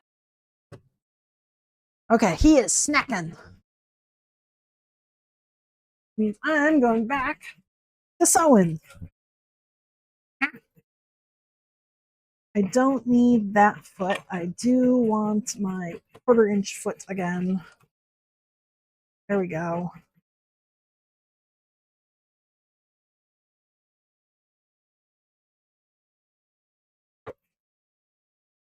My pokey stick.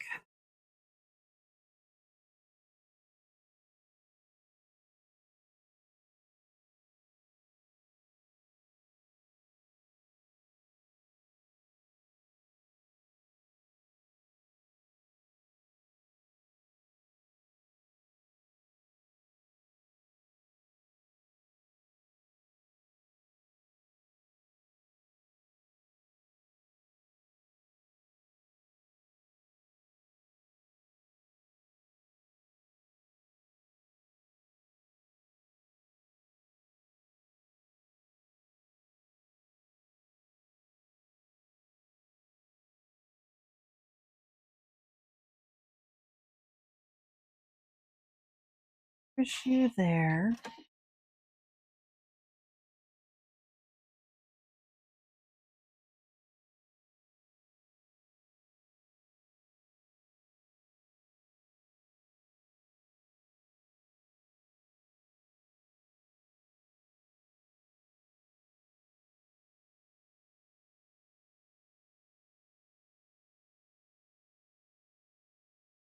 Oops. Gonna take this off. I don't need that anymore. I do want you to rotate nicely. Can you just sit right there? Cool.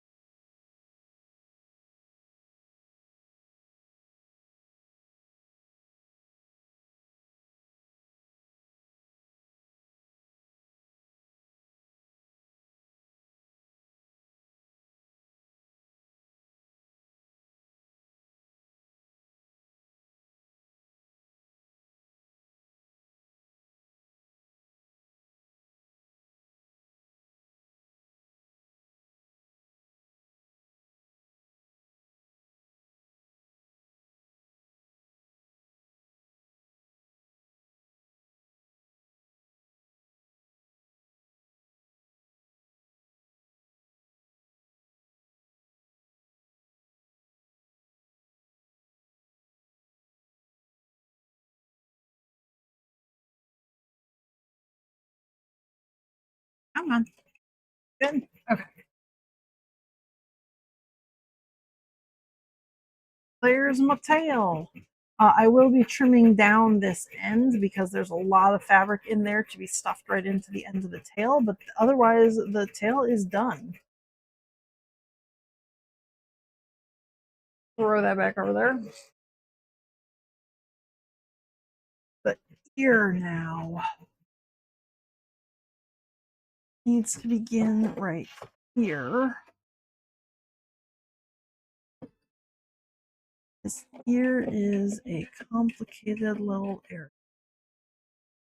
A lot going on right here.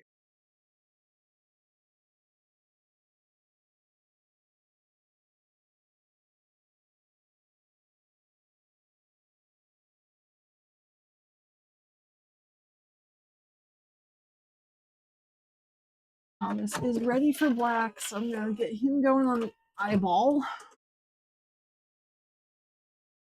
Okay. So that ear is only on the top section. Now I need to do the same thing that I did before, where I do a little tiny snip into the corner. I hope these snips are going to be able to take it through. Yes. Okay. Very good. Little snippet snips. And then that is what rotates around this way. Around here.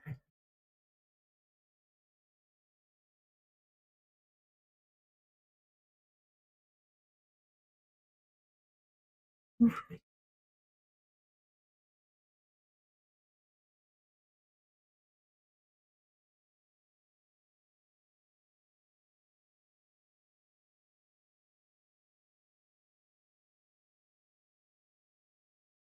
manhandle this into place.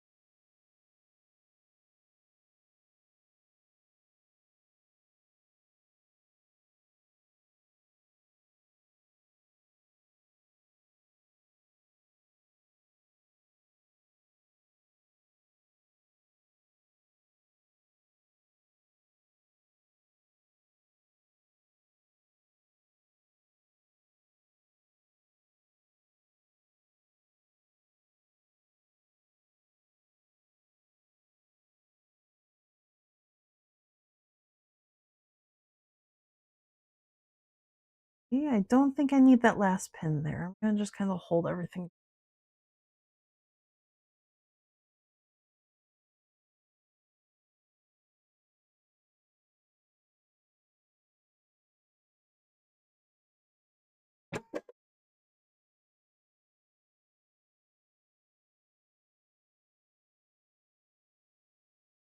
Need 30. Oh, I know we're going through so many layers of fabric right now. Gonna be okay.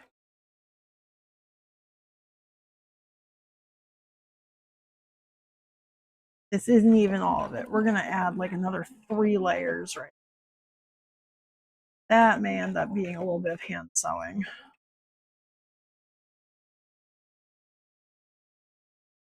And right up to the snip.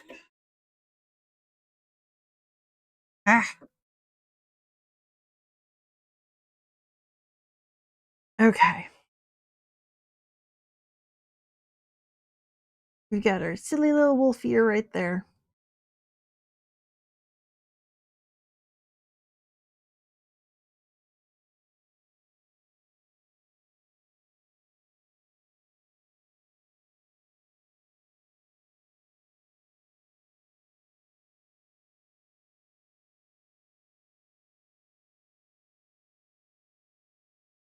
Skip to the next section.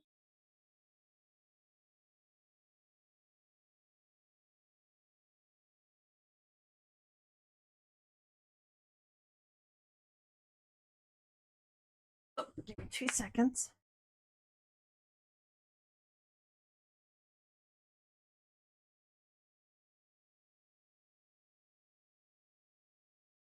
Okay, white thread.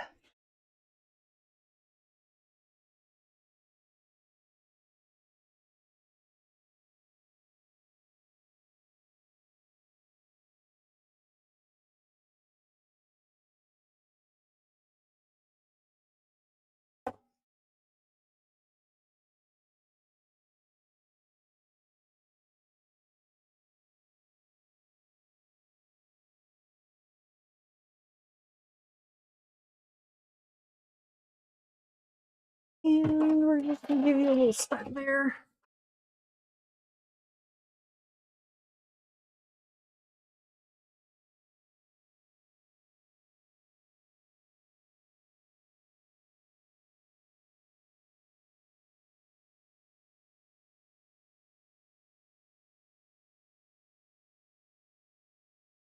You went AFK. What happened to the constellation half?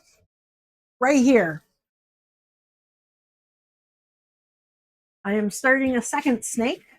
So doing basically the exact same thing again.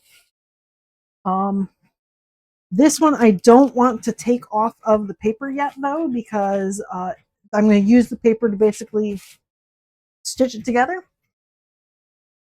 But because I'm currently sewing the wolf, I can't sew. Wait, right here, and then you can't actually see it. Ha! Right here. There we go. I don't want to take it off the paper yet because I'm going to be sewing the other half to it, and I use this and those lines as a guideline to stitch it together. So, look, I'm a pro streamer. Eventually, at some point, I will give moderators the the chance to change my cameras for me because I can't be trusted to do that. Um, so yeah, I will leave this on here once I'm done sewing the wolf together. Then I'll put the back on this guy. But until then, this is just done as is. As done as it's gonna get today. Um, yeah. I'm going to scoot back over to my machine because I do have another ear to put on. An ear. Oh, zap. Ow. I don't need electricity. Go away.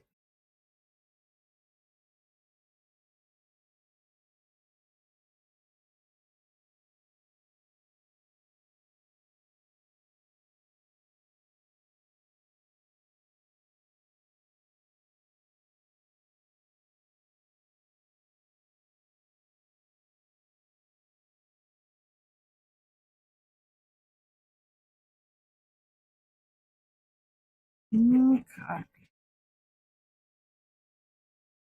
We're going to go to this corner. About there. Good.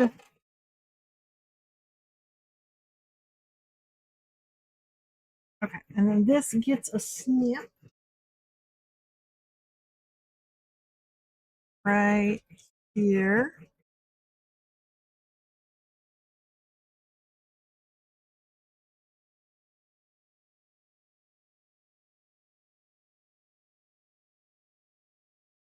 And hang on.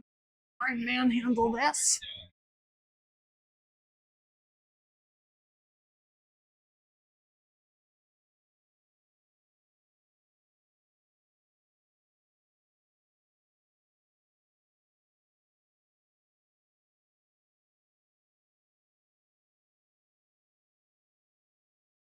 Okay.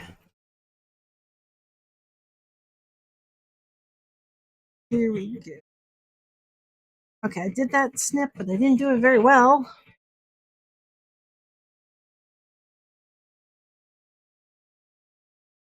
And then I can manhandle this into place.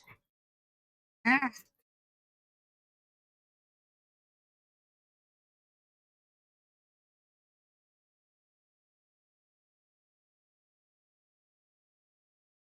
Okay.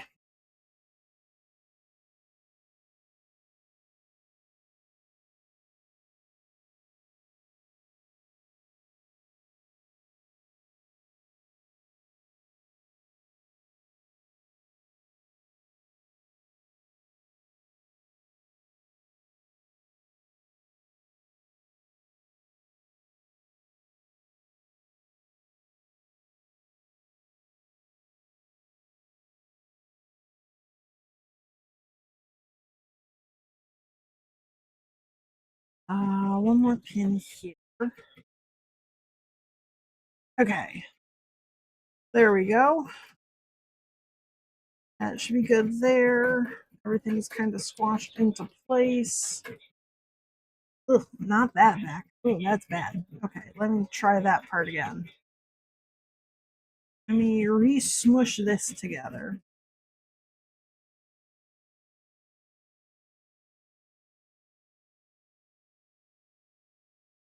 Like that.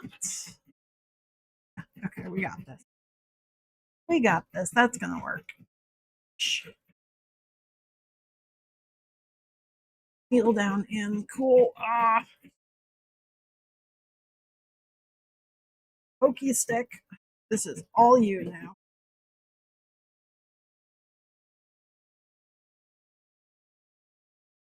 Come on, feed through. You got this. Yes. Thank you, Pokey Stick.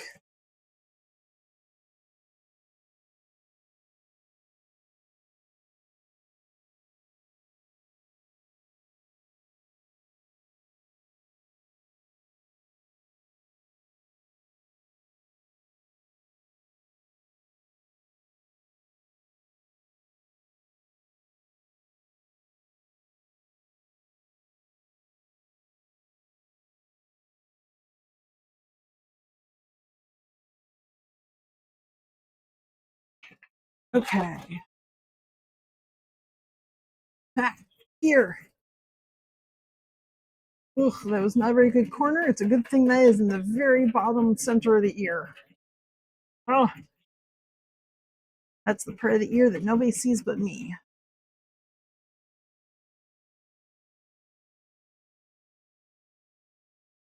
Okay. There's my two ears.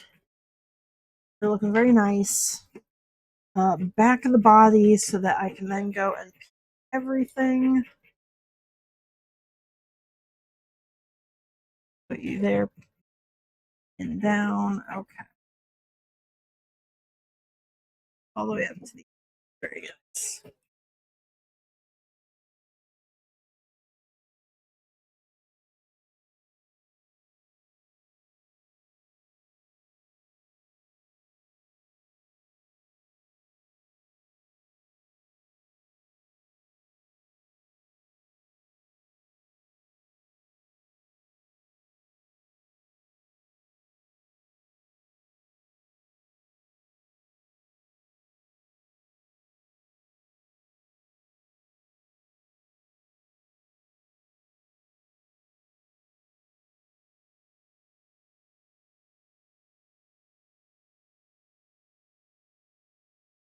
Okay, there we go. Oops, I forgot. I'm supposed to pin this front part too. Ah, the other side of the neck. Okay, not done. Need to do one more section here. The front part of the neck. Oh my gosh, stop it. Will you just play, please? Okay. Let's see, can I do this without pinning it? Can I just poke you underneath? Hell yeah, that worked. Way to go, Pokey Stick. MVPS. Most valuable Pokey Stick of the day.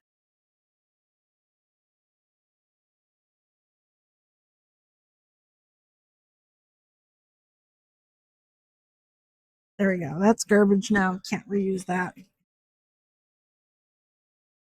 Cool beans. Okay, so there's the back of the woof. Very nice. That can all be pinned together.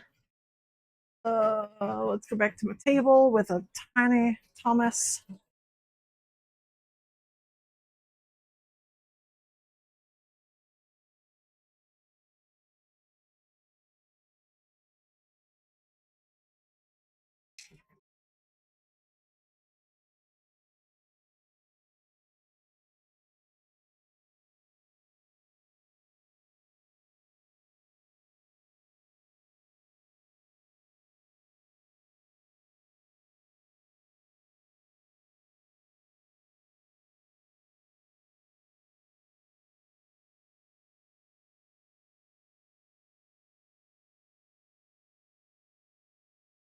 Oh, I already swapped the microphone because I am a pro streamer.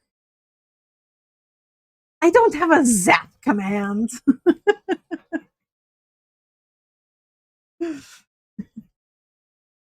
Look, I might forget to trade out my microphone every day, but I remembered today. I just forgot to change my cameras over. I'm just switching it up. What mistake am I going to make? You'll never know.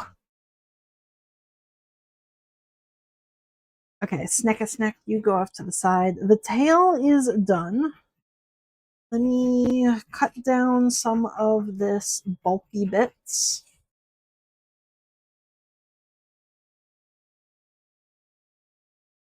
Yeah, we don't need all that fabric bulk right in the tip of the tail.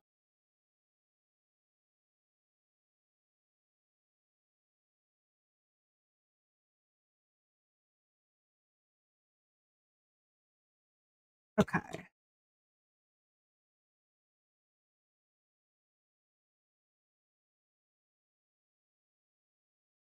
I thought that I had forgotten to flip the ear when I was going to attach the ear because I laid it down wrong and it was like, wait a minute, that ear is on backwards.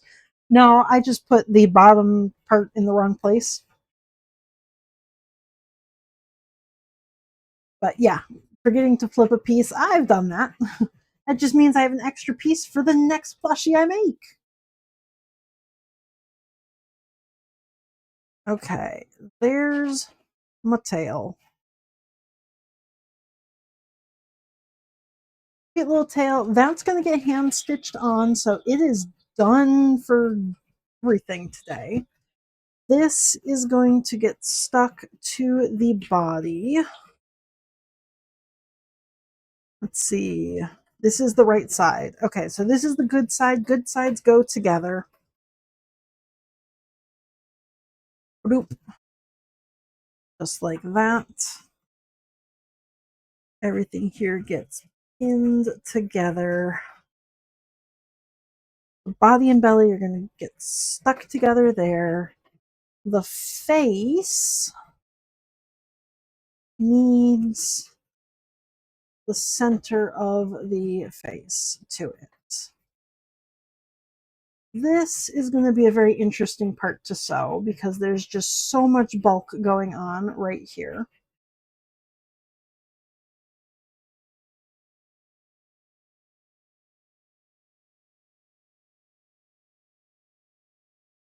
Drop a piece down the kitchen drain. Yeah, maybe.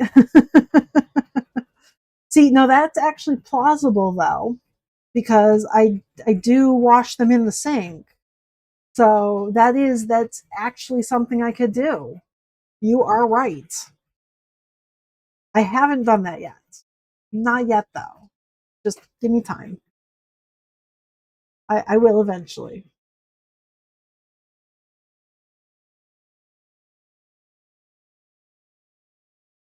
Okay.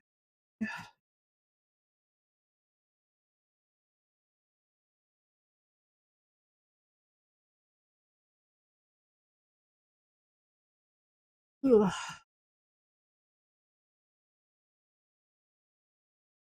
This is going to be a hell of a lot of fun to sew just because there's so much bulk in those pieces right there. Oof, oof, oof.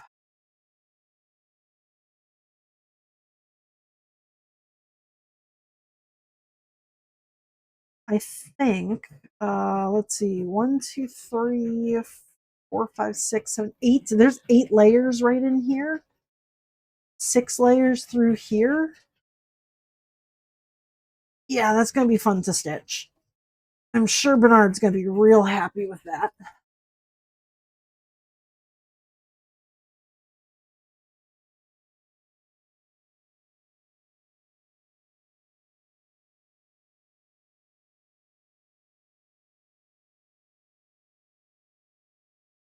Once that is done, I will then come and attach it to the other side of the face. Once both the faces are attached, then they get the little fluffs, which are going to go on like this and like this. I don't need any more stabilizer for now. They're going to get the little cheek fluffs. They'll go right behind the ears because, of course, we definitely need more bulk. We can't not have bulky shit. Back of the head will go on after those are on, adding even more bulk. This goes on the front little bit after everything is attached there. Yeah.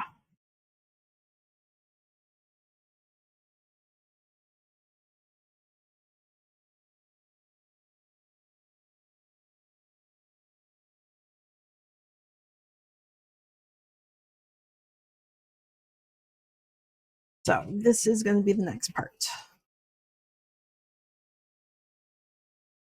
And I might need to go get more pins.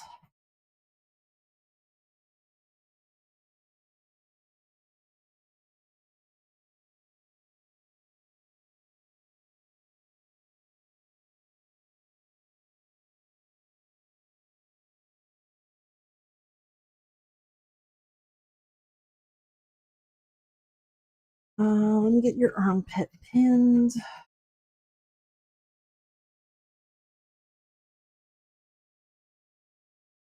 Then coming down to your hip.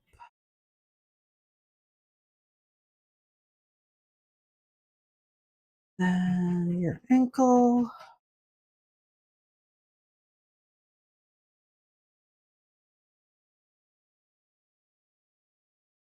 And toe.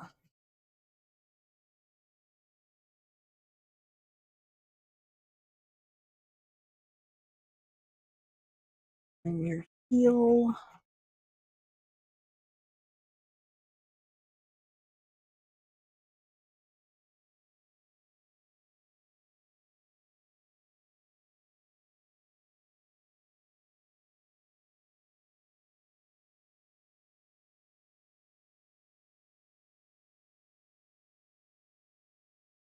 And don't know what that would be. The back of your knee?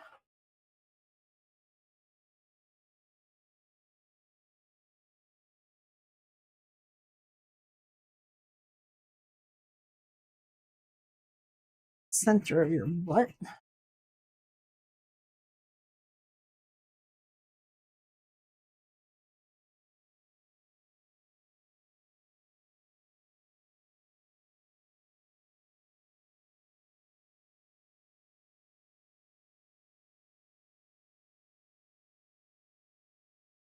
I'm putting pins in all the major places. Oh, I should have begun up here.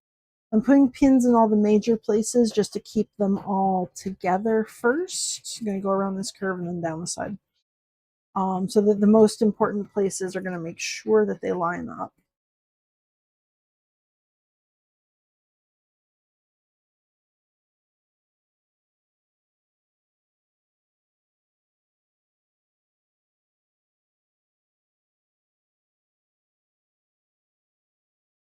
Okay, got the top of the paw, and now we get to go down to your armpit. And then your hip.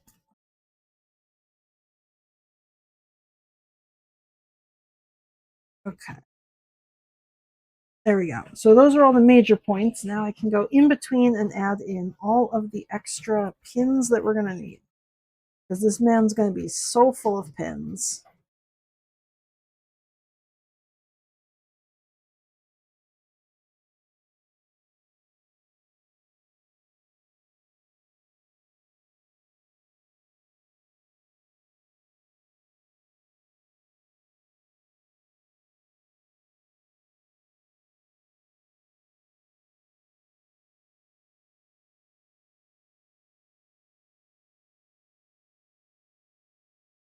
This is going to be a stabbing hazard.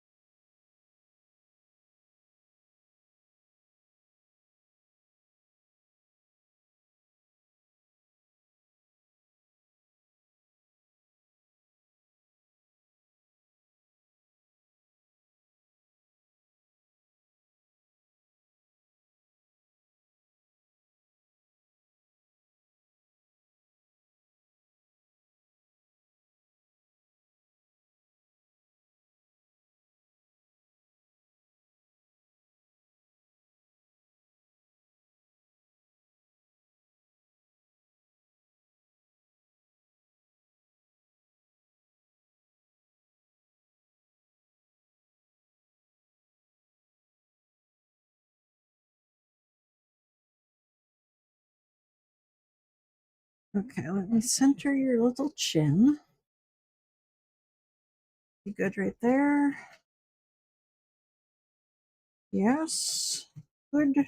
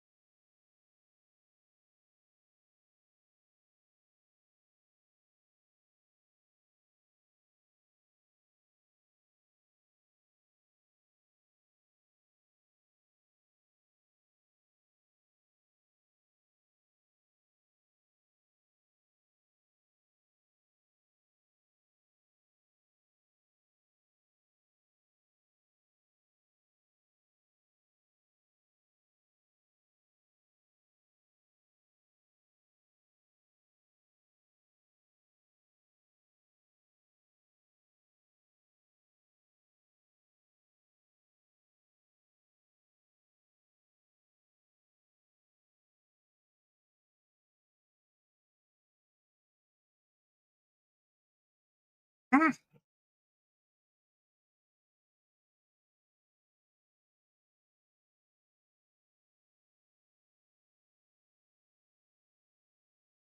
I've run out of pins.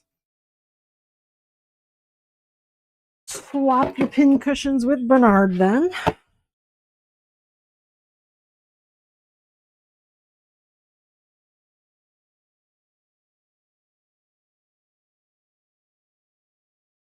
This is a very danger wolf. Very sharp. Full of stabs.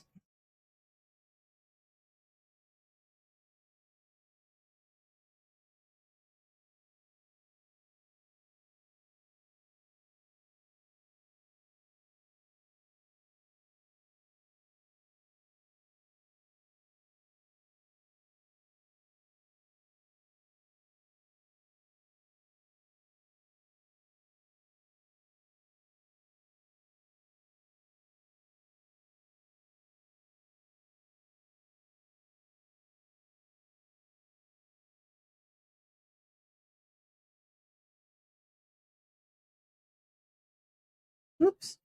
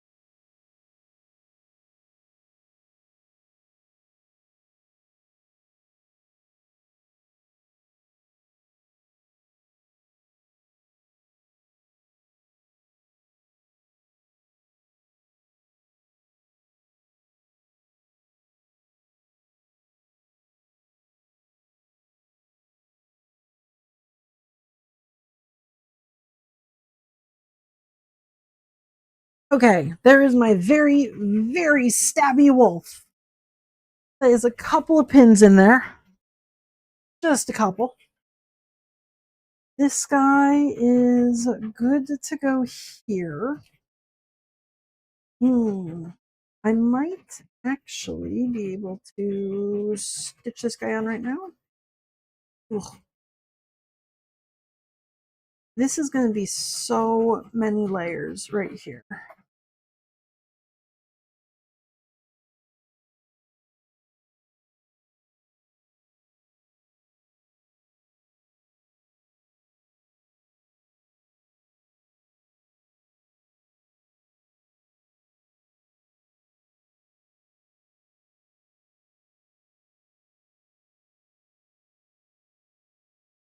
The needle dog.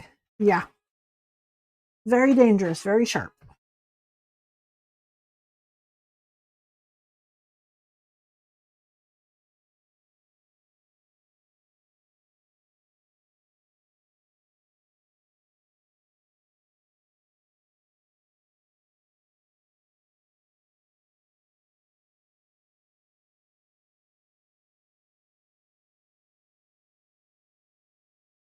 Let me pin this here. Ugh.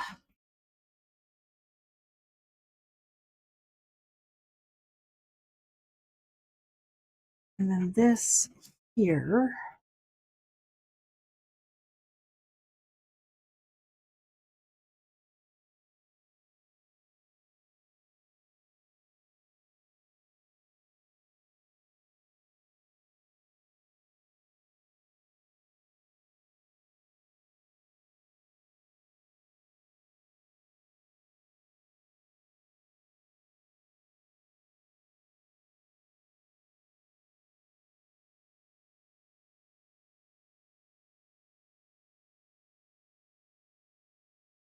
Okay, I'm leaving a gap in the middle because I do want to be able to stuff these guys, so that's going to be hand sewn. Do I want to put extra pins on this guy? Not really. That's going to be so stabby as is. Okay, let's take our stabby man. I'm going to stitch that up so you guys get to watch Thomas again. Him making him stars. Being interesting.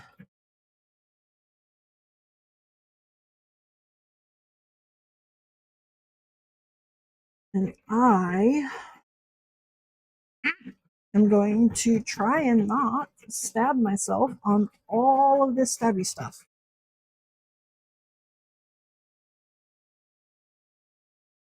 I lost my pokey stick. Okay, got it. Ah. Wait, I'm gonna need stabilizer underneath here.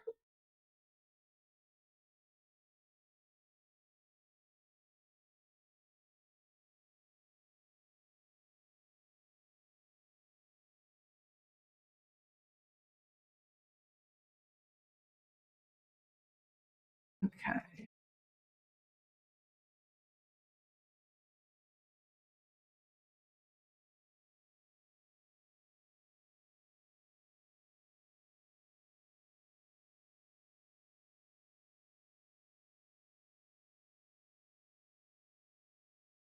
This is so many layers of fabric. That right there is about 8 layers of fabric, and I still have 2 more to go, I think. Oh, wait, no, that should be good. It'll be when I go around the back that I'm doing 10, 8, 9, 10-ish? No, 8, 9 layers of fabric.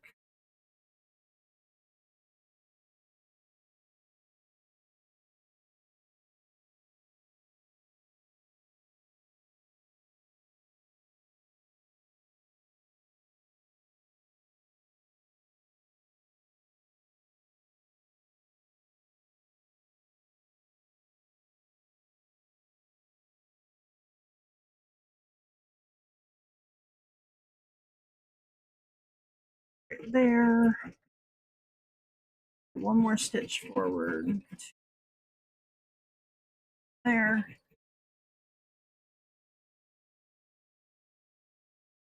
Okay, let's see how that turned out. Oh, my fingers are so gross.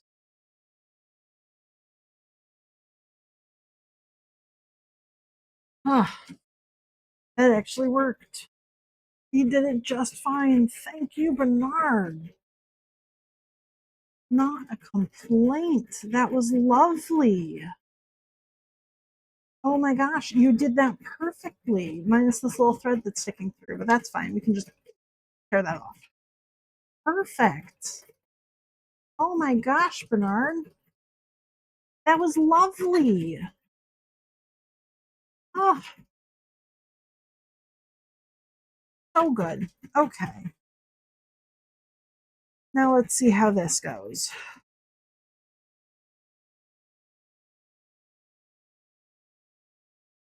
We're going to start right here.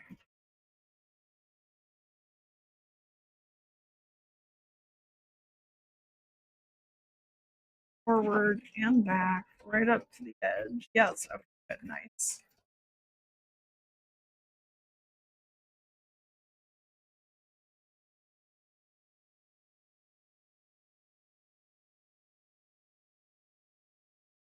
And then we're going to go up to that mark and back. Very nice. Thank you. Now we're going to go up to here. This is so many layers.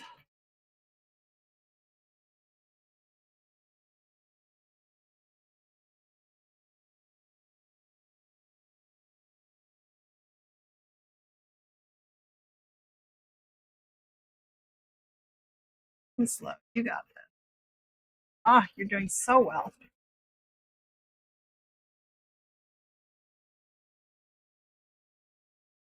Yep, come on, you got this. I know there's so many layers right now.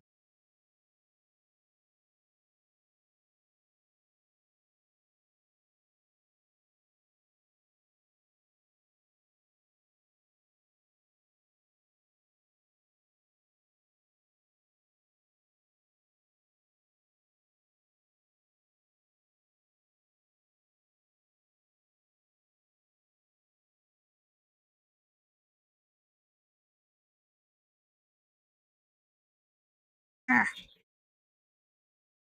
okay, that's on there now. This I'm going to pin. Okay, which side I want the grays, the two gray colors pinned together. Okay. Because I want it to look really nice from the front. So I am going to be machine sewing the front side of this together. The back side will be hand sewn. And that's after I stuff it. Okay, ready?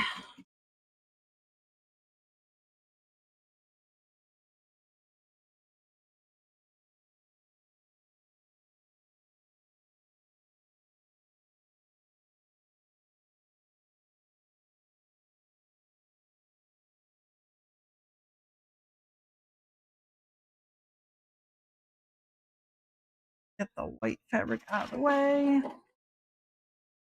Right up to the edge of it and back.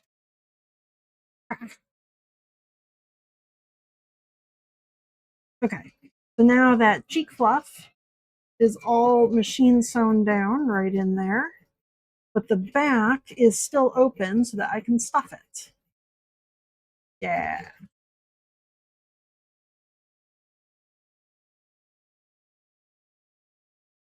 Okay. So that's that there. The head still needs to be connected to the other side. We get to see if Bernard can do that twice.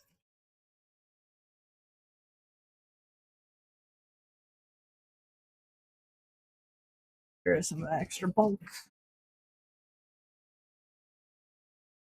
Okay, I'm going to toss that back over to the table because I'm going to pin that at the table. And then I can put the second cheek fluff on there at the same time. I still need to do the very sharp body.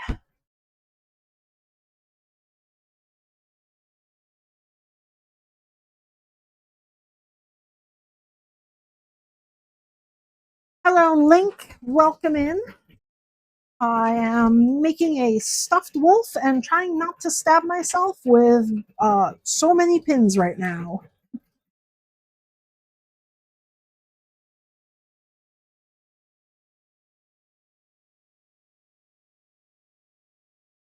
I probably should have started that on some stabilizer, but it worked out.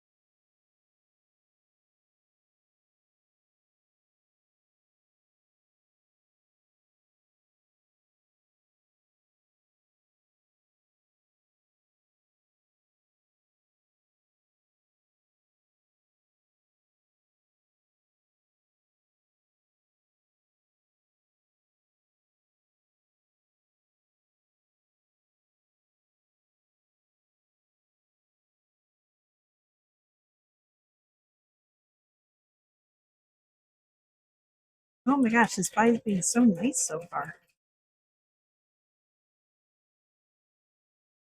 Like, not to jinx it, but oh, I haven't stabbed myself once. And everything is staying right where it's supposed to. That's so nice.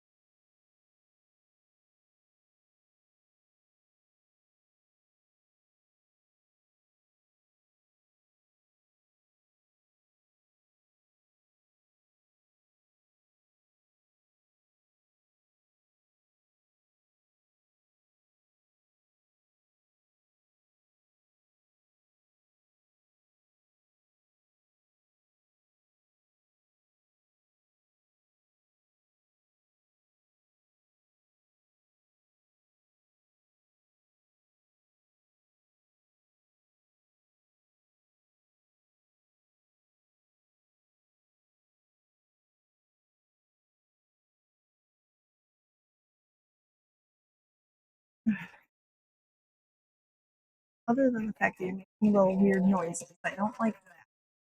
Everything else is going in very smooth.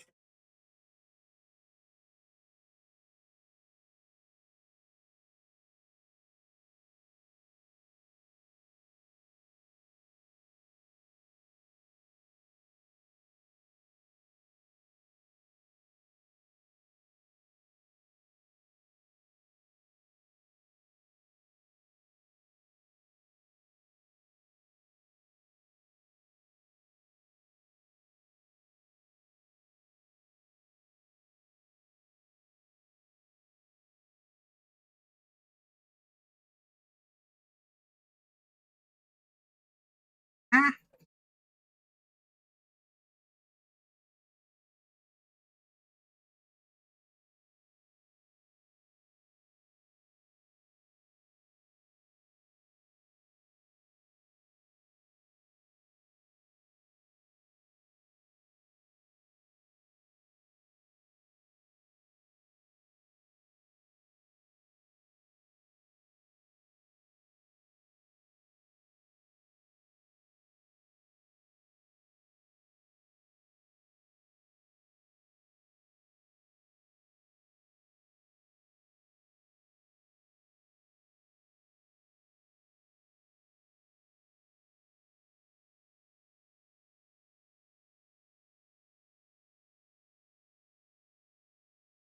well, that was the entire outside. Now I just have the heels and inside of it. That worked very nice and smooth. Ah, I'm so impressed. Bernard, you did so well.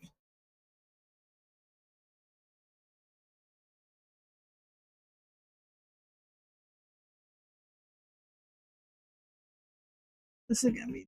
Oh, can I get to that pin, please? Thank you.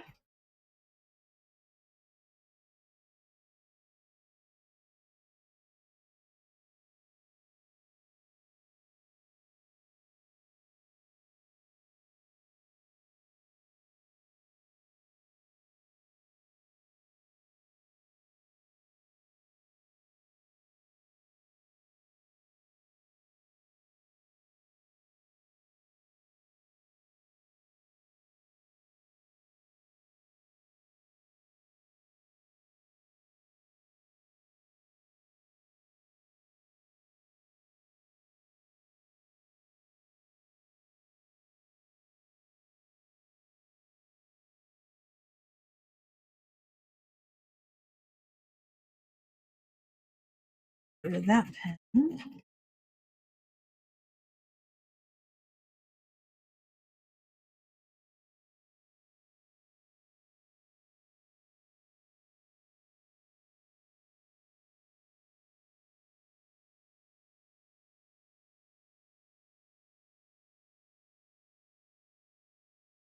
Oh my goodness, Bernard did that perfectly.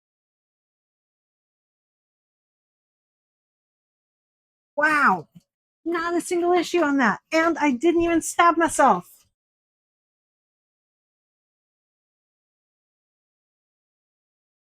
Oh, Bernard's still eating fabric all the time. This was like fluke. He forgot to be a terrible machine this time.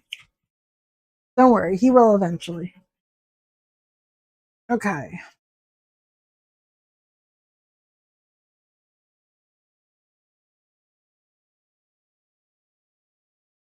Oh, hand sanitizer with paper cuts is the worst. If you are not sure if you have a paper cut, you'll find it with hand sanitizer. It is terrible. Oof. You're making my hands sting.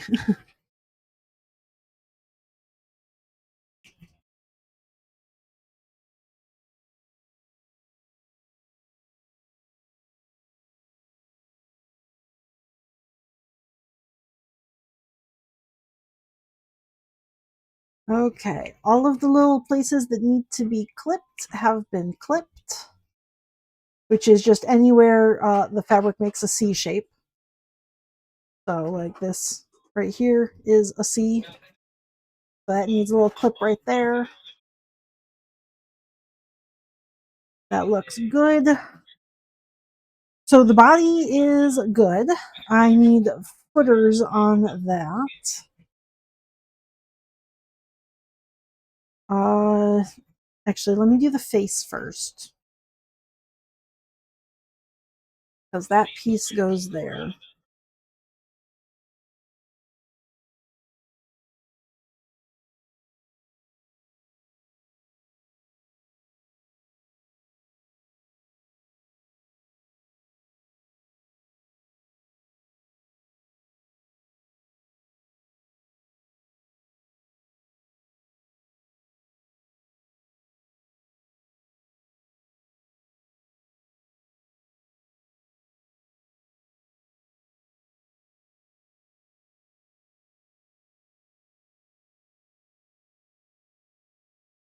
Hmm.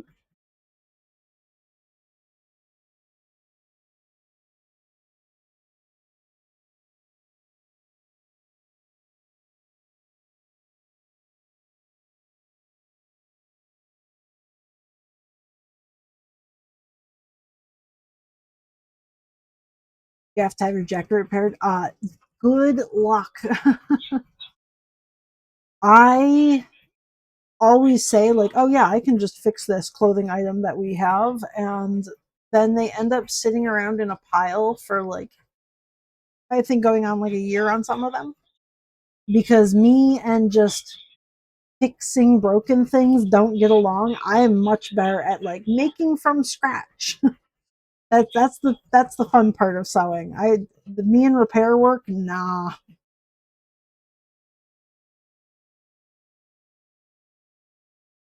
I think my husband's had a shirt that just needs a button sewn on, like literally just stitch on a button. And it's been sitting in my to do pile for the better part of a year.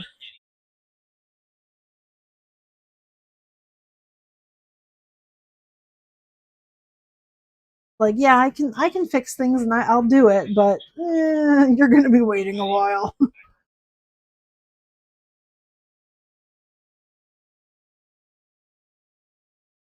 But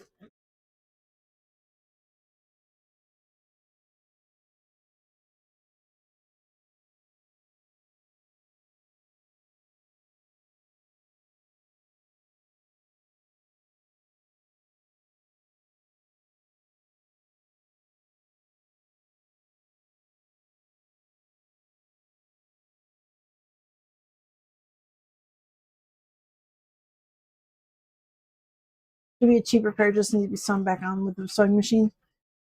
Probably. I have no idea. I have no idea how repairs are priced because I do it myself for my own stuff.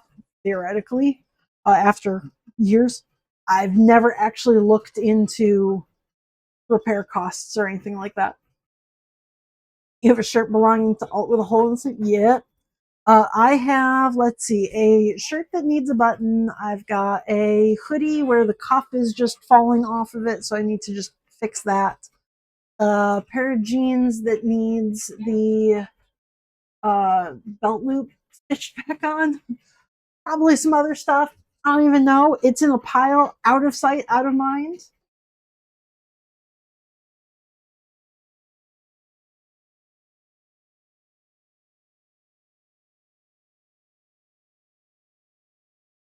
It is, yeah. The idea of like just fast fashion being so much cheaper than repair work, it's terribly in like, yeah, just the modern problem of that. So I do try and repair things, but I don't get to it very quick.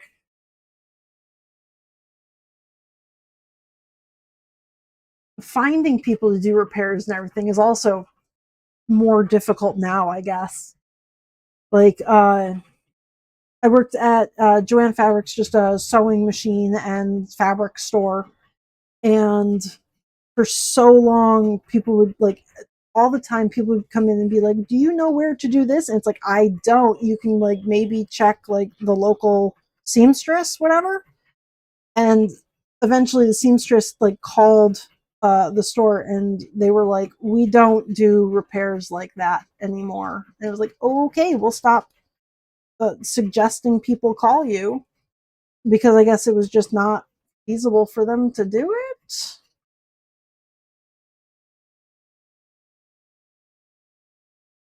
So it just became like there's nowhere now to get things repaired. It's just not going to happen.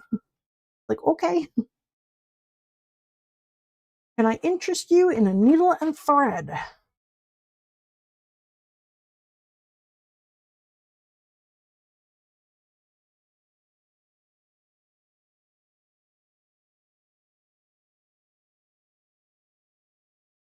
Oof.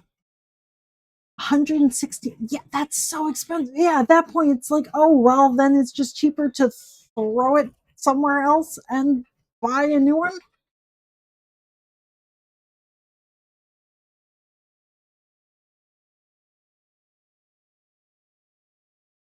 It becomes so difficult just to like not be a consumer.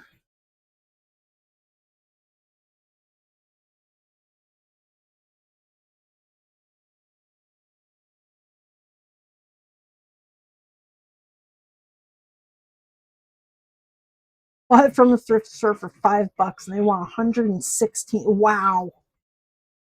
Yeah, that's a little bit expensive. That's a lot to invest into a $5 sweater.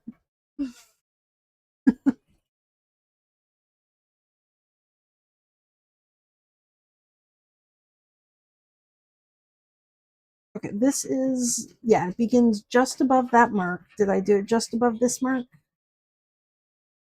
Where'd my mark go? Yes, it's just above that mark. Okay, so those will be even on both sides. This one will come to here.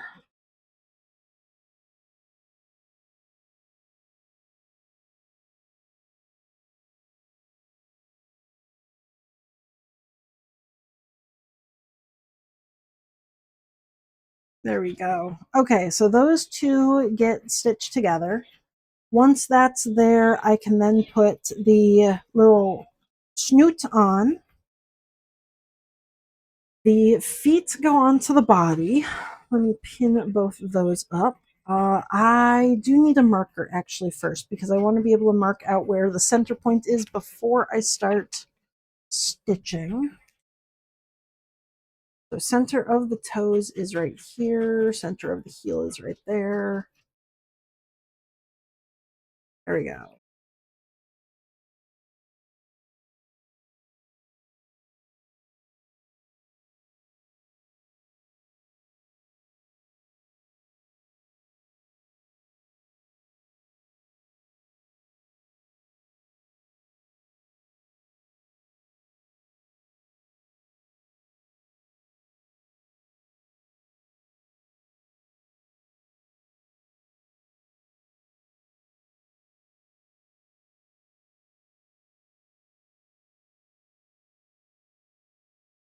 I love when you find clothing at thrift stores. It's just like cheap and like fun and interesting. You never know what you're going to get. And it's just like, hey, I like this. I want it. It's mine now.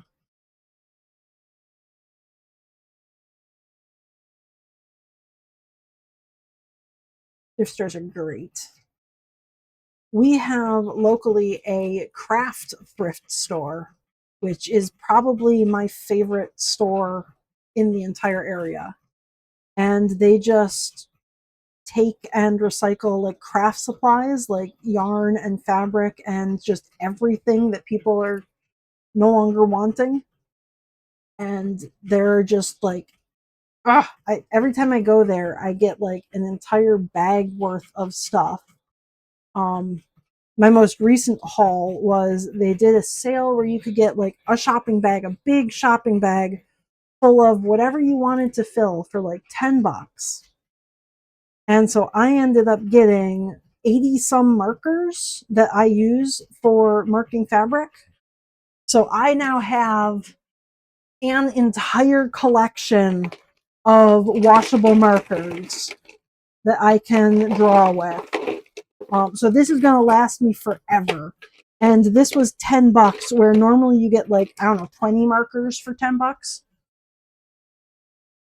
So that was amazing. And that hardly took up any space in the bag. I got other stuff as well. Like I got all of the little clasps and like closures that I will need forever at the same time. It was lovely.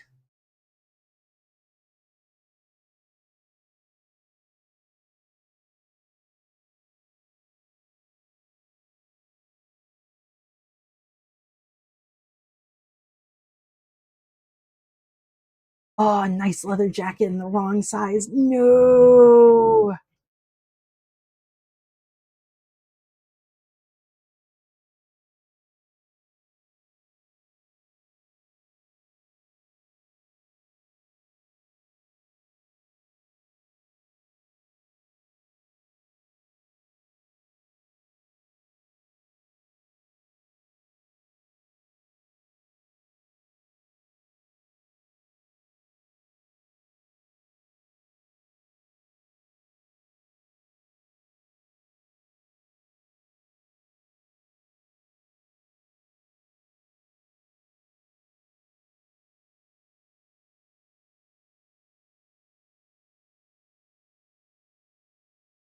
And, one more pin there, I think. Maybe two more. Whoop, that snake is done. Thank you, Thomas.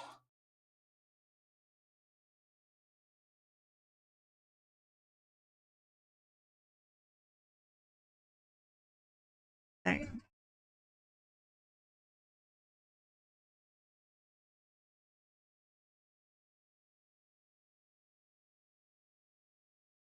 Incredibly large, loud car just drove past. This is the inside of the woof. That's the inside. There's the outside. I need to stick all those bits together. And I'm putting on the footers right now, but the body is almost entirely done. So it turned out perfectly.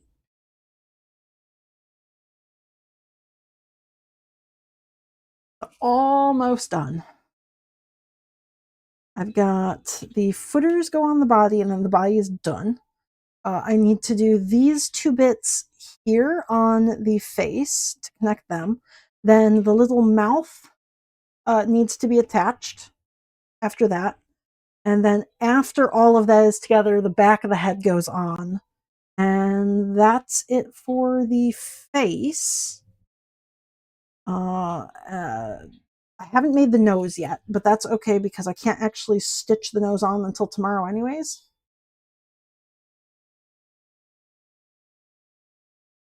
But it is almost done, and everything has been working out really well so far. So I'm very pleased with that.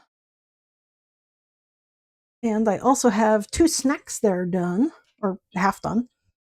But that embroidery file turned out perfectly as well. So today is just a very good, productive day. I'm probably not going to end up getting to any bats today. But that is okay. I have like over a dozen bats from earlier this week, anyways. And they all need to have their heads sewn on, so that is like 4 hours of work for tomorrow.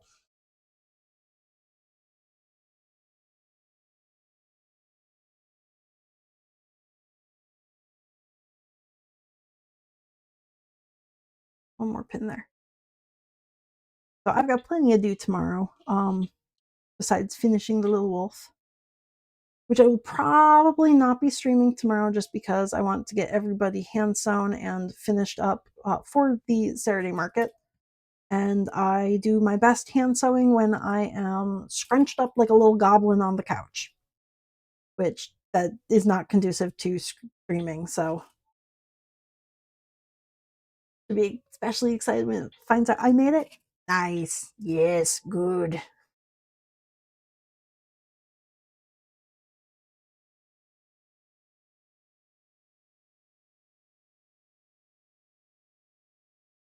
Almost done there. It is so quiet in my craft room now that Thomas is not looking away at that snack.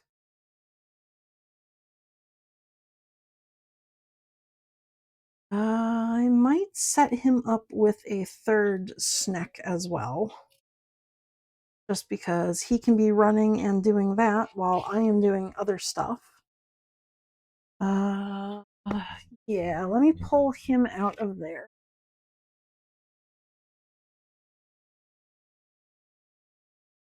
That looks good. So there's two rainbow snacks.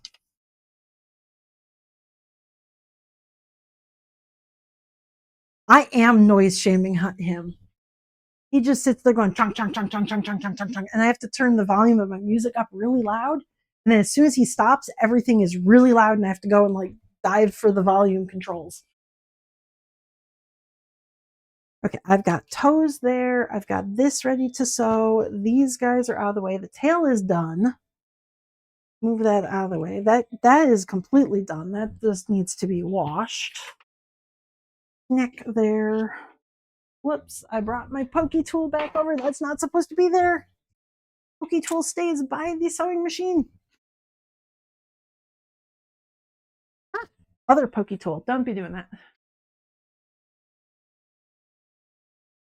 Okay. Get all these guys out of my way.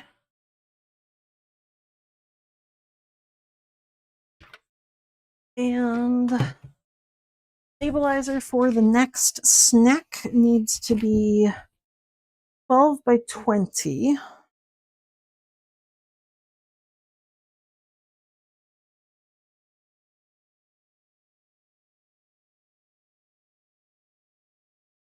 Okay. I think this next snack is going to be just solid black. And I'm going to do it with the glow-in-the-dark thread. So this one's going to be a glow-in-the-dark snack on black. Or do I want to do black? Actually, I'm going to do blue. I'm going to do a dark blue with a light blue belly because I've got more of the dark blue, and I think weirdly I have stickers of this snack. So I like having the same snacks available that I have in like sticker and stuffed animal. I think I'm going to do a dark blue glow in the dark snack. This was 10 by 13. Yes. Okay. Move them out of the way temporarily. Yeah. 10 by 13. Oh, cool. I have multiple pieces wrapped up in here. Yes, that's exactly what I like. Extra confusion. Okay, let's move you out of the way. We're going to just, we're good. Okay.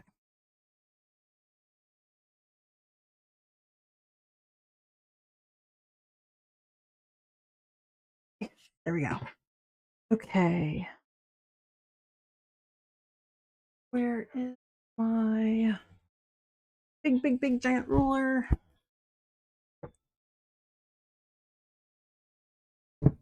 13 by 10 ish.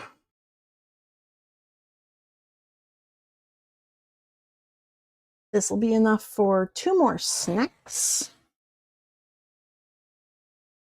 Well, the backs of 2 snacks. Ah, I'm bad at cutting.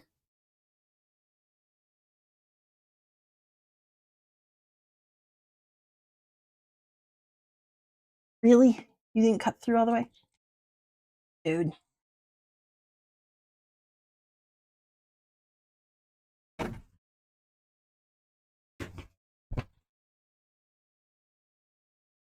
Okay, that's the tops of 2 snacks. It goes that way, so it goes that way.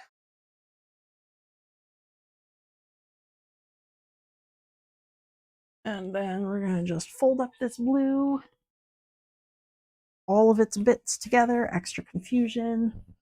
Future me is going to love that.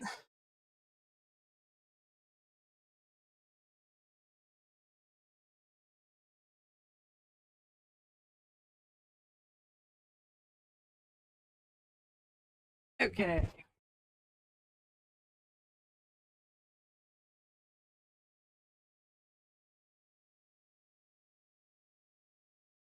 Blue snack.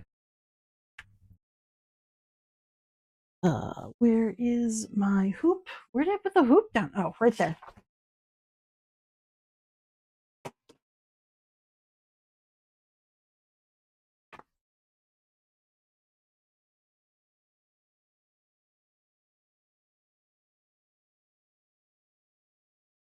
I'm going to squish that down flat first.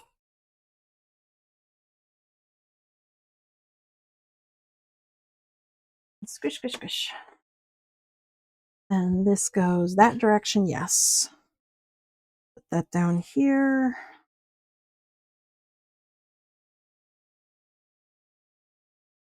I need water soluble stabilizer to go up top. Good thing there. This is going to be the same 13 by 10. There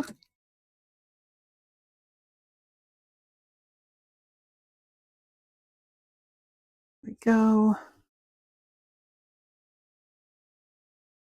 And whew.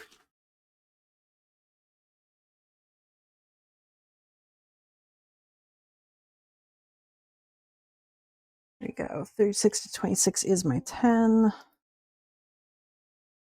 Okay. Take that off there. Take the paper off there. I have before left my pattern piece on fabric and then went and embroidered right on top of it. It did not turn out well.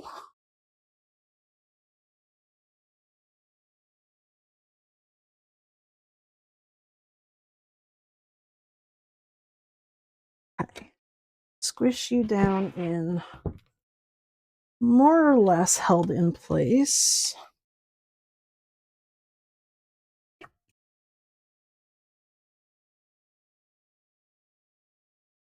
Okay, that's the blue for a blue snake, so I can take that back over to Thomas. Here you go, sir. Put you right in there. I'm gonna do the outline first in white. I don't need to use my glow in the dark thread for the outline. So he's just gonna do that plain old white, basic white there. And I am ready to sew some bits.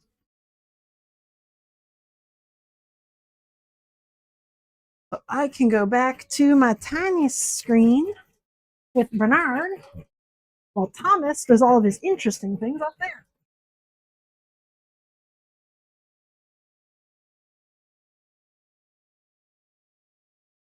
And then I am going to stitch some feet.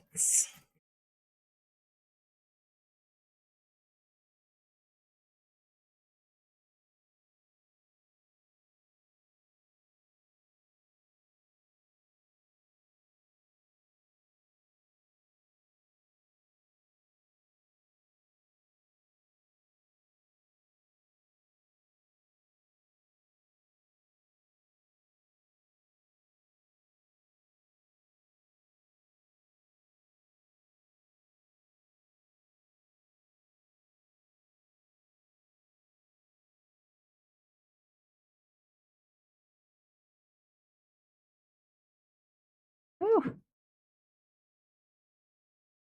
that's not quite what I want.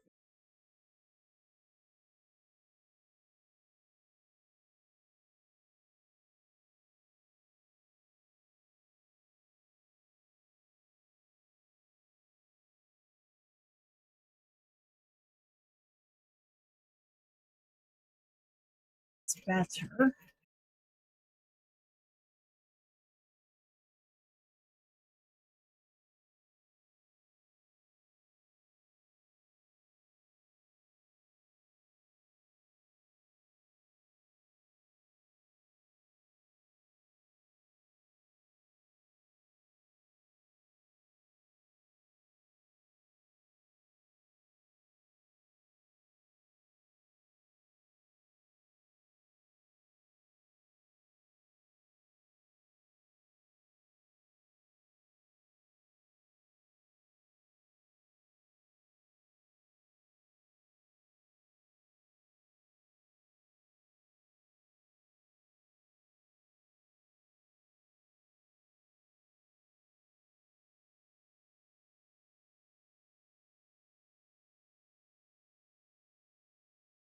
One foot.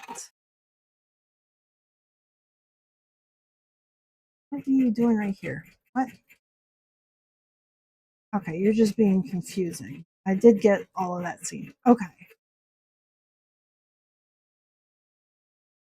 1 footer.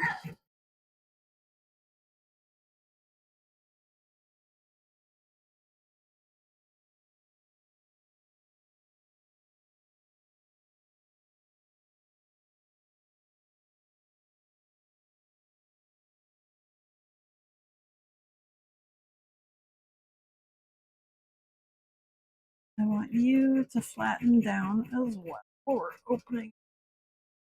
Okay. Under the foot. Thank you.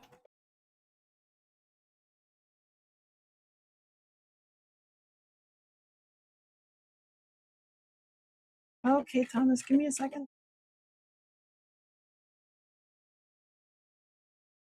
Thomas is ready to make some eyeballs.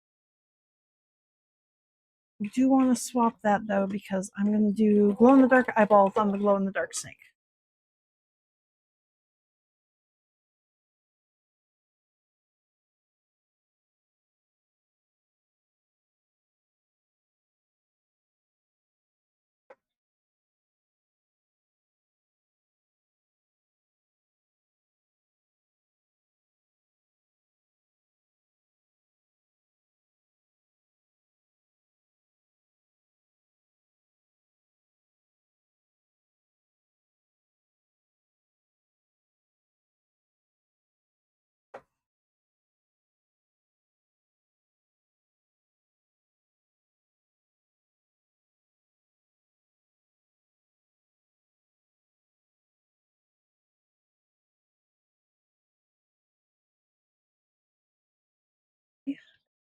You go under the foot as well.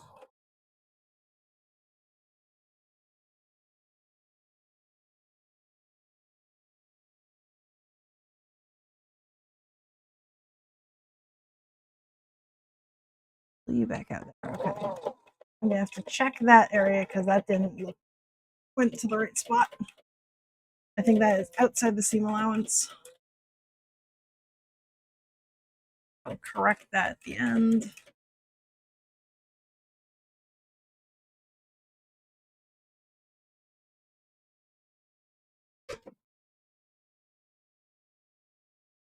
Yeah, that heel was outside the seam allowance, so I'm gonna flip that over and fix that up real quick.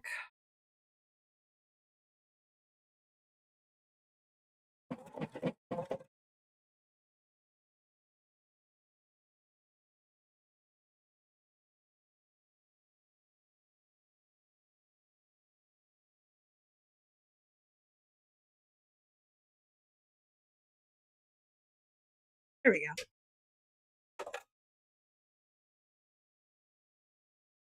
There we go. We've got our 2 little footers. Let me flip that back over onto the table and okay, Thomas, you do not need your white. We're going to give you your glow in the dark thread and get rid of all those because I need extra space on the thread tree for this giant ass spool.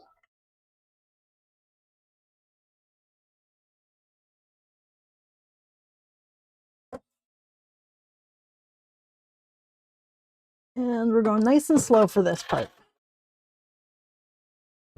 because he tends to have issues with his glow in the dark thread.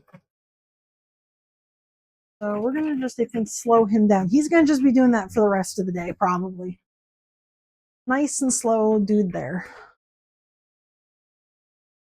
And I can stitch some wolf together. Ah, zap! Ow! I don't need electricity. Hard.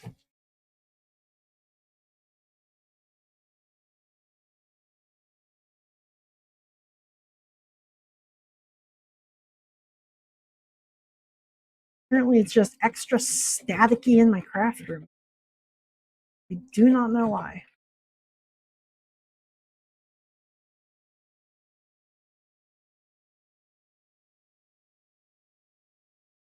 Okay, then this part is the 8 layers.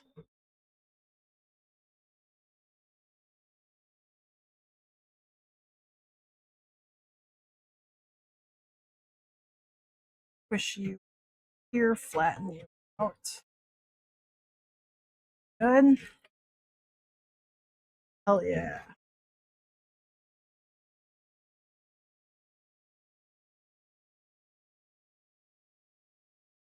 Right up to that edge.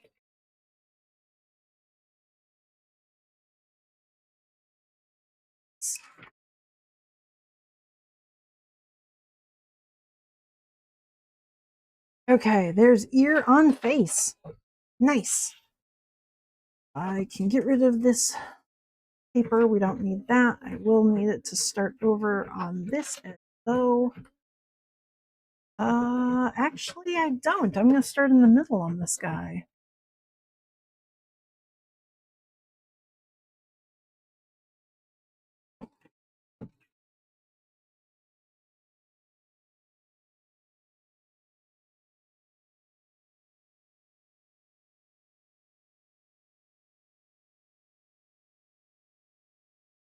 And let's just line you up properly, maybe a little bit.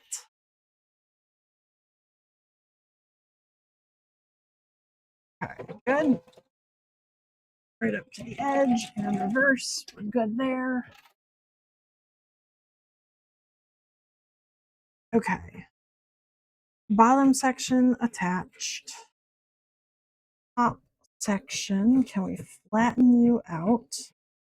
Ah, so many layers.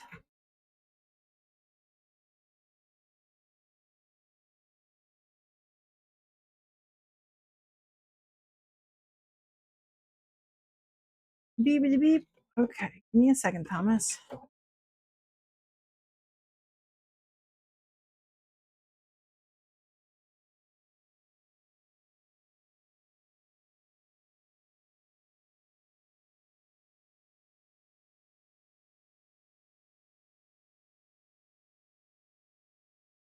Through there, nice. Okay.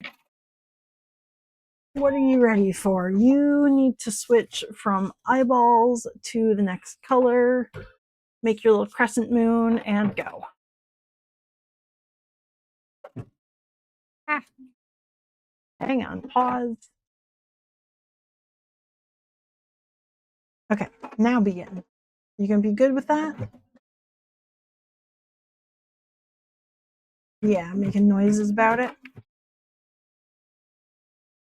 Well, that's what happens when you don't cut your thread. You have to bitch about it afterwards. Okay, so that was the two top sides.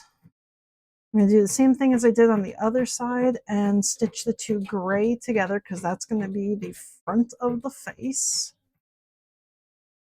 And I want to make that look nice and smooth and clean. The back side is going to be hand sewn.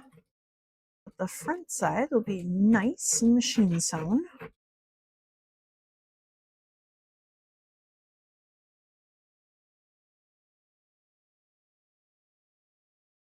Move that out of the way there. Line you up. Nice. And go back a few stitches. Yep, perfect. Right to the edge of the white. Forward.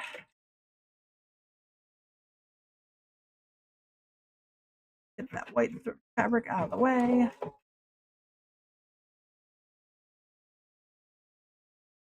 Right up to the edge of the white and back. Nice. Okay.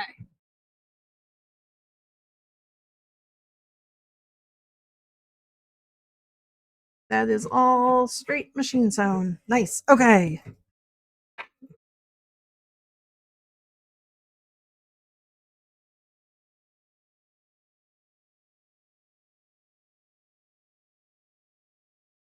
We're gonna come back over to the table. The body is completely done, so I can actually flip that.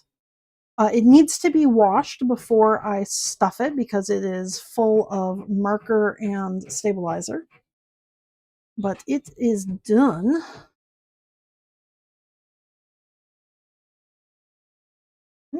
Pull that leg through.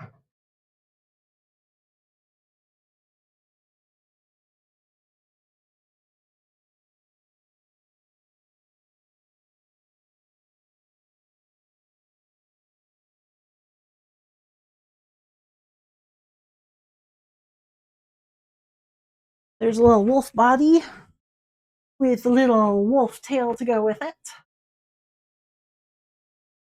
There's the face. Where did I put the snoot? Right there.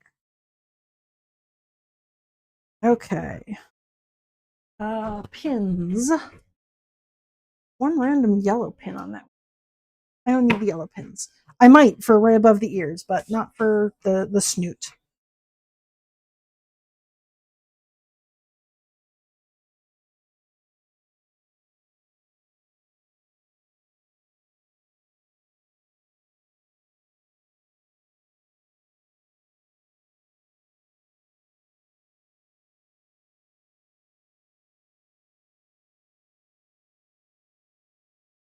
Okay, those two snoot bits line up. Nice.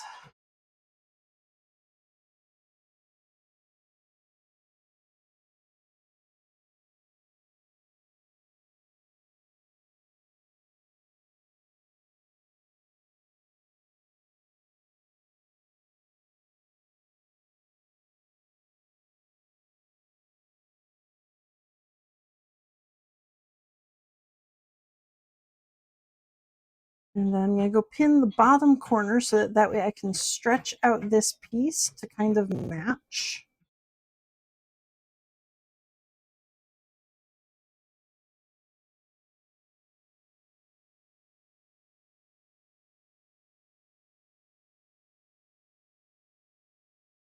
There's going to be a whole bunch of pins in here too because I need to stretch it, which means I'm going to try and roll. So the pins are not so much to keep it together, but to keep it flat.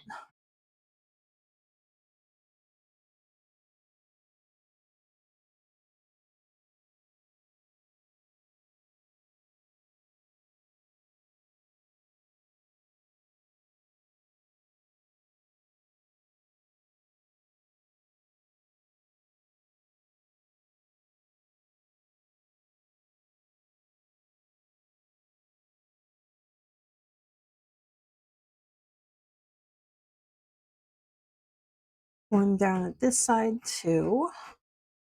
And then I can stretch and get the face and the little muzzle to align.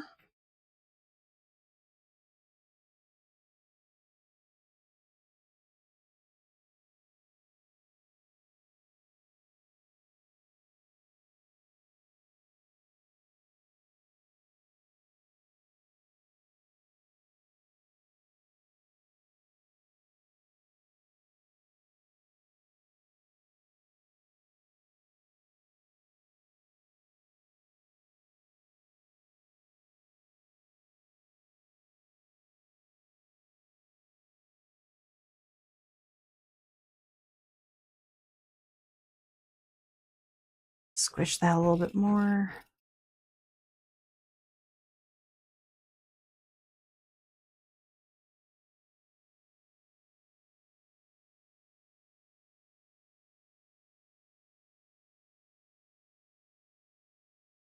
Okay, so that goes all the way around the muzzle there. When that is done, I then can connect the bottom of the muzzle to the side there. And then from there, everything around that side will go onto the back of the head here. I don't need to leave a hole in the bottom for the neck because the neck actually attaches in the back. So it'll be like kind of sitting here, so he's kind of looking up instead of straight forward. Okay, let's go get that muzzle attached.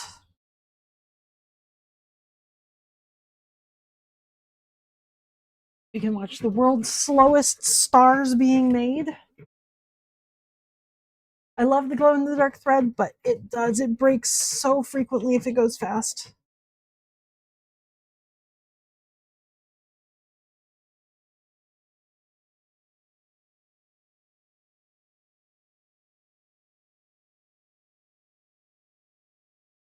Okay, let me squish you flat here.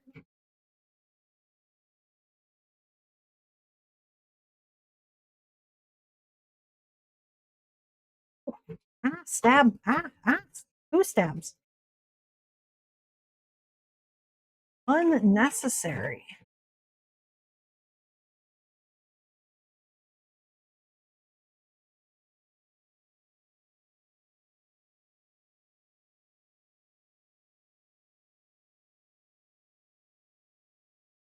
Pokey stick, I require your assistance.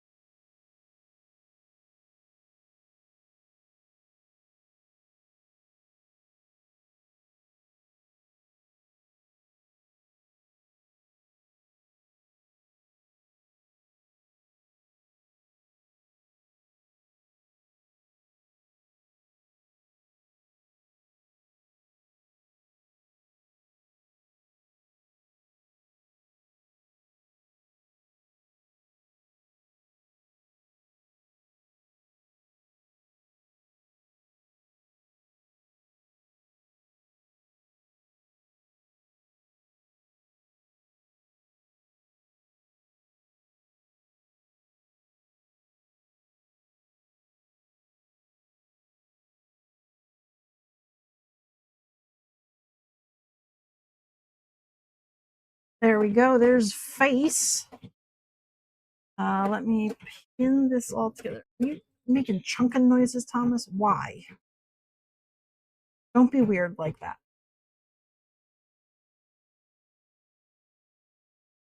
Thread's too bulky for you.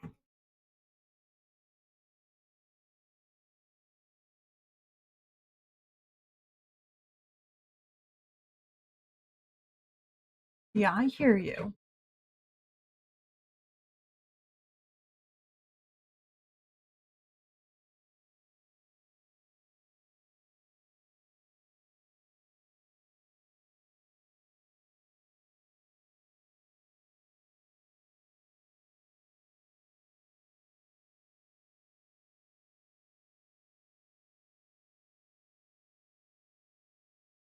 Ah, he's just not having fun with that thread. He says it is way too bulky for him. He's complaining. I'm gonna go to there, right to the edge, and we're going forward.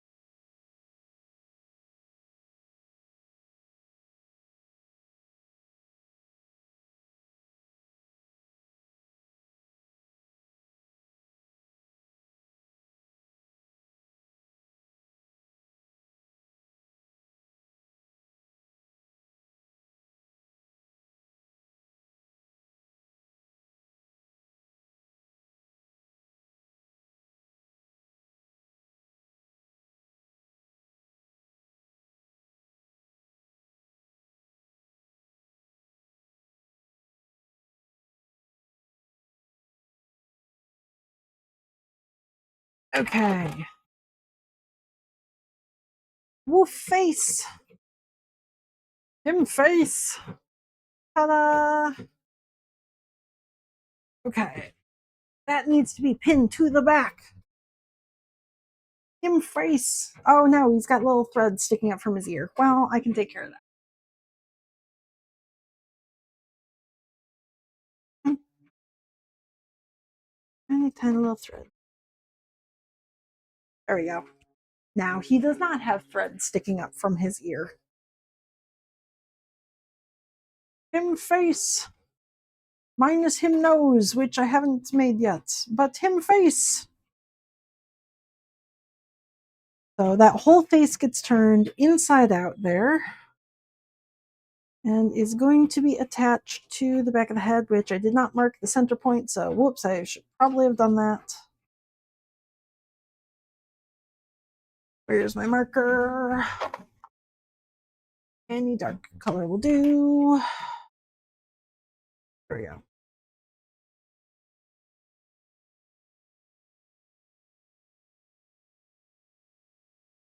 Good sides go together. And face gets squished.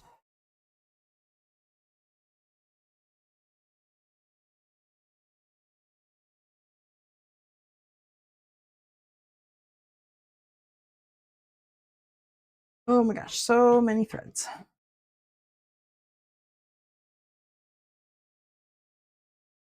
I might actually have to break out my yellow pins for this guy. Just because right where that ear is, there are so many layers of fabric. I'm going to be going through, I think, 9 layers of fabric right here.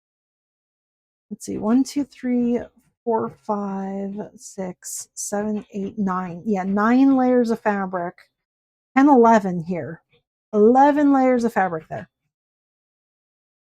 So I might need a little bit stronger of a pin to hold everything in place.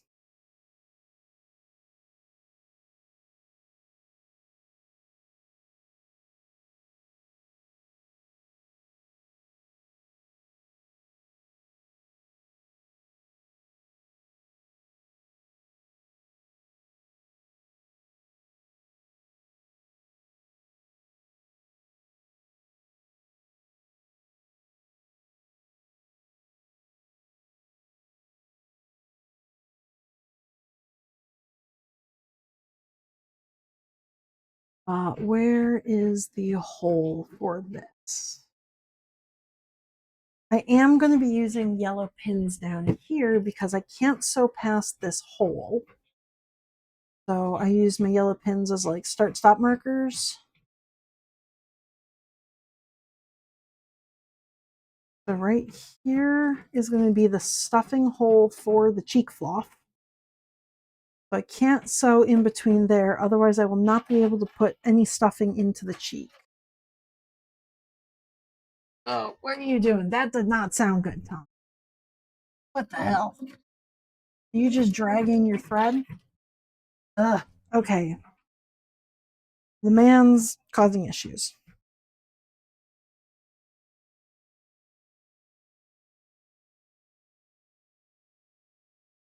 So right here is going to be my next start stop point.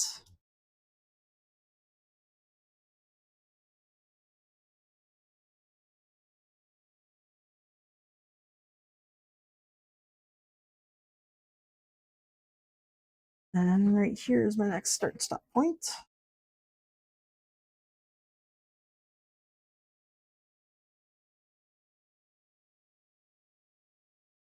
Ah, mess. Oh my gosh, dude.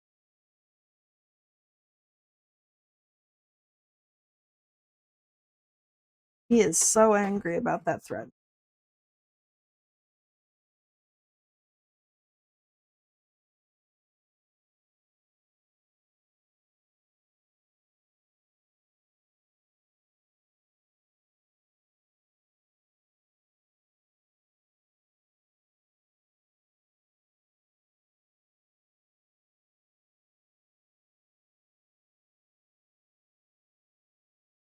You good? Sir. Good Lord. He is just not happy with that. Oh, boy, dude.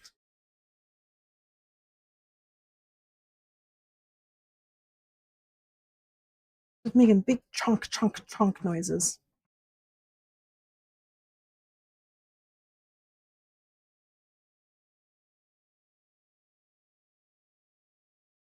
Okay.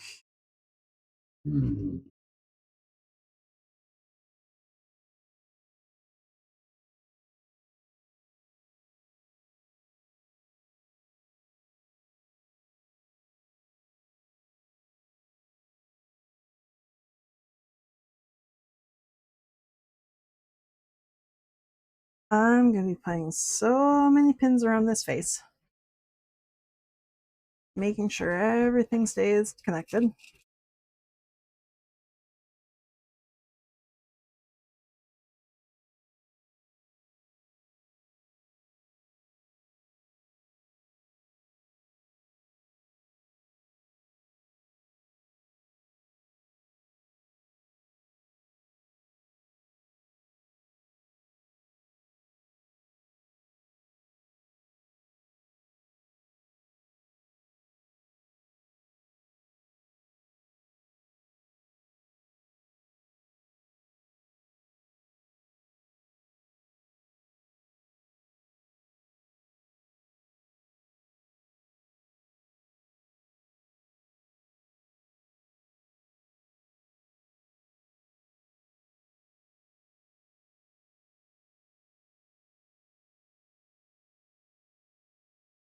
Okay. Top and left are done. Just need this right side. And then I get to go see if Bernard wants to sew this. If I was him, I would say no.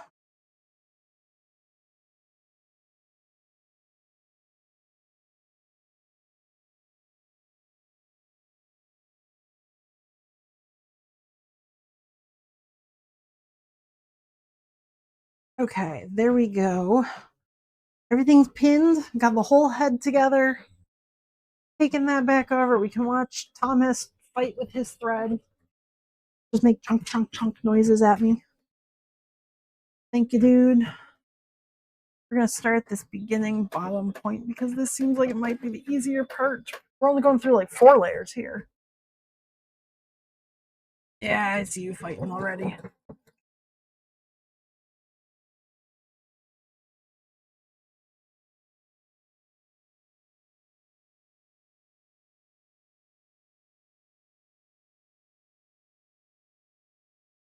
You got this.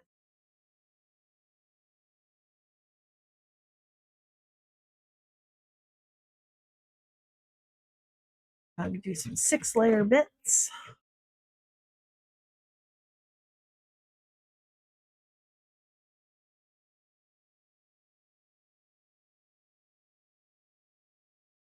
You got this.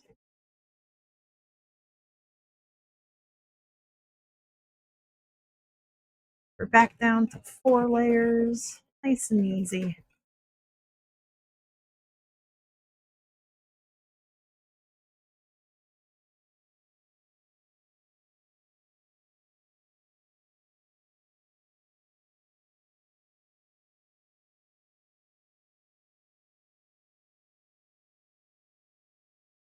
Did I get all the layers? Yes, I did. We're good there. Very nice. Okay, now let's go up to that 11-layer area. Ready? You got this?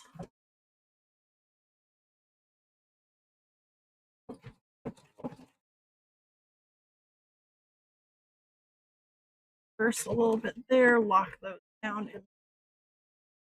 Do not think that one little layer is going to be hold it. Okay. Oh, you are struggling. Sorry, dude. This is definitely close to your maximum. You're doing so well, though. You got this.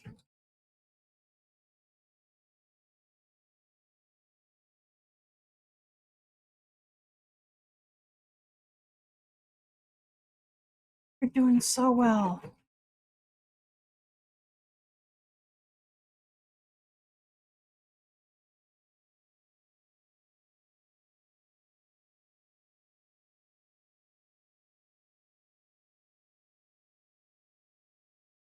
Just a little bit. This is the 11-layer area.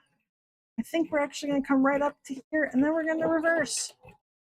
Yeah, we're good. We're going to just kind of skip over that section, I think. We'll come back and get that from the other direction. Yeah, you got this. Ah, you're so good. You did it.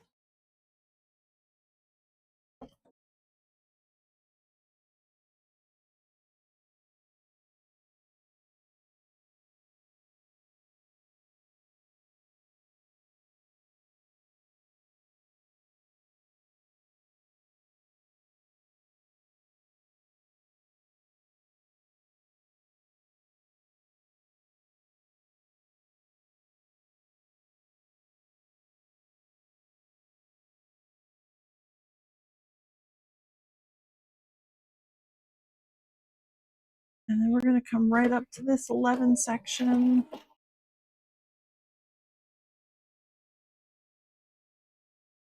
You good? Okay. The man's been making noises. Right up to there, and then reverse there. Nice. You got that. Bernard, you're doing great. Then we're going to go to the other side.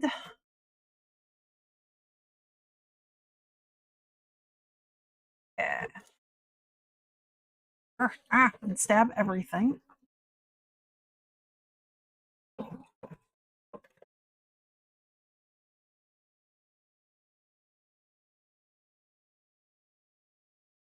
right up to that section. Other direction. Got this and reverse there.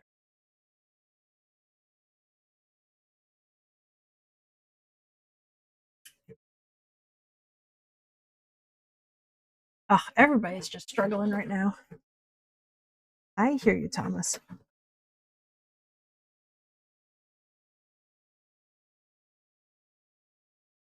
We're going to jump over the 11 section. Right here. We'll come back and approach that from the other side.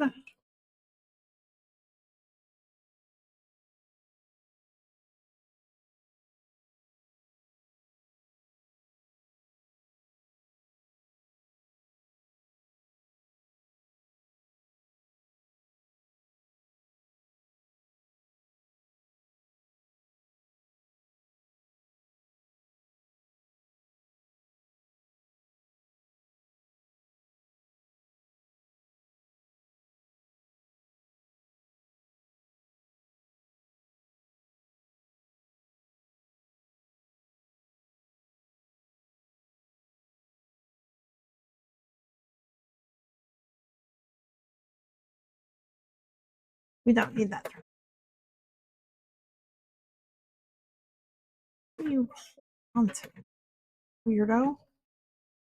Okay, so that was to right there. Now we flip you over. We're going to go from the other side. No, that was wrong. We don't want you to cut. We want you to stitch.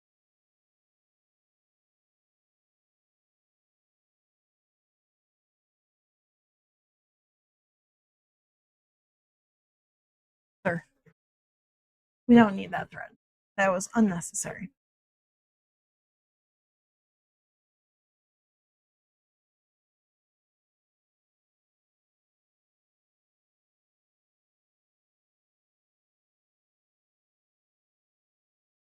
No, see, Thomas, that was bad. You're not supposed to do that.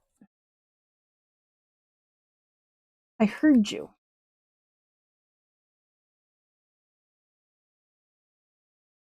Okay, let's get rid of that. Yeah, see, that's wrong. That's you eating your thread. I heard you.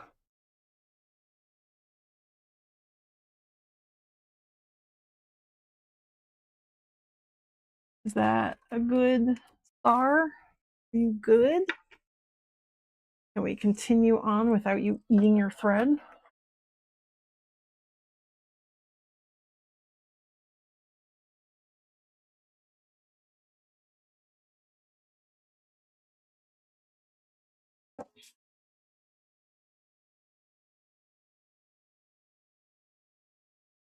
Okay, I think I want to advance you forward a couple of steps.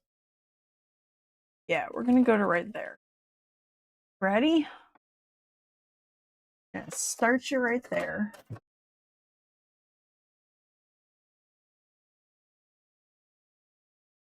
Can you just be normal? Please.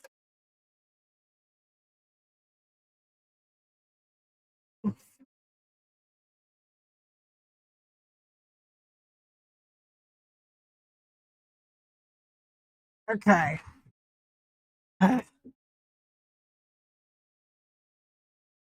Heard him. He was not being normal.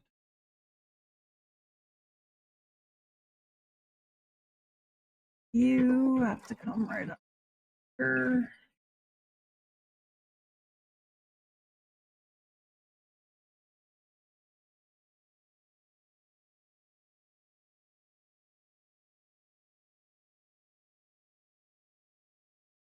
Okay, I think that is all the way around. I don't think I have any holes. Let me flip that over and check.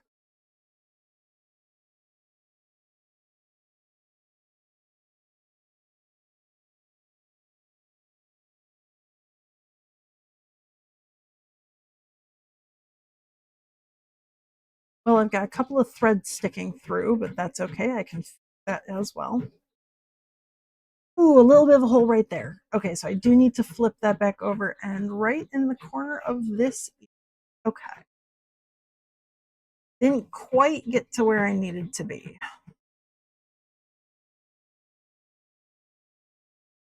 Which way did I not make it? Right there? Okay. Gotcha.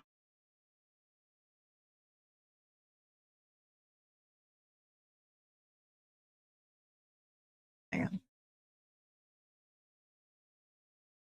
Eh.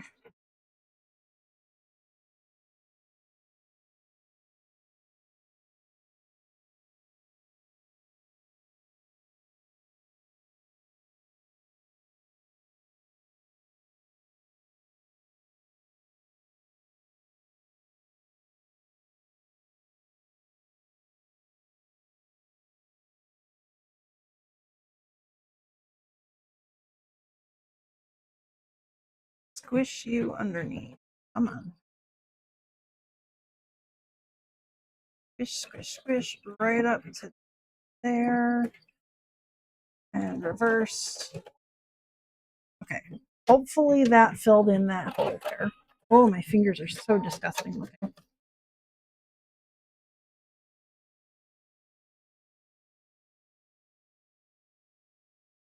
Okay, now let's flip and check that ear. I did. Okay, no more hole. That did get it all the way there. Hell yeah. Okay, flip that face. You sound terrible.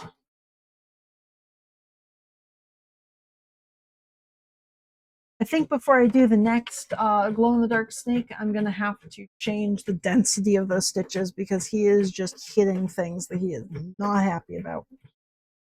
There's way too much thread right in those areas.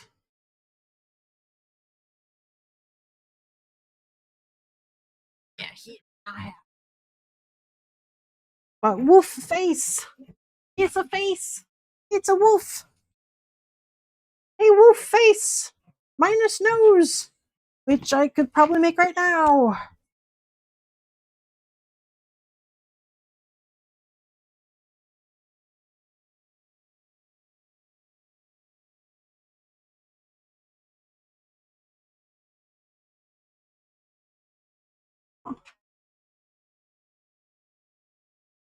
Okay.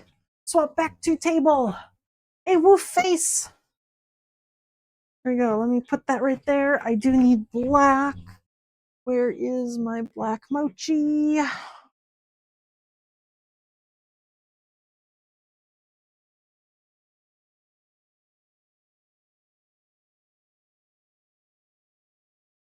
Here we go.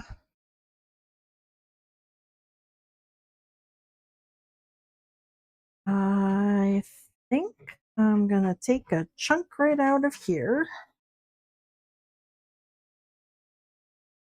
And I'm going to do this totally scientifically and go chop, chop, chop.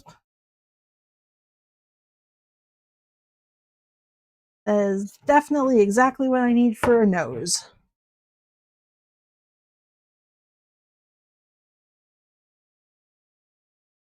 I need a chunk of paper, recycle bin. Good. There we go. Let's see what size nose is going to be best.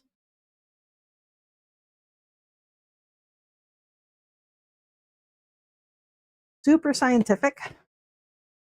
Put him face here.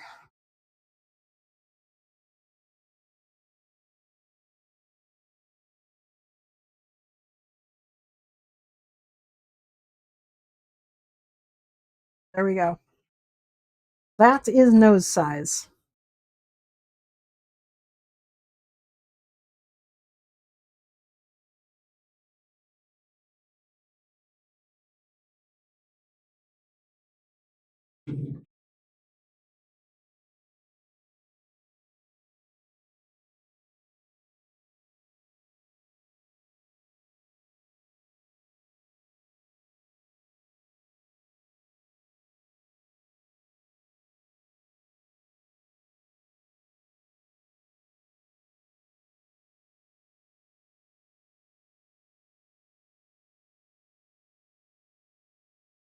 nose. That may actually be a little bit too big. Let me just take down the lines. Because whatever pattern piece I make is going to be a little bit larger just because of the way the fabric stretches and also that I trace around the outside of the pattern bit.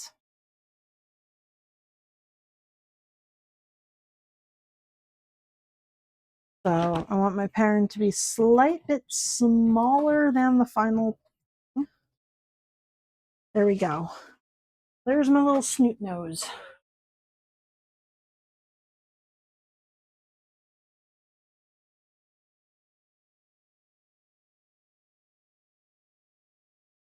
And I think I'm going to try and do it this way.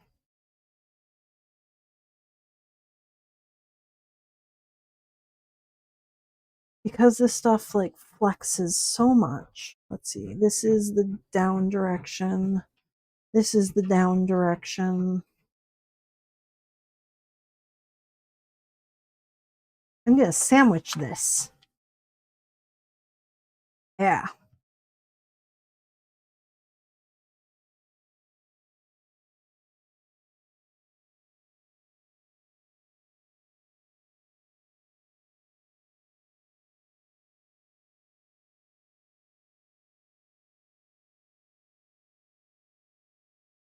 There's my snoot.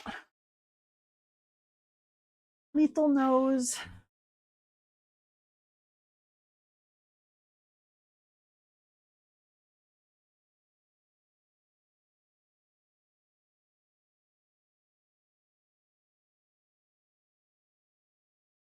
Okay. Cut off all the extra. I don't need that. Let's go see how well that stitches up. And by us see that stitch up, I mean we're gonna mostly watch Thomas be bad at. Oh, who sent me an email? Oh, WordPress sent WordPress. Those are the most boring of emails. Okay. Black thread for this because this is black on black for the nose. I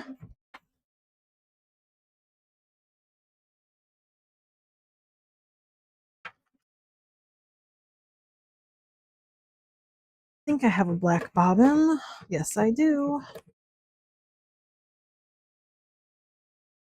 Thomas, you sound terrible.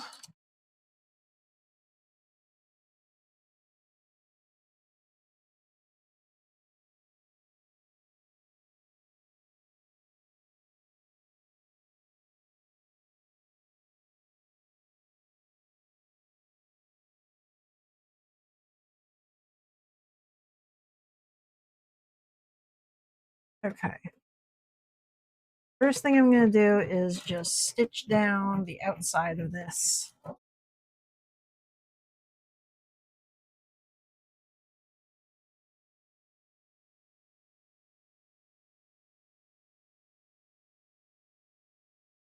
Pinning down everything in place. Cool beans, clear foot that I can stitch around it.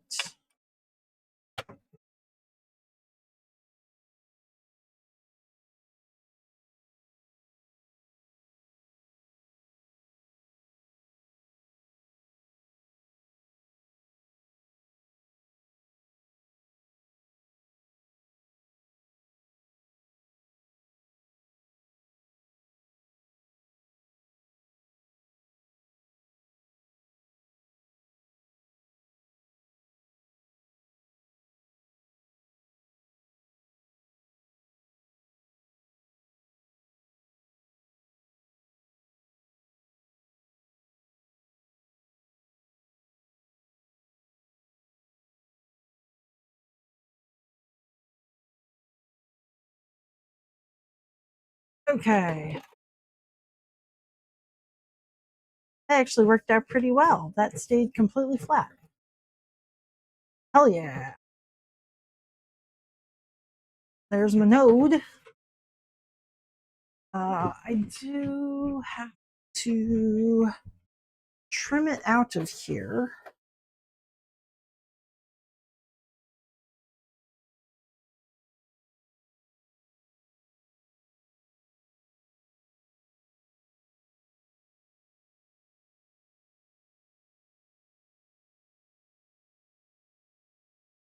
Look at that. That actually turned out really nice. Nice. Hell yeah. Ah, rip.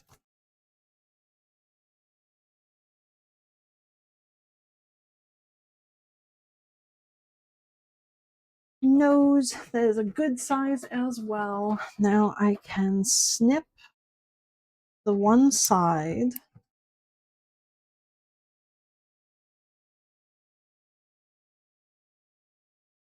And where is my flipper tool? I'm using it for bats, so it's over by Bernard. Okay.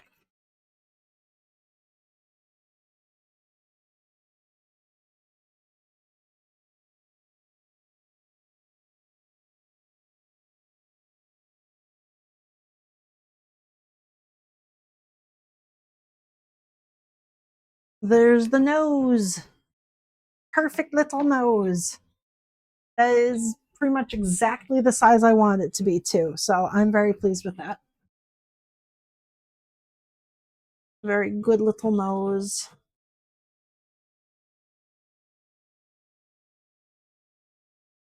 That will be hand stitched on after the head is stuffed.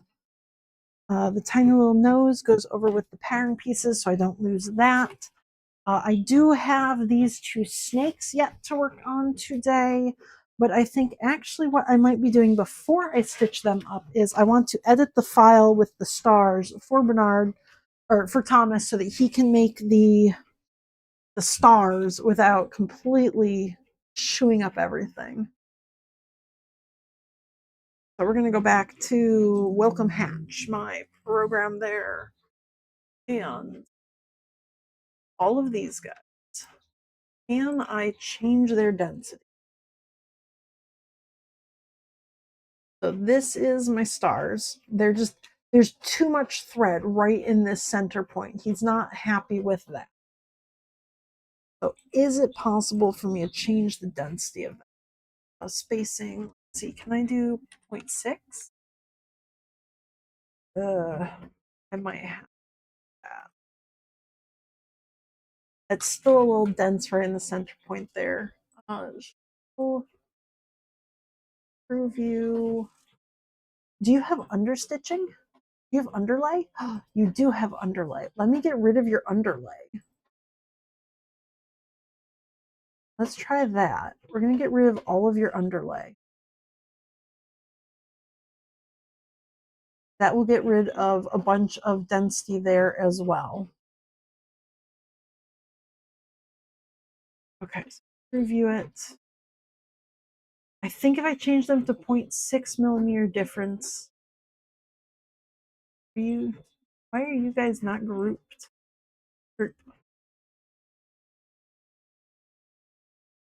I'm going to select all of these stars.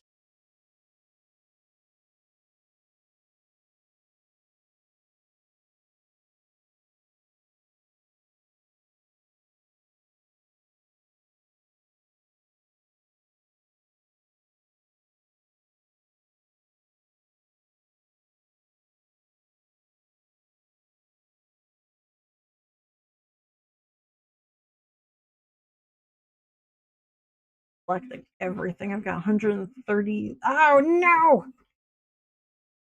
Starting over because I selected the edge of that instead of the center point because that's annoying. Oh, and I want to change this so it goes here, then that goes there. Yes. Perfect. Okay. And then this, still not group.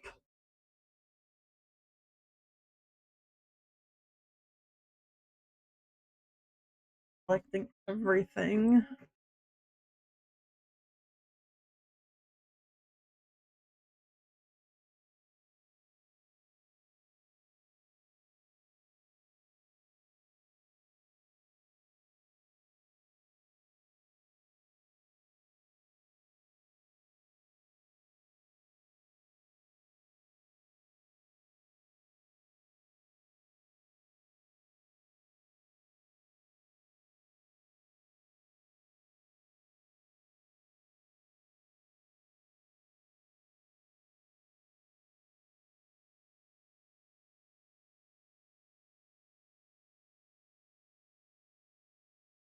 Okay, so that's all of my stars selected. I'm going to get rid of their underlay. Nothing underneath the stitches.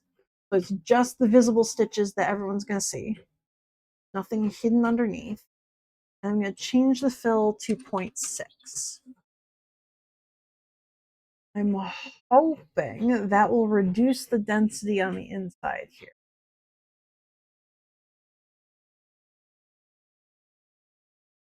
Then to make sure that everything, I'm going to make these, I don't want to do white because I won't be able to see them on my screen. Yellow. I want him to be a different color.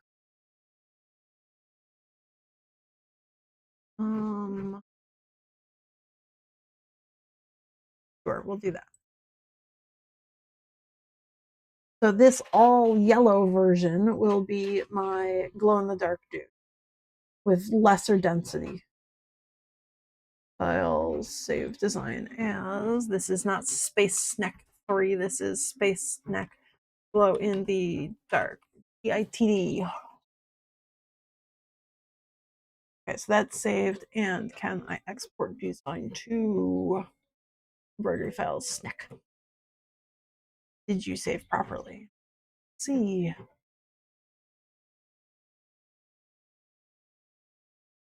Plushies, neck, embroidery files. Yes. Okay. If I open recent, space neck. So this is my space snack. I think what I'm going to do is actually change these to, I'm going to do a dark blue color so that it's just very obviously different from the yellow. Yes, we're going to save you and we're going to re-export you as Space Neck 3. Yes. Did you save properly? No, you did not. Okay, let's try this again. File. Export. Space Neck 3. Yes. Did you save? You did! Fantastic.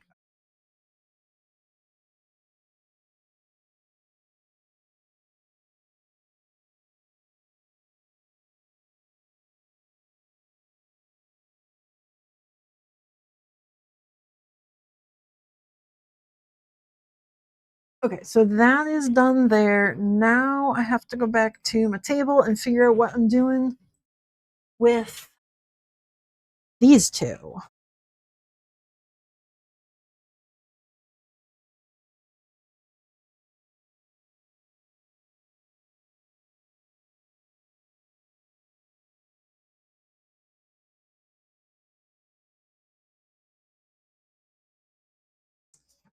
Oops, I taped that down. I forgot about that.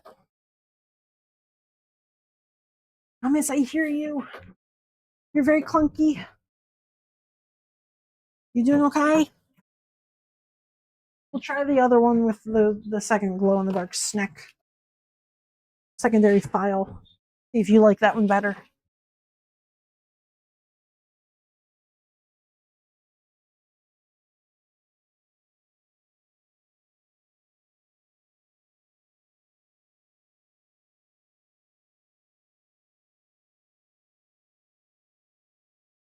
Okay, so for this snack, I don't have the file all the way around because he was slightly too big for my embroidery machine when I made him that size.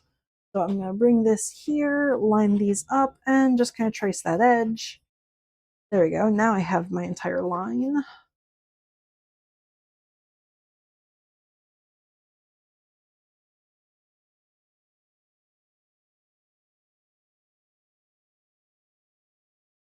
Okay. So this full guy around here, I need to leave holes for me to stuff him. I think I'm going to leave a hole right here and one right here. This hole should be able to stuff his face and down here. This should be able to get to here. If I leave this hole, I can get around the two sides here. From here, I might do one here. That will get me to the tail and everything else. And I might leave one right here as well. So those are going to be my stuffing holes. That's where I will leave a gap in the stitches. I think that's going to work.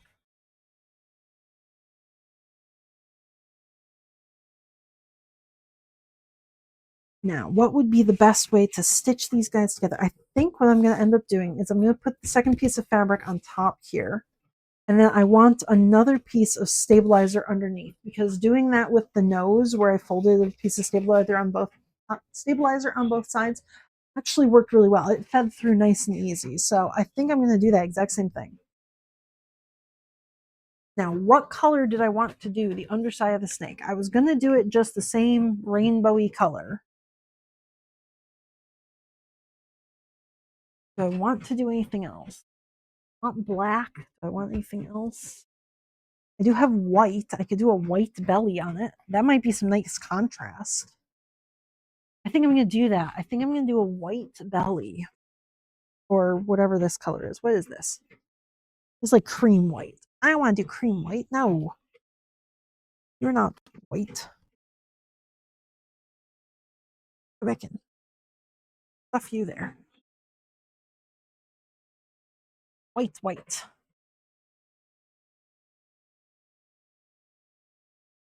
Okay, I've got white, white. I think I'm going to do the white belly on it. I think that contrast will be very nice.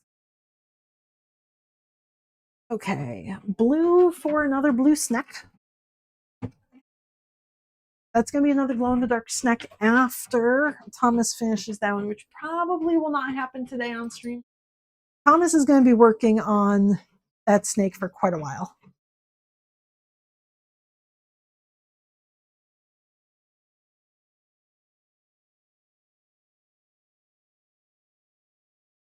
Hang that up there. I can get rid of my pins, get them out of the way. We'll just give the second pin cushion to Thomas. He'll be fine with that. Hold it for me. Woo! Little nose. Okay. This woof gets put in the bin with all the rest of the bats I've made that need to be washed. So woof is done for today. Woof will be sewn together tomorrow. And we'll see how woof does.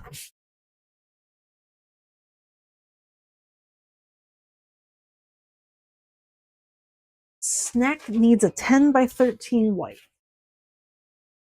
Another 10 by 13 for that one as well.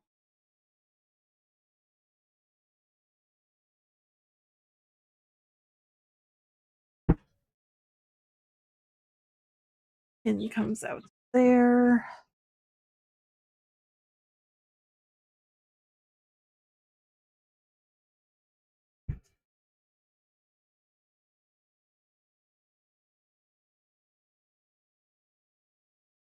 Uh, 10 by 13. Get all that out of there. I only want to cut through one layer right now.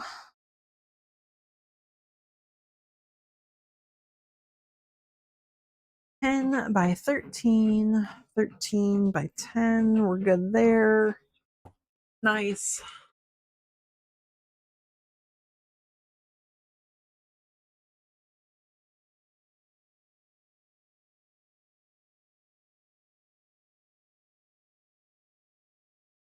Ten by 13. I'm going to put that with the snack, and let's get another one cut out of here.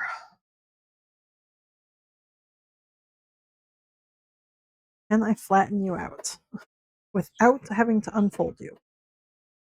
Maybe. Good. Okay. 13 by 10.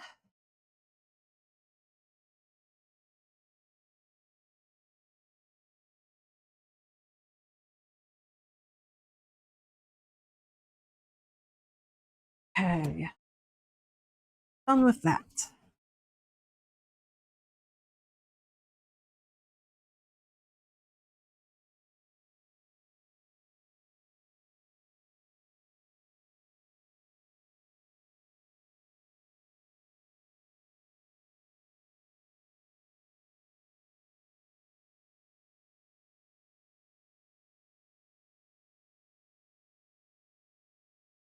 for the snack, I want a piece of stabilizer that is, what did I say, 10 by 13 actually. I don't need to do anything bigger than that. So I think I'm going to use this. 10 by 13 because I can do 20 by 13 and I can get both of them.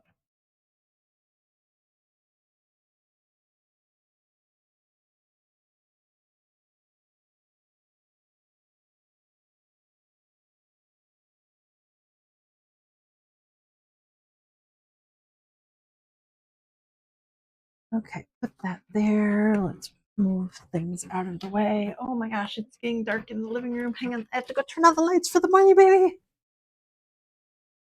Mr. Bean, you're sitting around in the dark. Oh, you are happy in the dark. Okay. Oh, glad to know. Would you like some more leaves? Get you some leaves.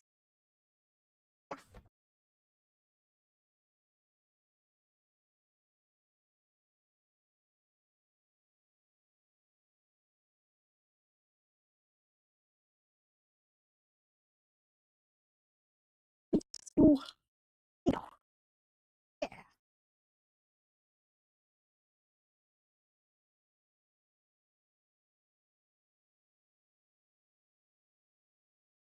Okay.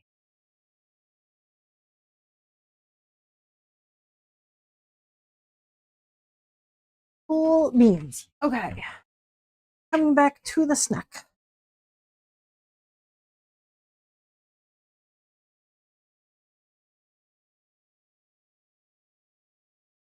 There's my snack. This is the right side, and it brushes down this way. Down that way, so it should go here. Like that. I'm going to put this stabilizer right behind it. Like that. And then I think if I pin this together, that's going to be the best way to actually stitch it. I'm going to need some big yellow pins, I think.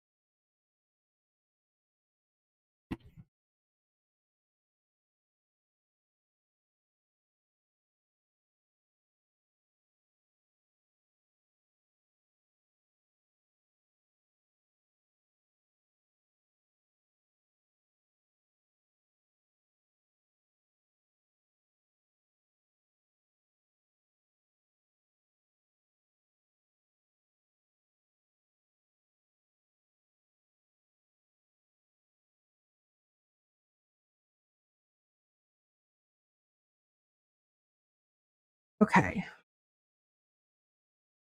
I think that's going to be the best way to stitch that dude together.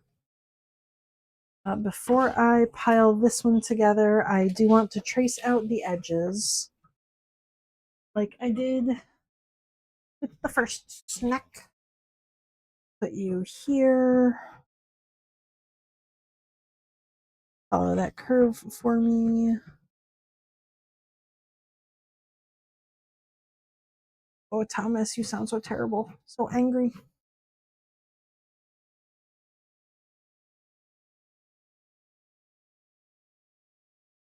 Okay, and if I do them in the same place, I'm going to have one here and one here. One here. One here. And one here. Woo! Those will be my stuffing holes. Mostly hidden on the insides of the snick. The places you won't see them hand stitching. I think that'll be good. This one I'm going to hold off for now. I'm going to stitch this one first, see if that actually works. So, sewing machine with, we're going to put Thomas down in the bottom corner this time.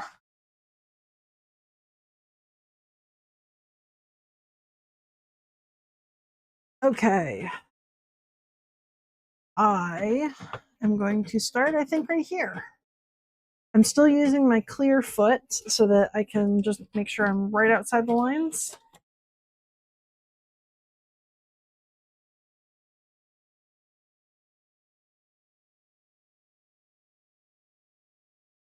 Oh, this is actually working very well. Okay.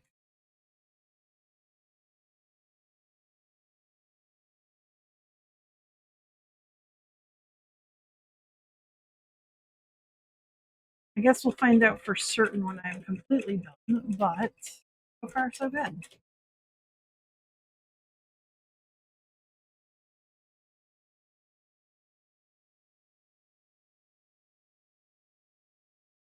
It is feeding through smoothly.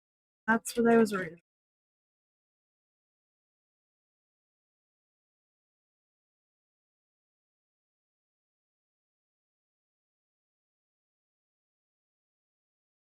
about. Okay, well, I need to remove the things from the side of my machine because he's going to smack everything.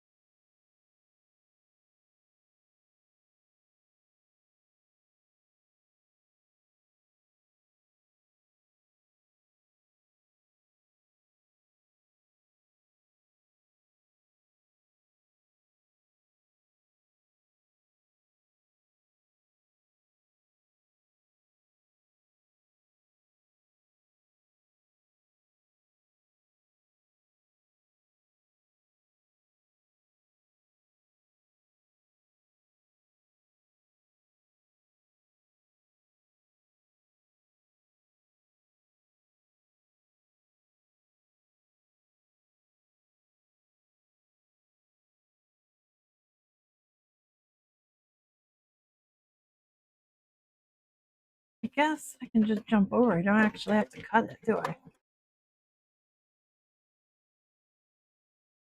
There we go.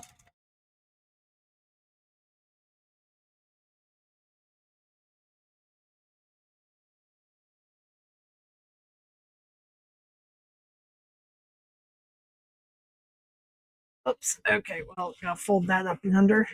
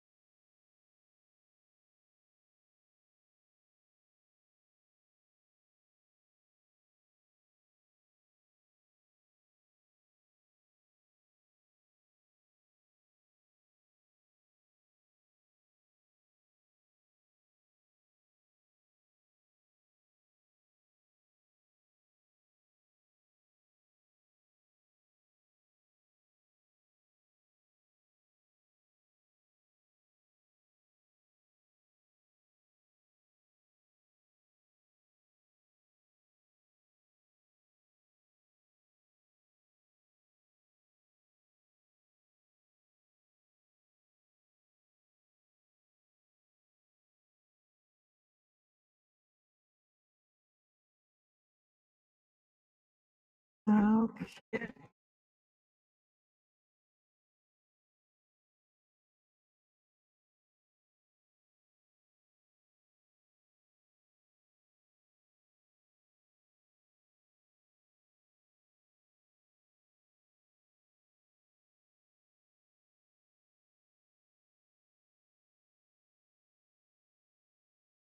Skip that hole.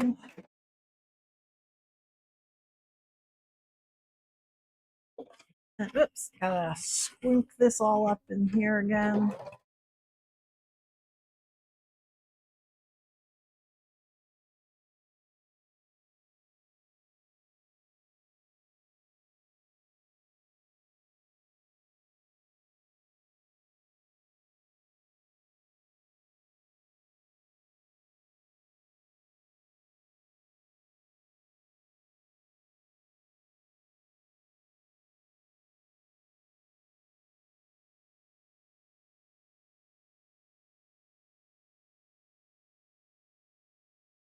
I think I might stitch around this twice, just to be sure that it is extra secure.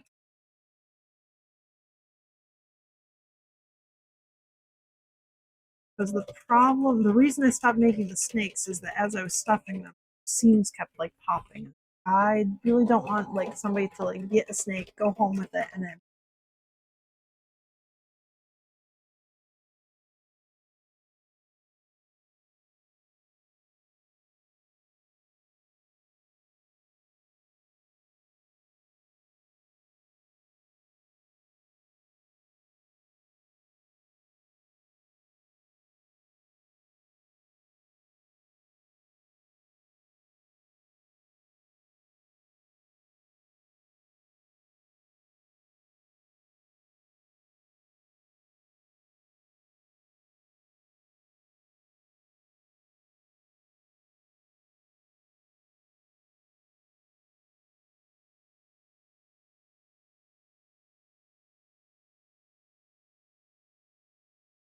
okay. So that's one time around. I think I'm gonna go around a second time, right to the side.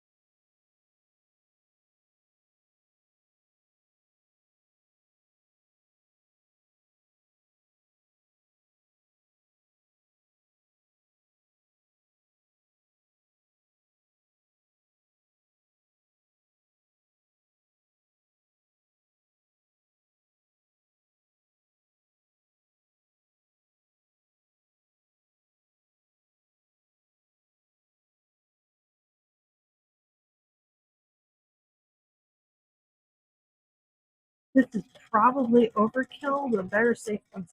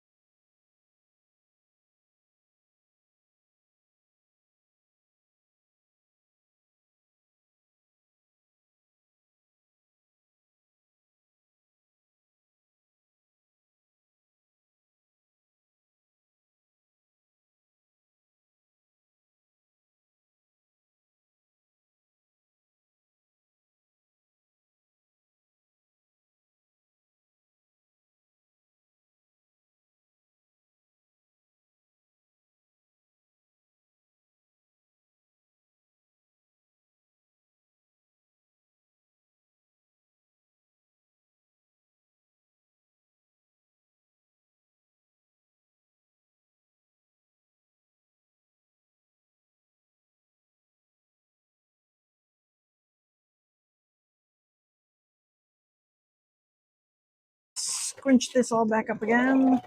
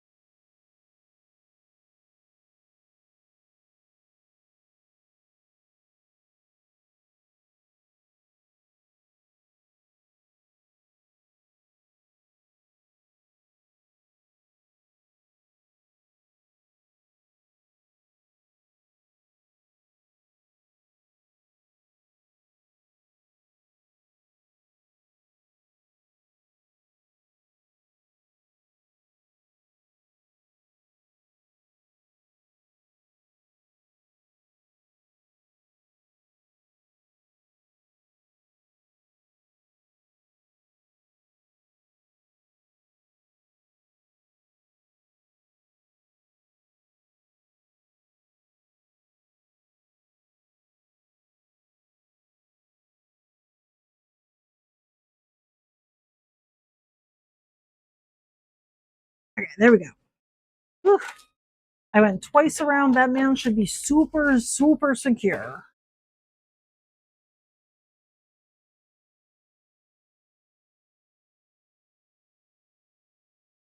I'm going to start by cutting it with the rotary cutter, and I think I actually want to use the big one because I'm going through multiple layers here.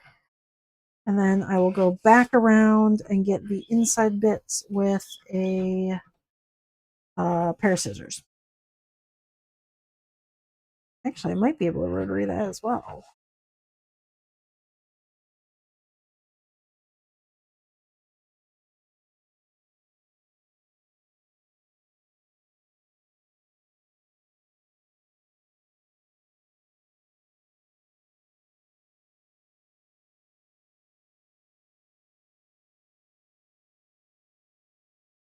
Okay, I did not cut through everything. Ah.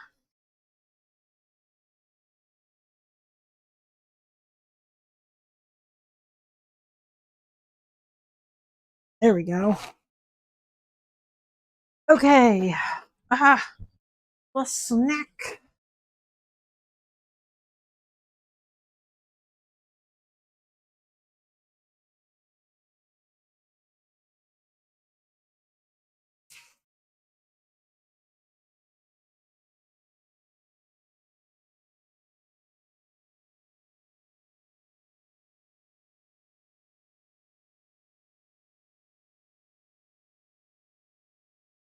That is actually going pretty well.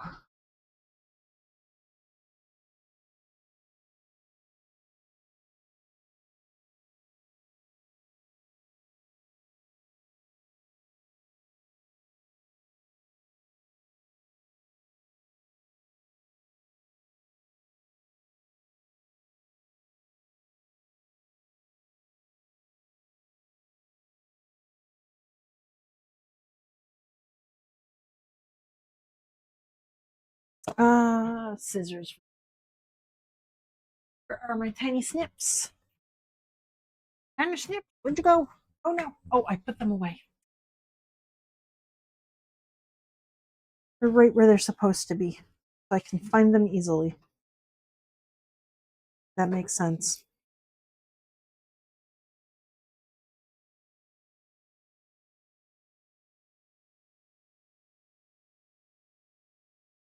Okay, that snick bit there.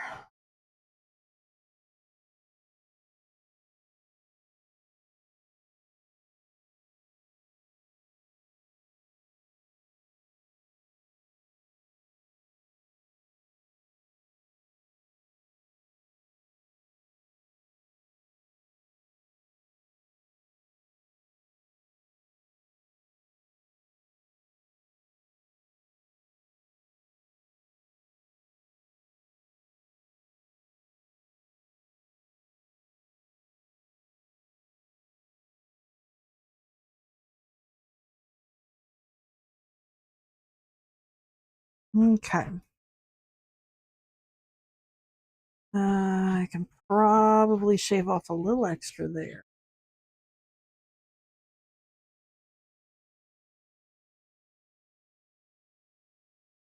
Yeah, okay, I think that's good. There's my snack. And you rip the paper off of said snack.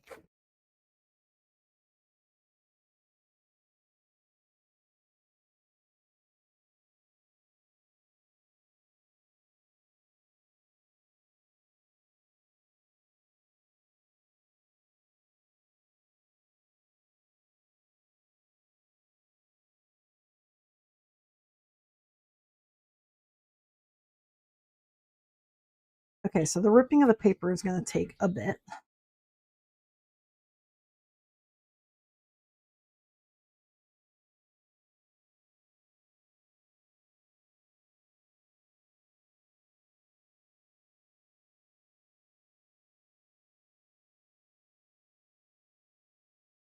Whew.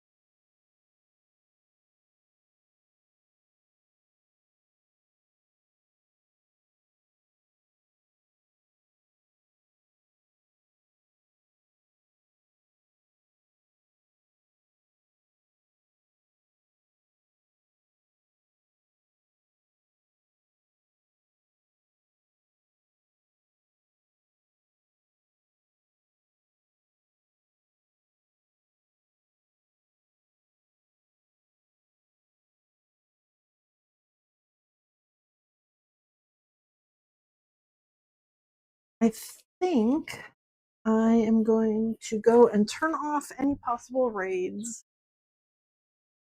Because once I get this snake all flipped inside out, I think I'm going to end my stream there for today.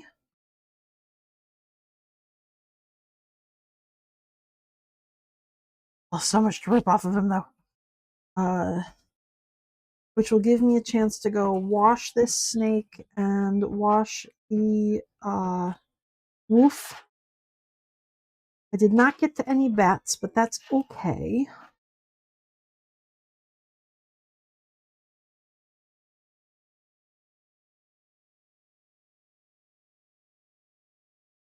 And I'll have this snake to finish up, and the glow-in-the-dark snake that Thomas is currently working on. I'll have those done. But I will probably not stream them finishing up. And I will not be streaming tomorrow because I'm, again, going to sit like a gremlin and hand sew everybody together, finish everybody up. And then next week, I'm not planning to stream on Monday or Tuesday. I will be back on Wednesday. Husband has off of work on Monday and Tuesday, so I'm going to use that as my weekend with him because I have a event this Saturday, so that day is taken up. So my weekend's going to be Monday, Tuesday.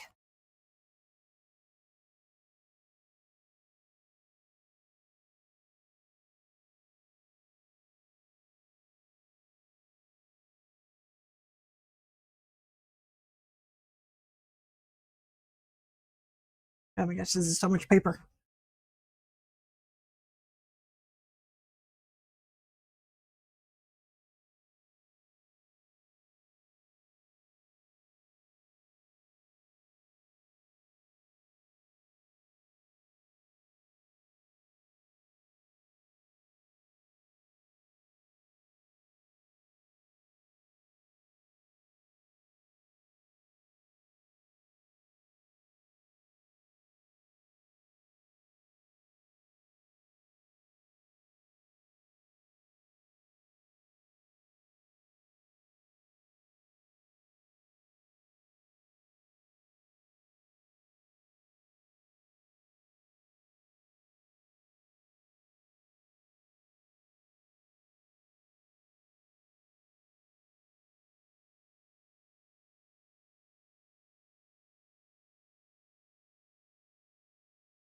Good enough there.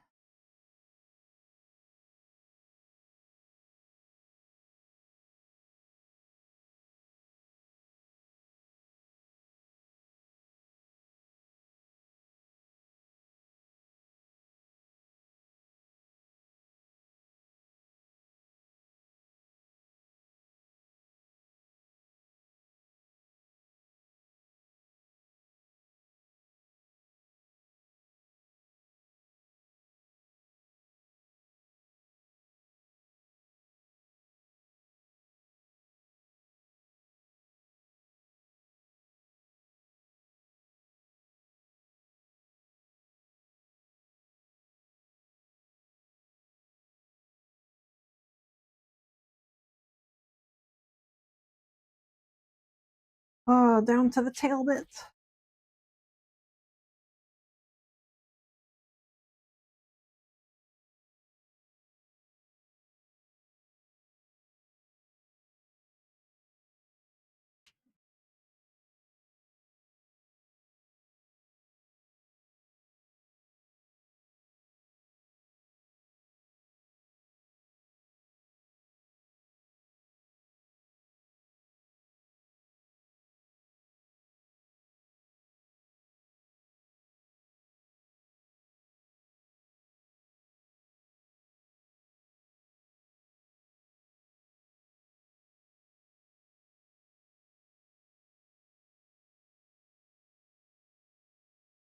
Okay.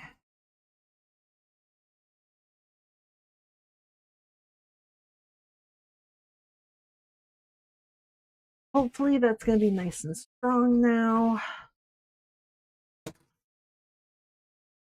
All of this paper crap.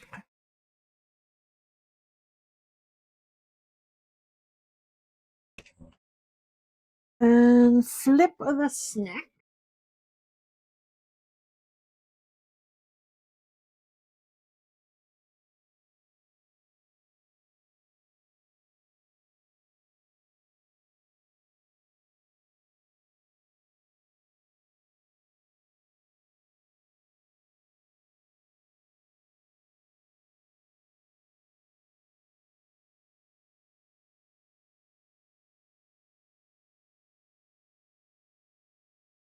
Come on. No, this is too much snack. Too much snack to flip. Come on. Snack, you've got this. Yes, there we go. Woo!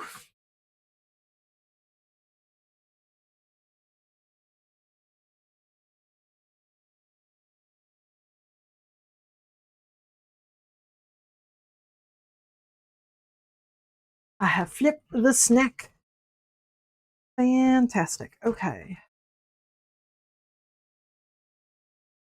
It's still got all of the water soluble stabilizer on it because I didn't rip that off before I stitched it. I was worried how that would affect the outline. But, oh, I like that rainbow. Oh, I think this was a good idea. Oh, that's a fun snack. Where's the hole in your tail? I forget where the flippy is. Right there? No. I know there's a hole somewhere around here. There it is.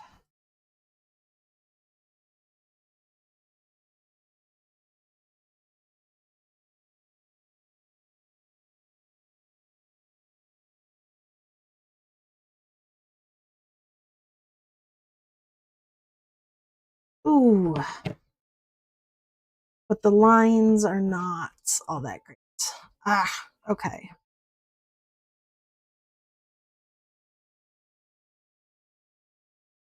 Maybe I shouldn't be tearing this away from those stitching lines. Or I do need my triple stitch on those.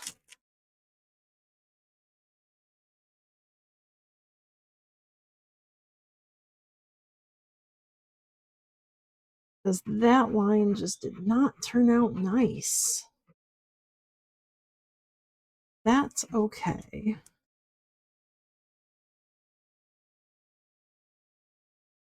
Nope, that didn't turn out nice either. Ooh. Okay, so I'm not going to pull that off because I'm going to just wash it away so that it doesn't pull any of the other stitches out. This one is going to be a oopsie snake.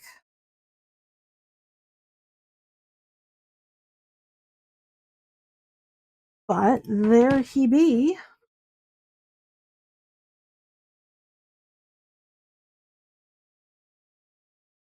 And oops, that I can snip that right there. So this guy's going to get a bath to remove all of this stabilizer. He's not going to shed his skin. He's going to get it washed off of him.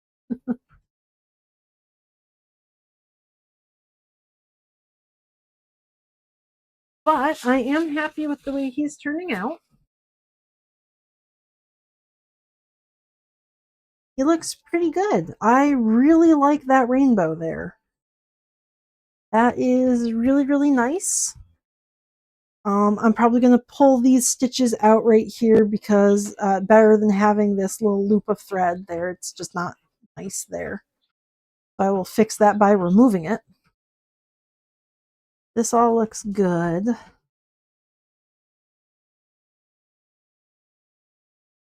Yeah, I think I'm going to have to make that a triple stitch, even though I didn't really like the way it turned out. Triple stitch is at least a little bit stronger. So, okay. There we go. There's my snack with his half shed skin. Snack.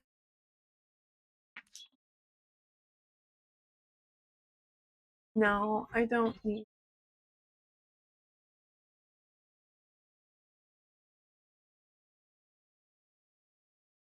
Okay.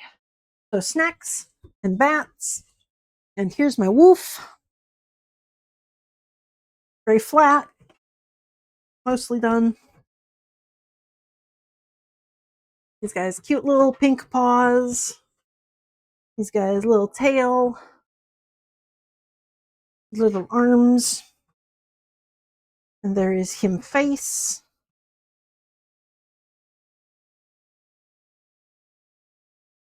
And his funny little nose.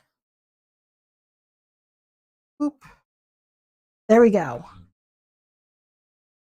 He looks a little cross-eyed right now, but he'll look better once he's stuffed. So I think I'm all set for October market. I've got the swoops. I also have some frogs that I made earlier. So I have some swoops frogs as well. So bats and snakes and frogs and a woof. I think that's good.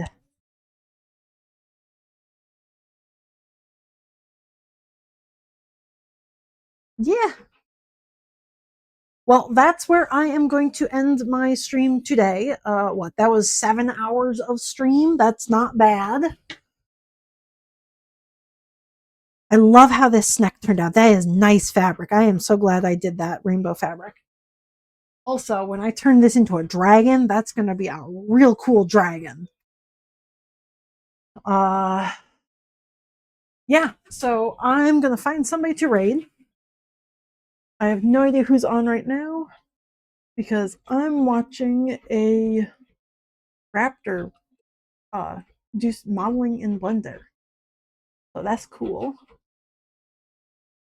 Let's see.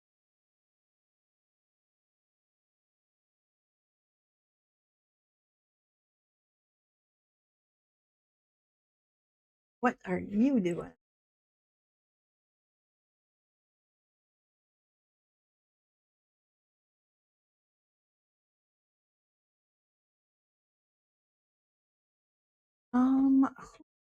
Doing anything fun?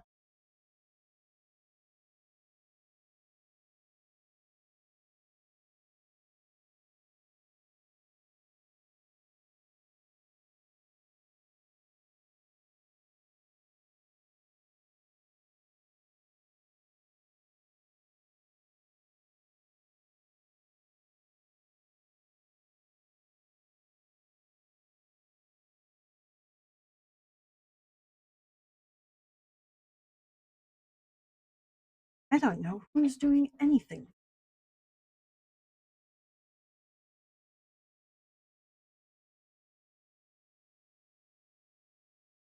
I guess we're gonna go to Grassy Wren because they seem to be the only ones streaming right now. He is playing Silk Song. So he's at the good part of Silk Song. Okay. If you don't want spoilers for Silk Song, you should leave.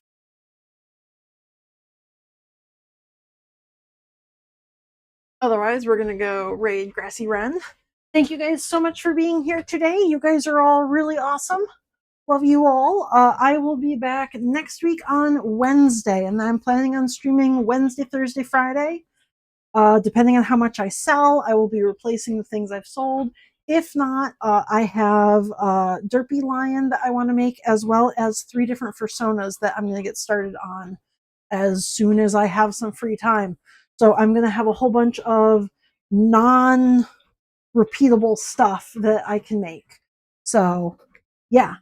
Rest of October is either going to be I sold a lot and I need to replace everything, or all these unique things. They'll be a lot of fun. So, yes. I will see you guys when I see you next.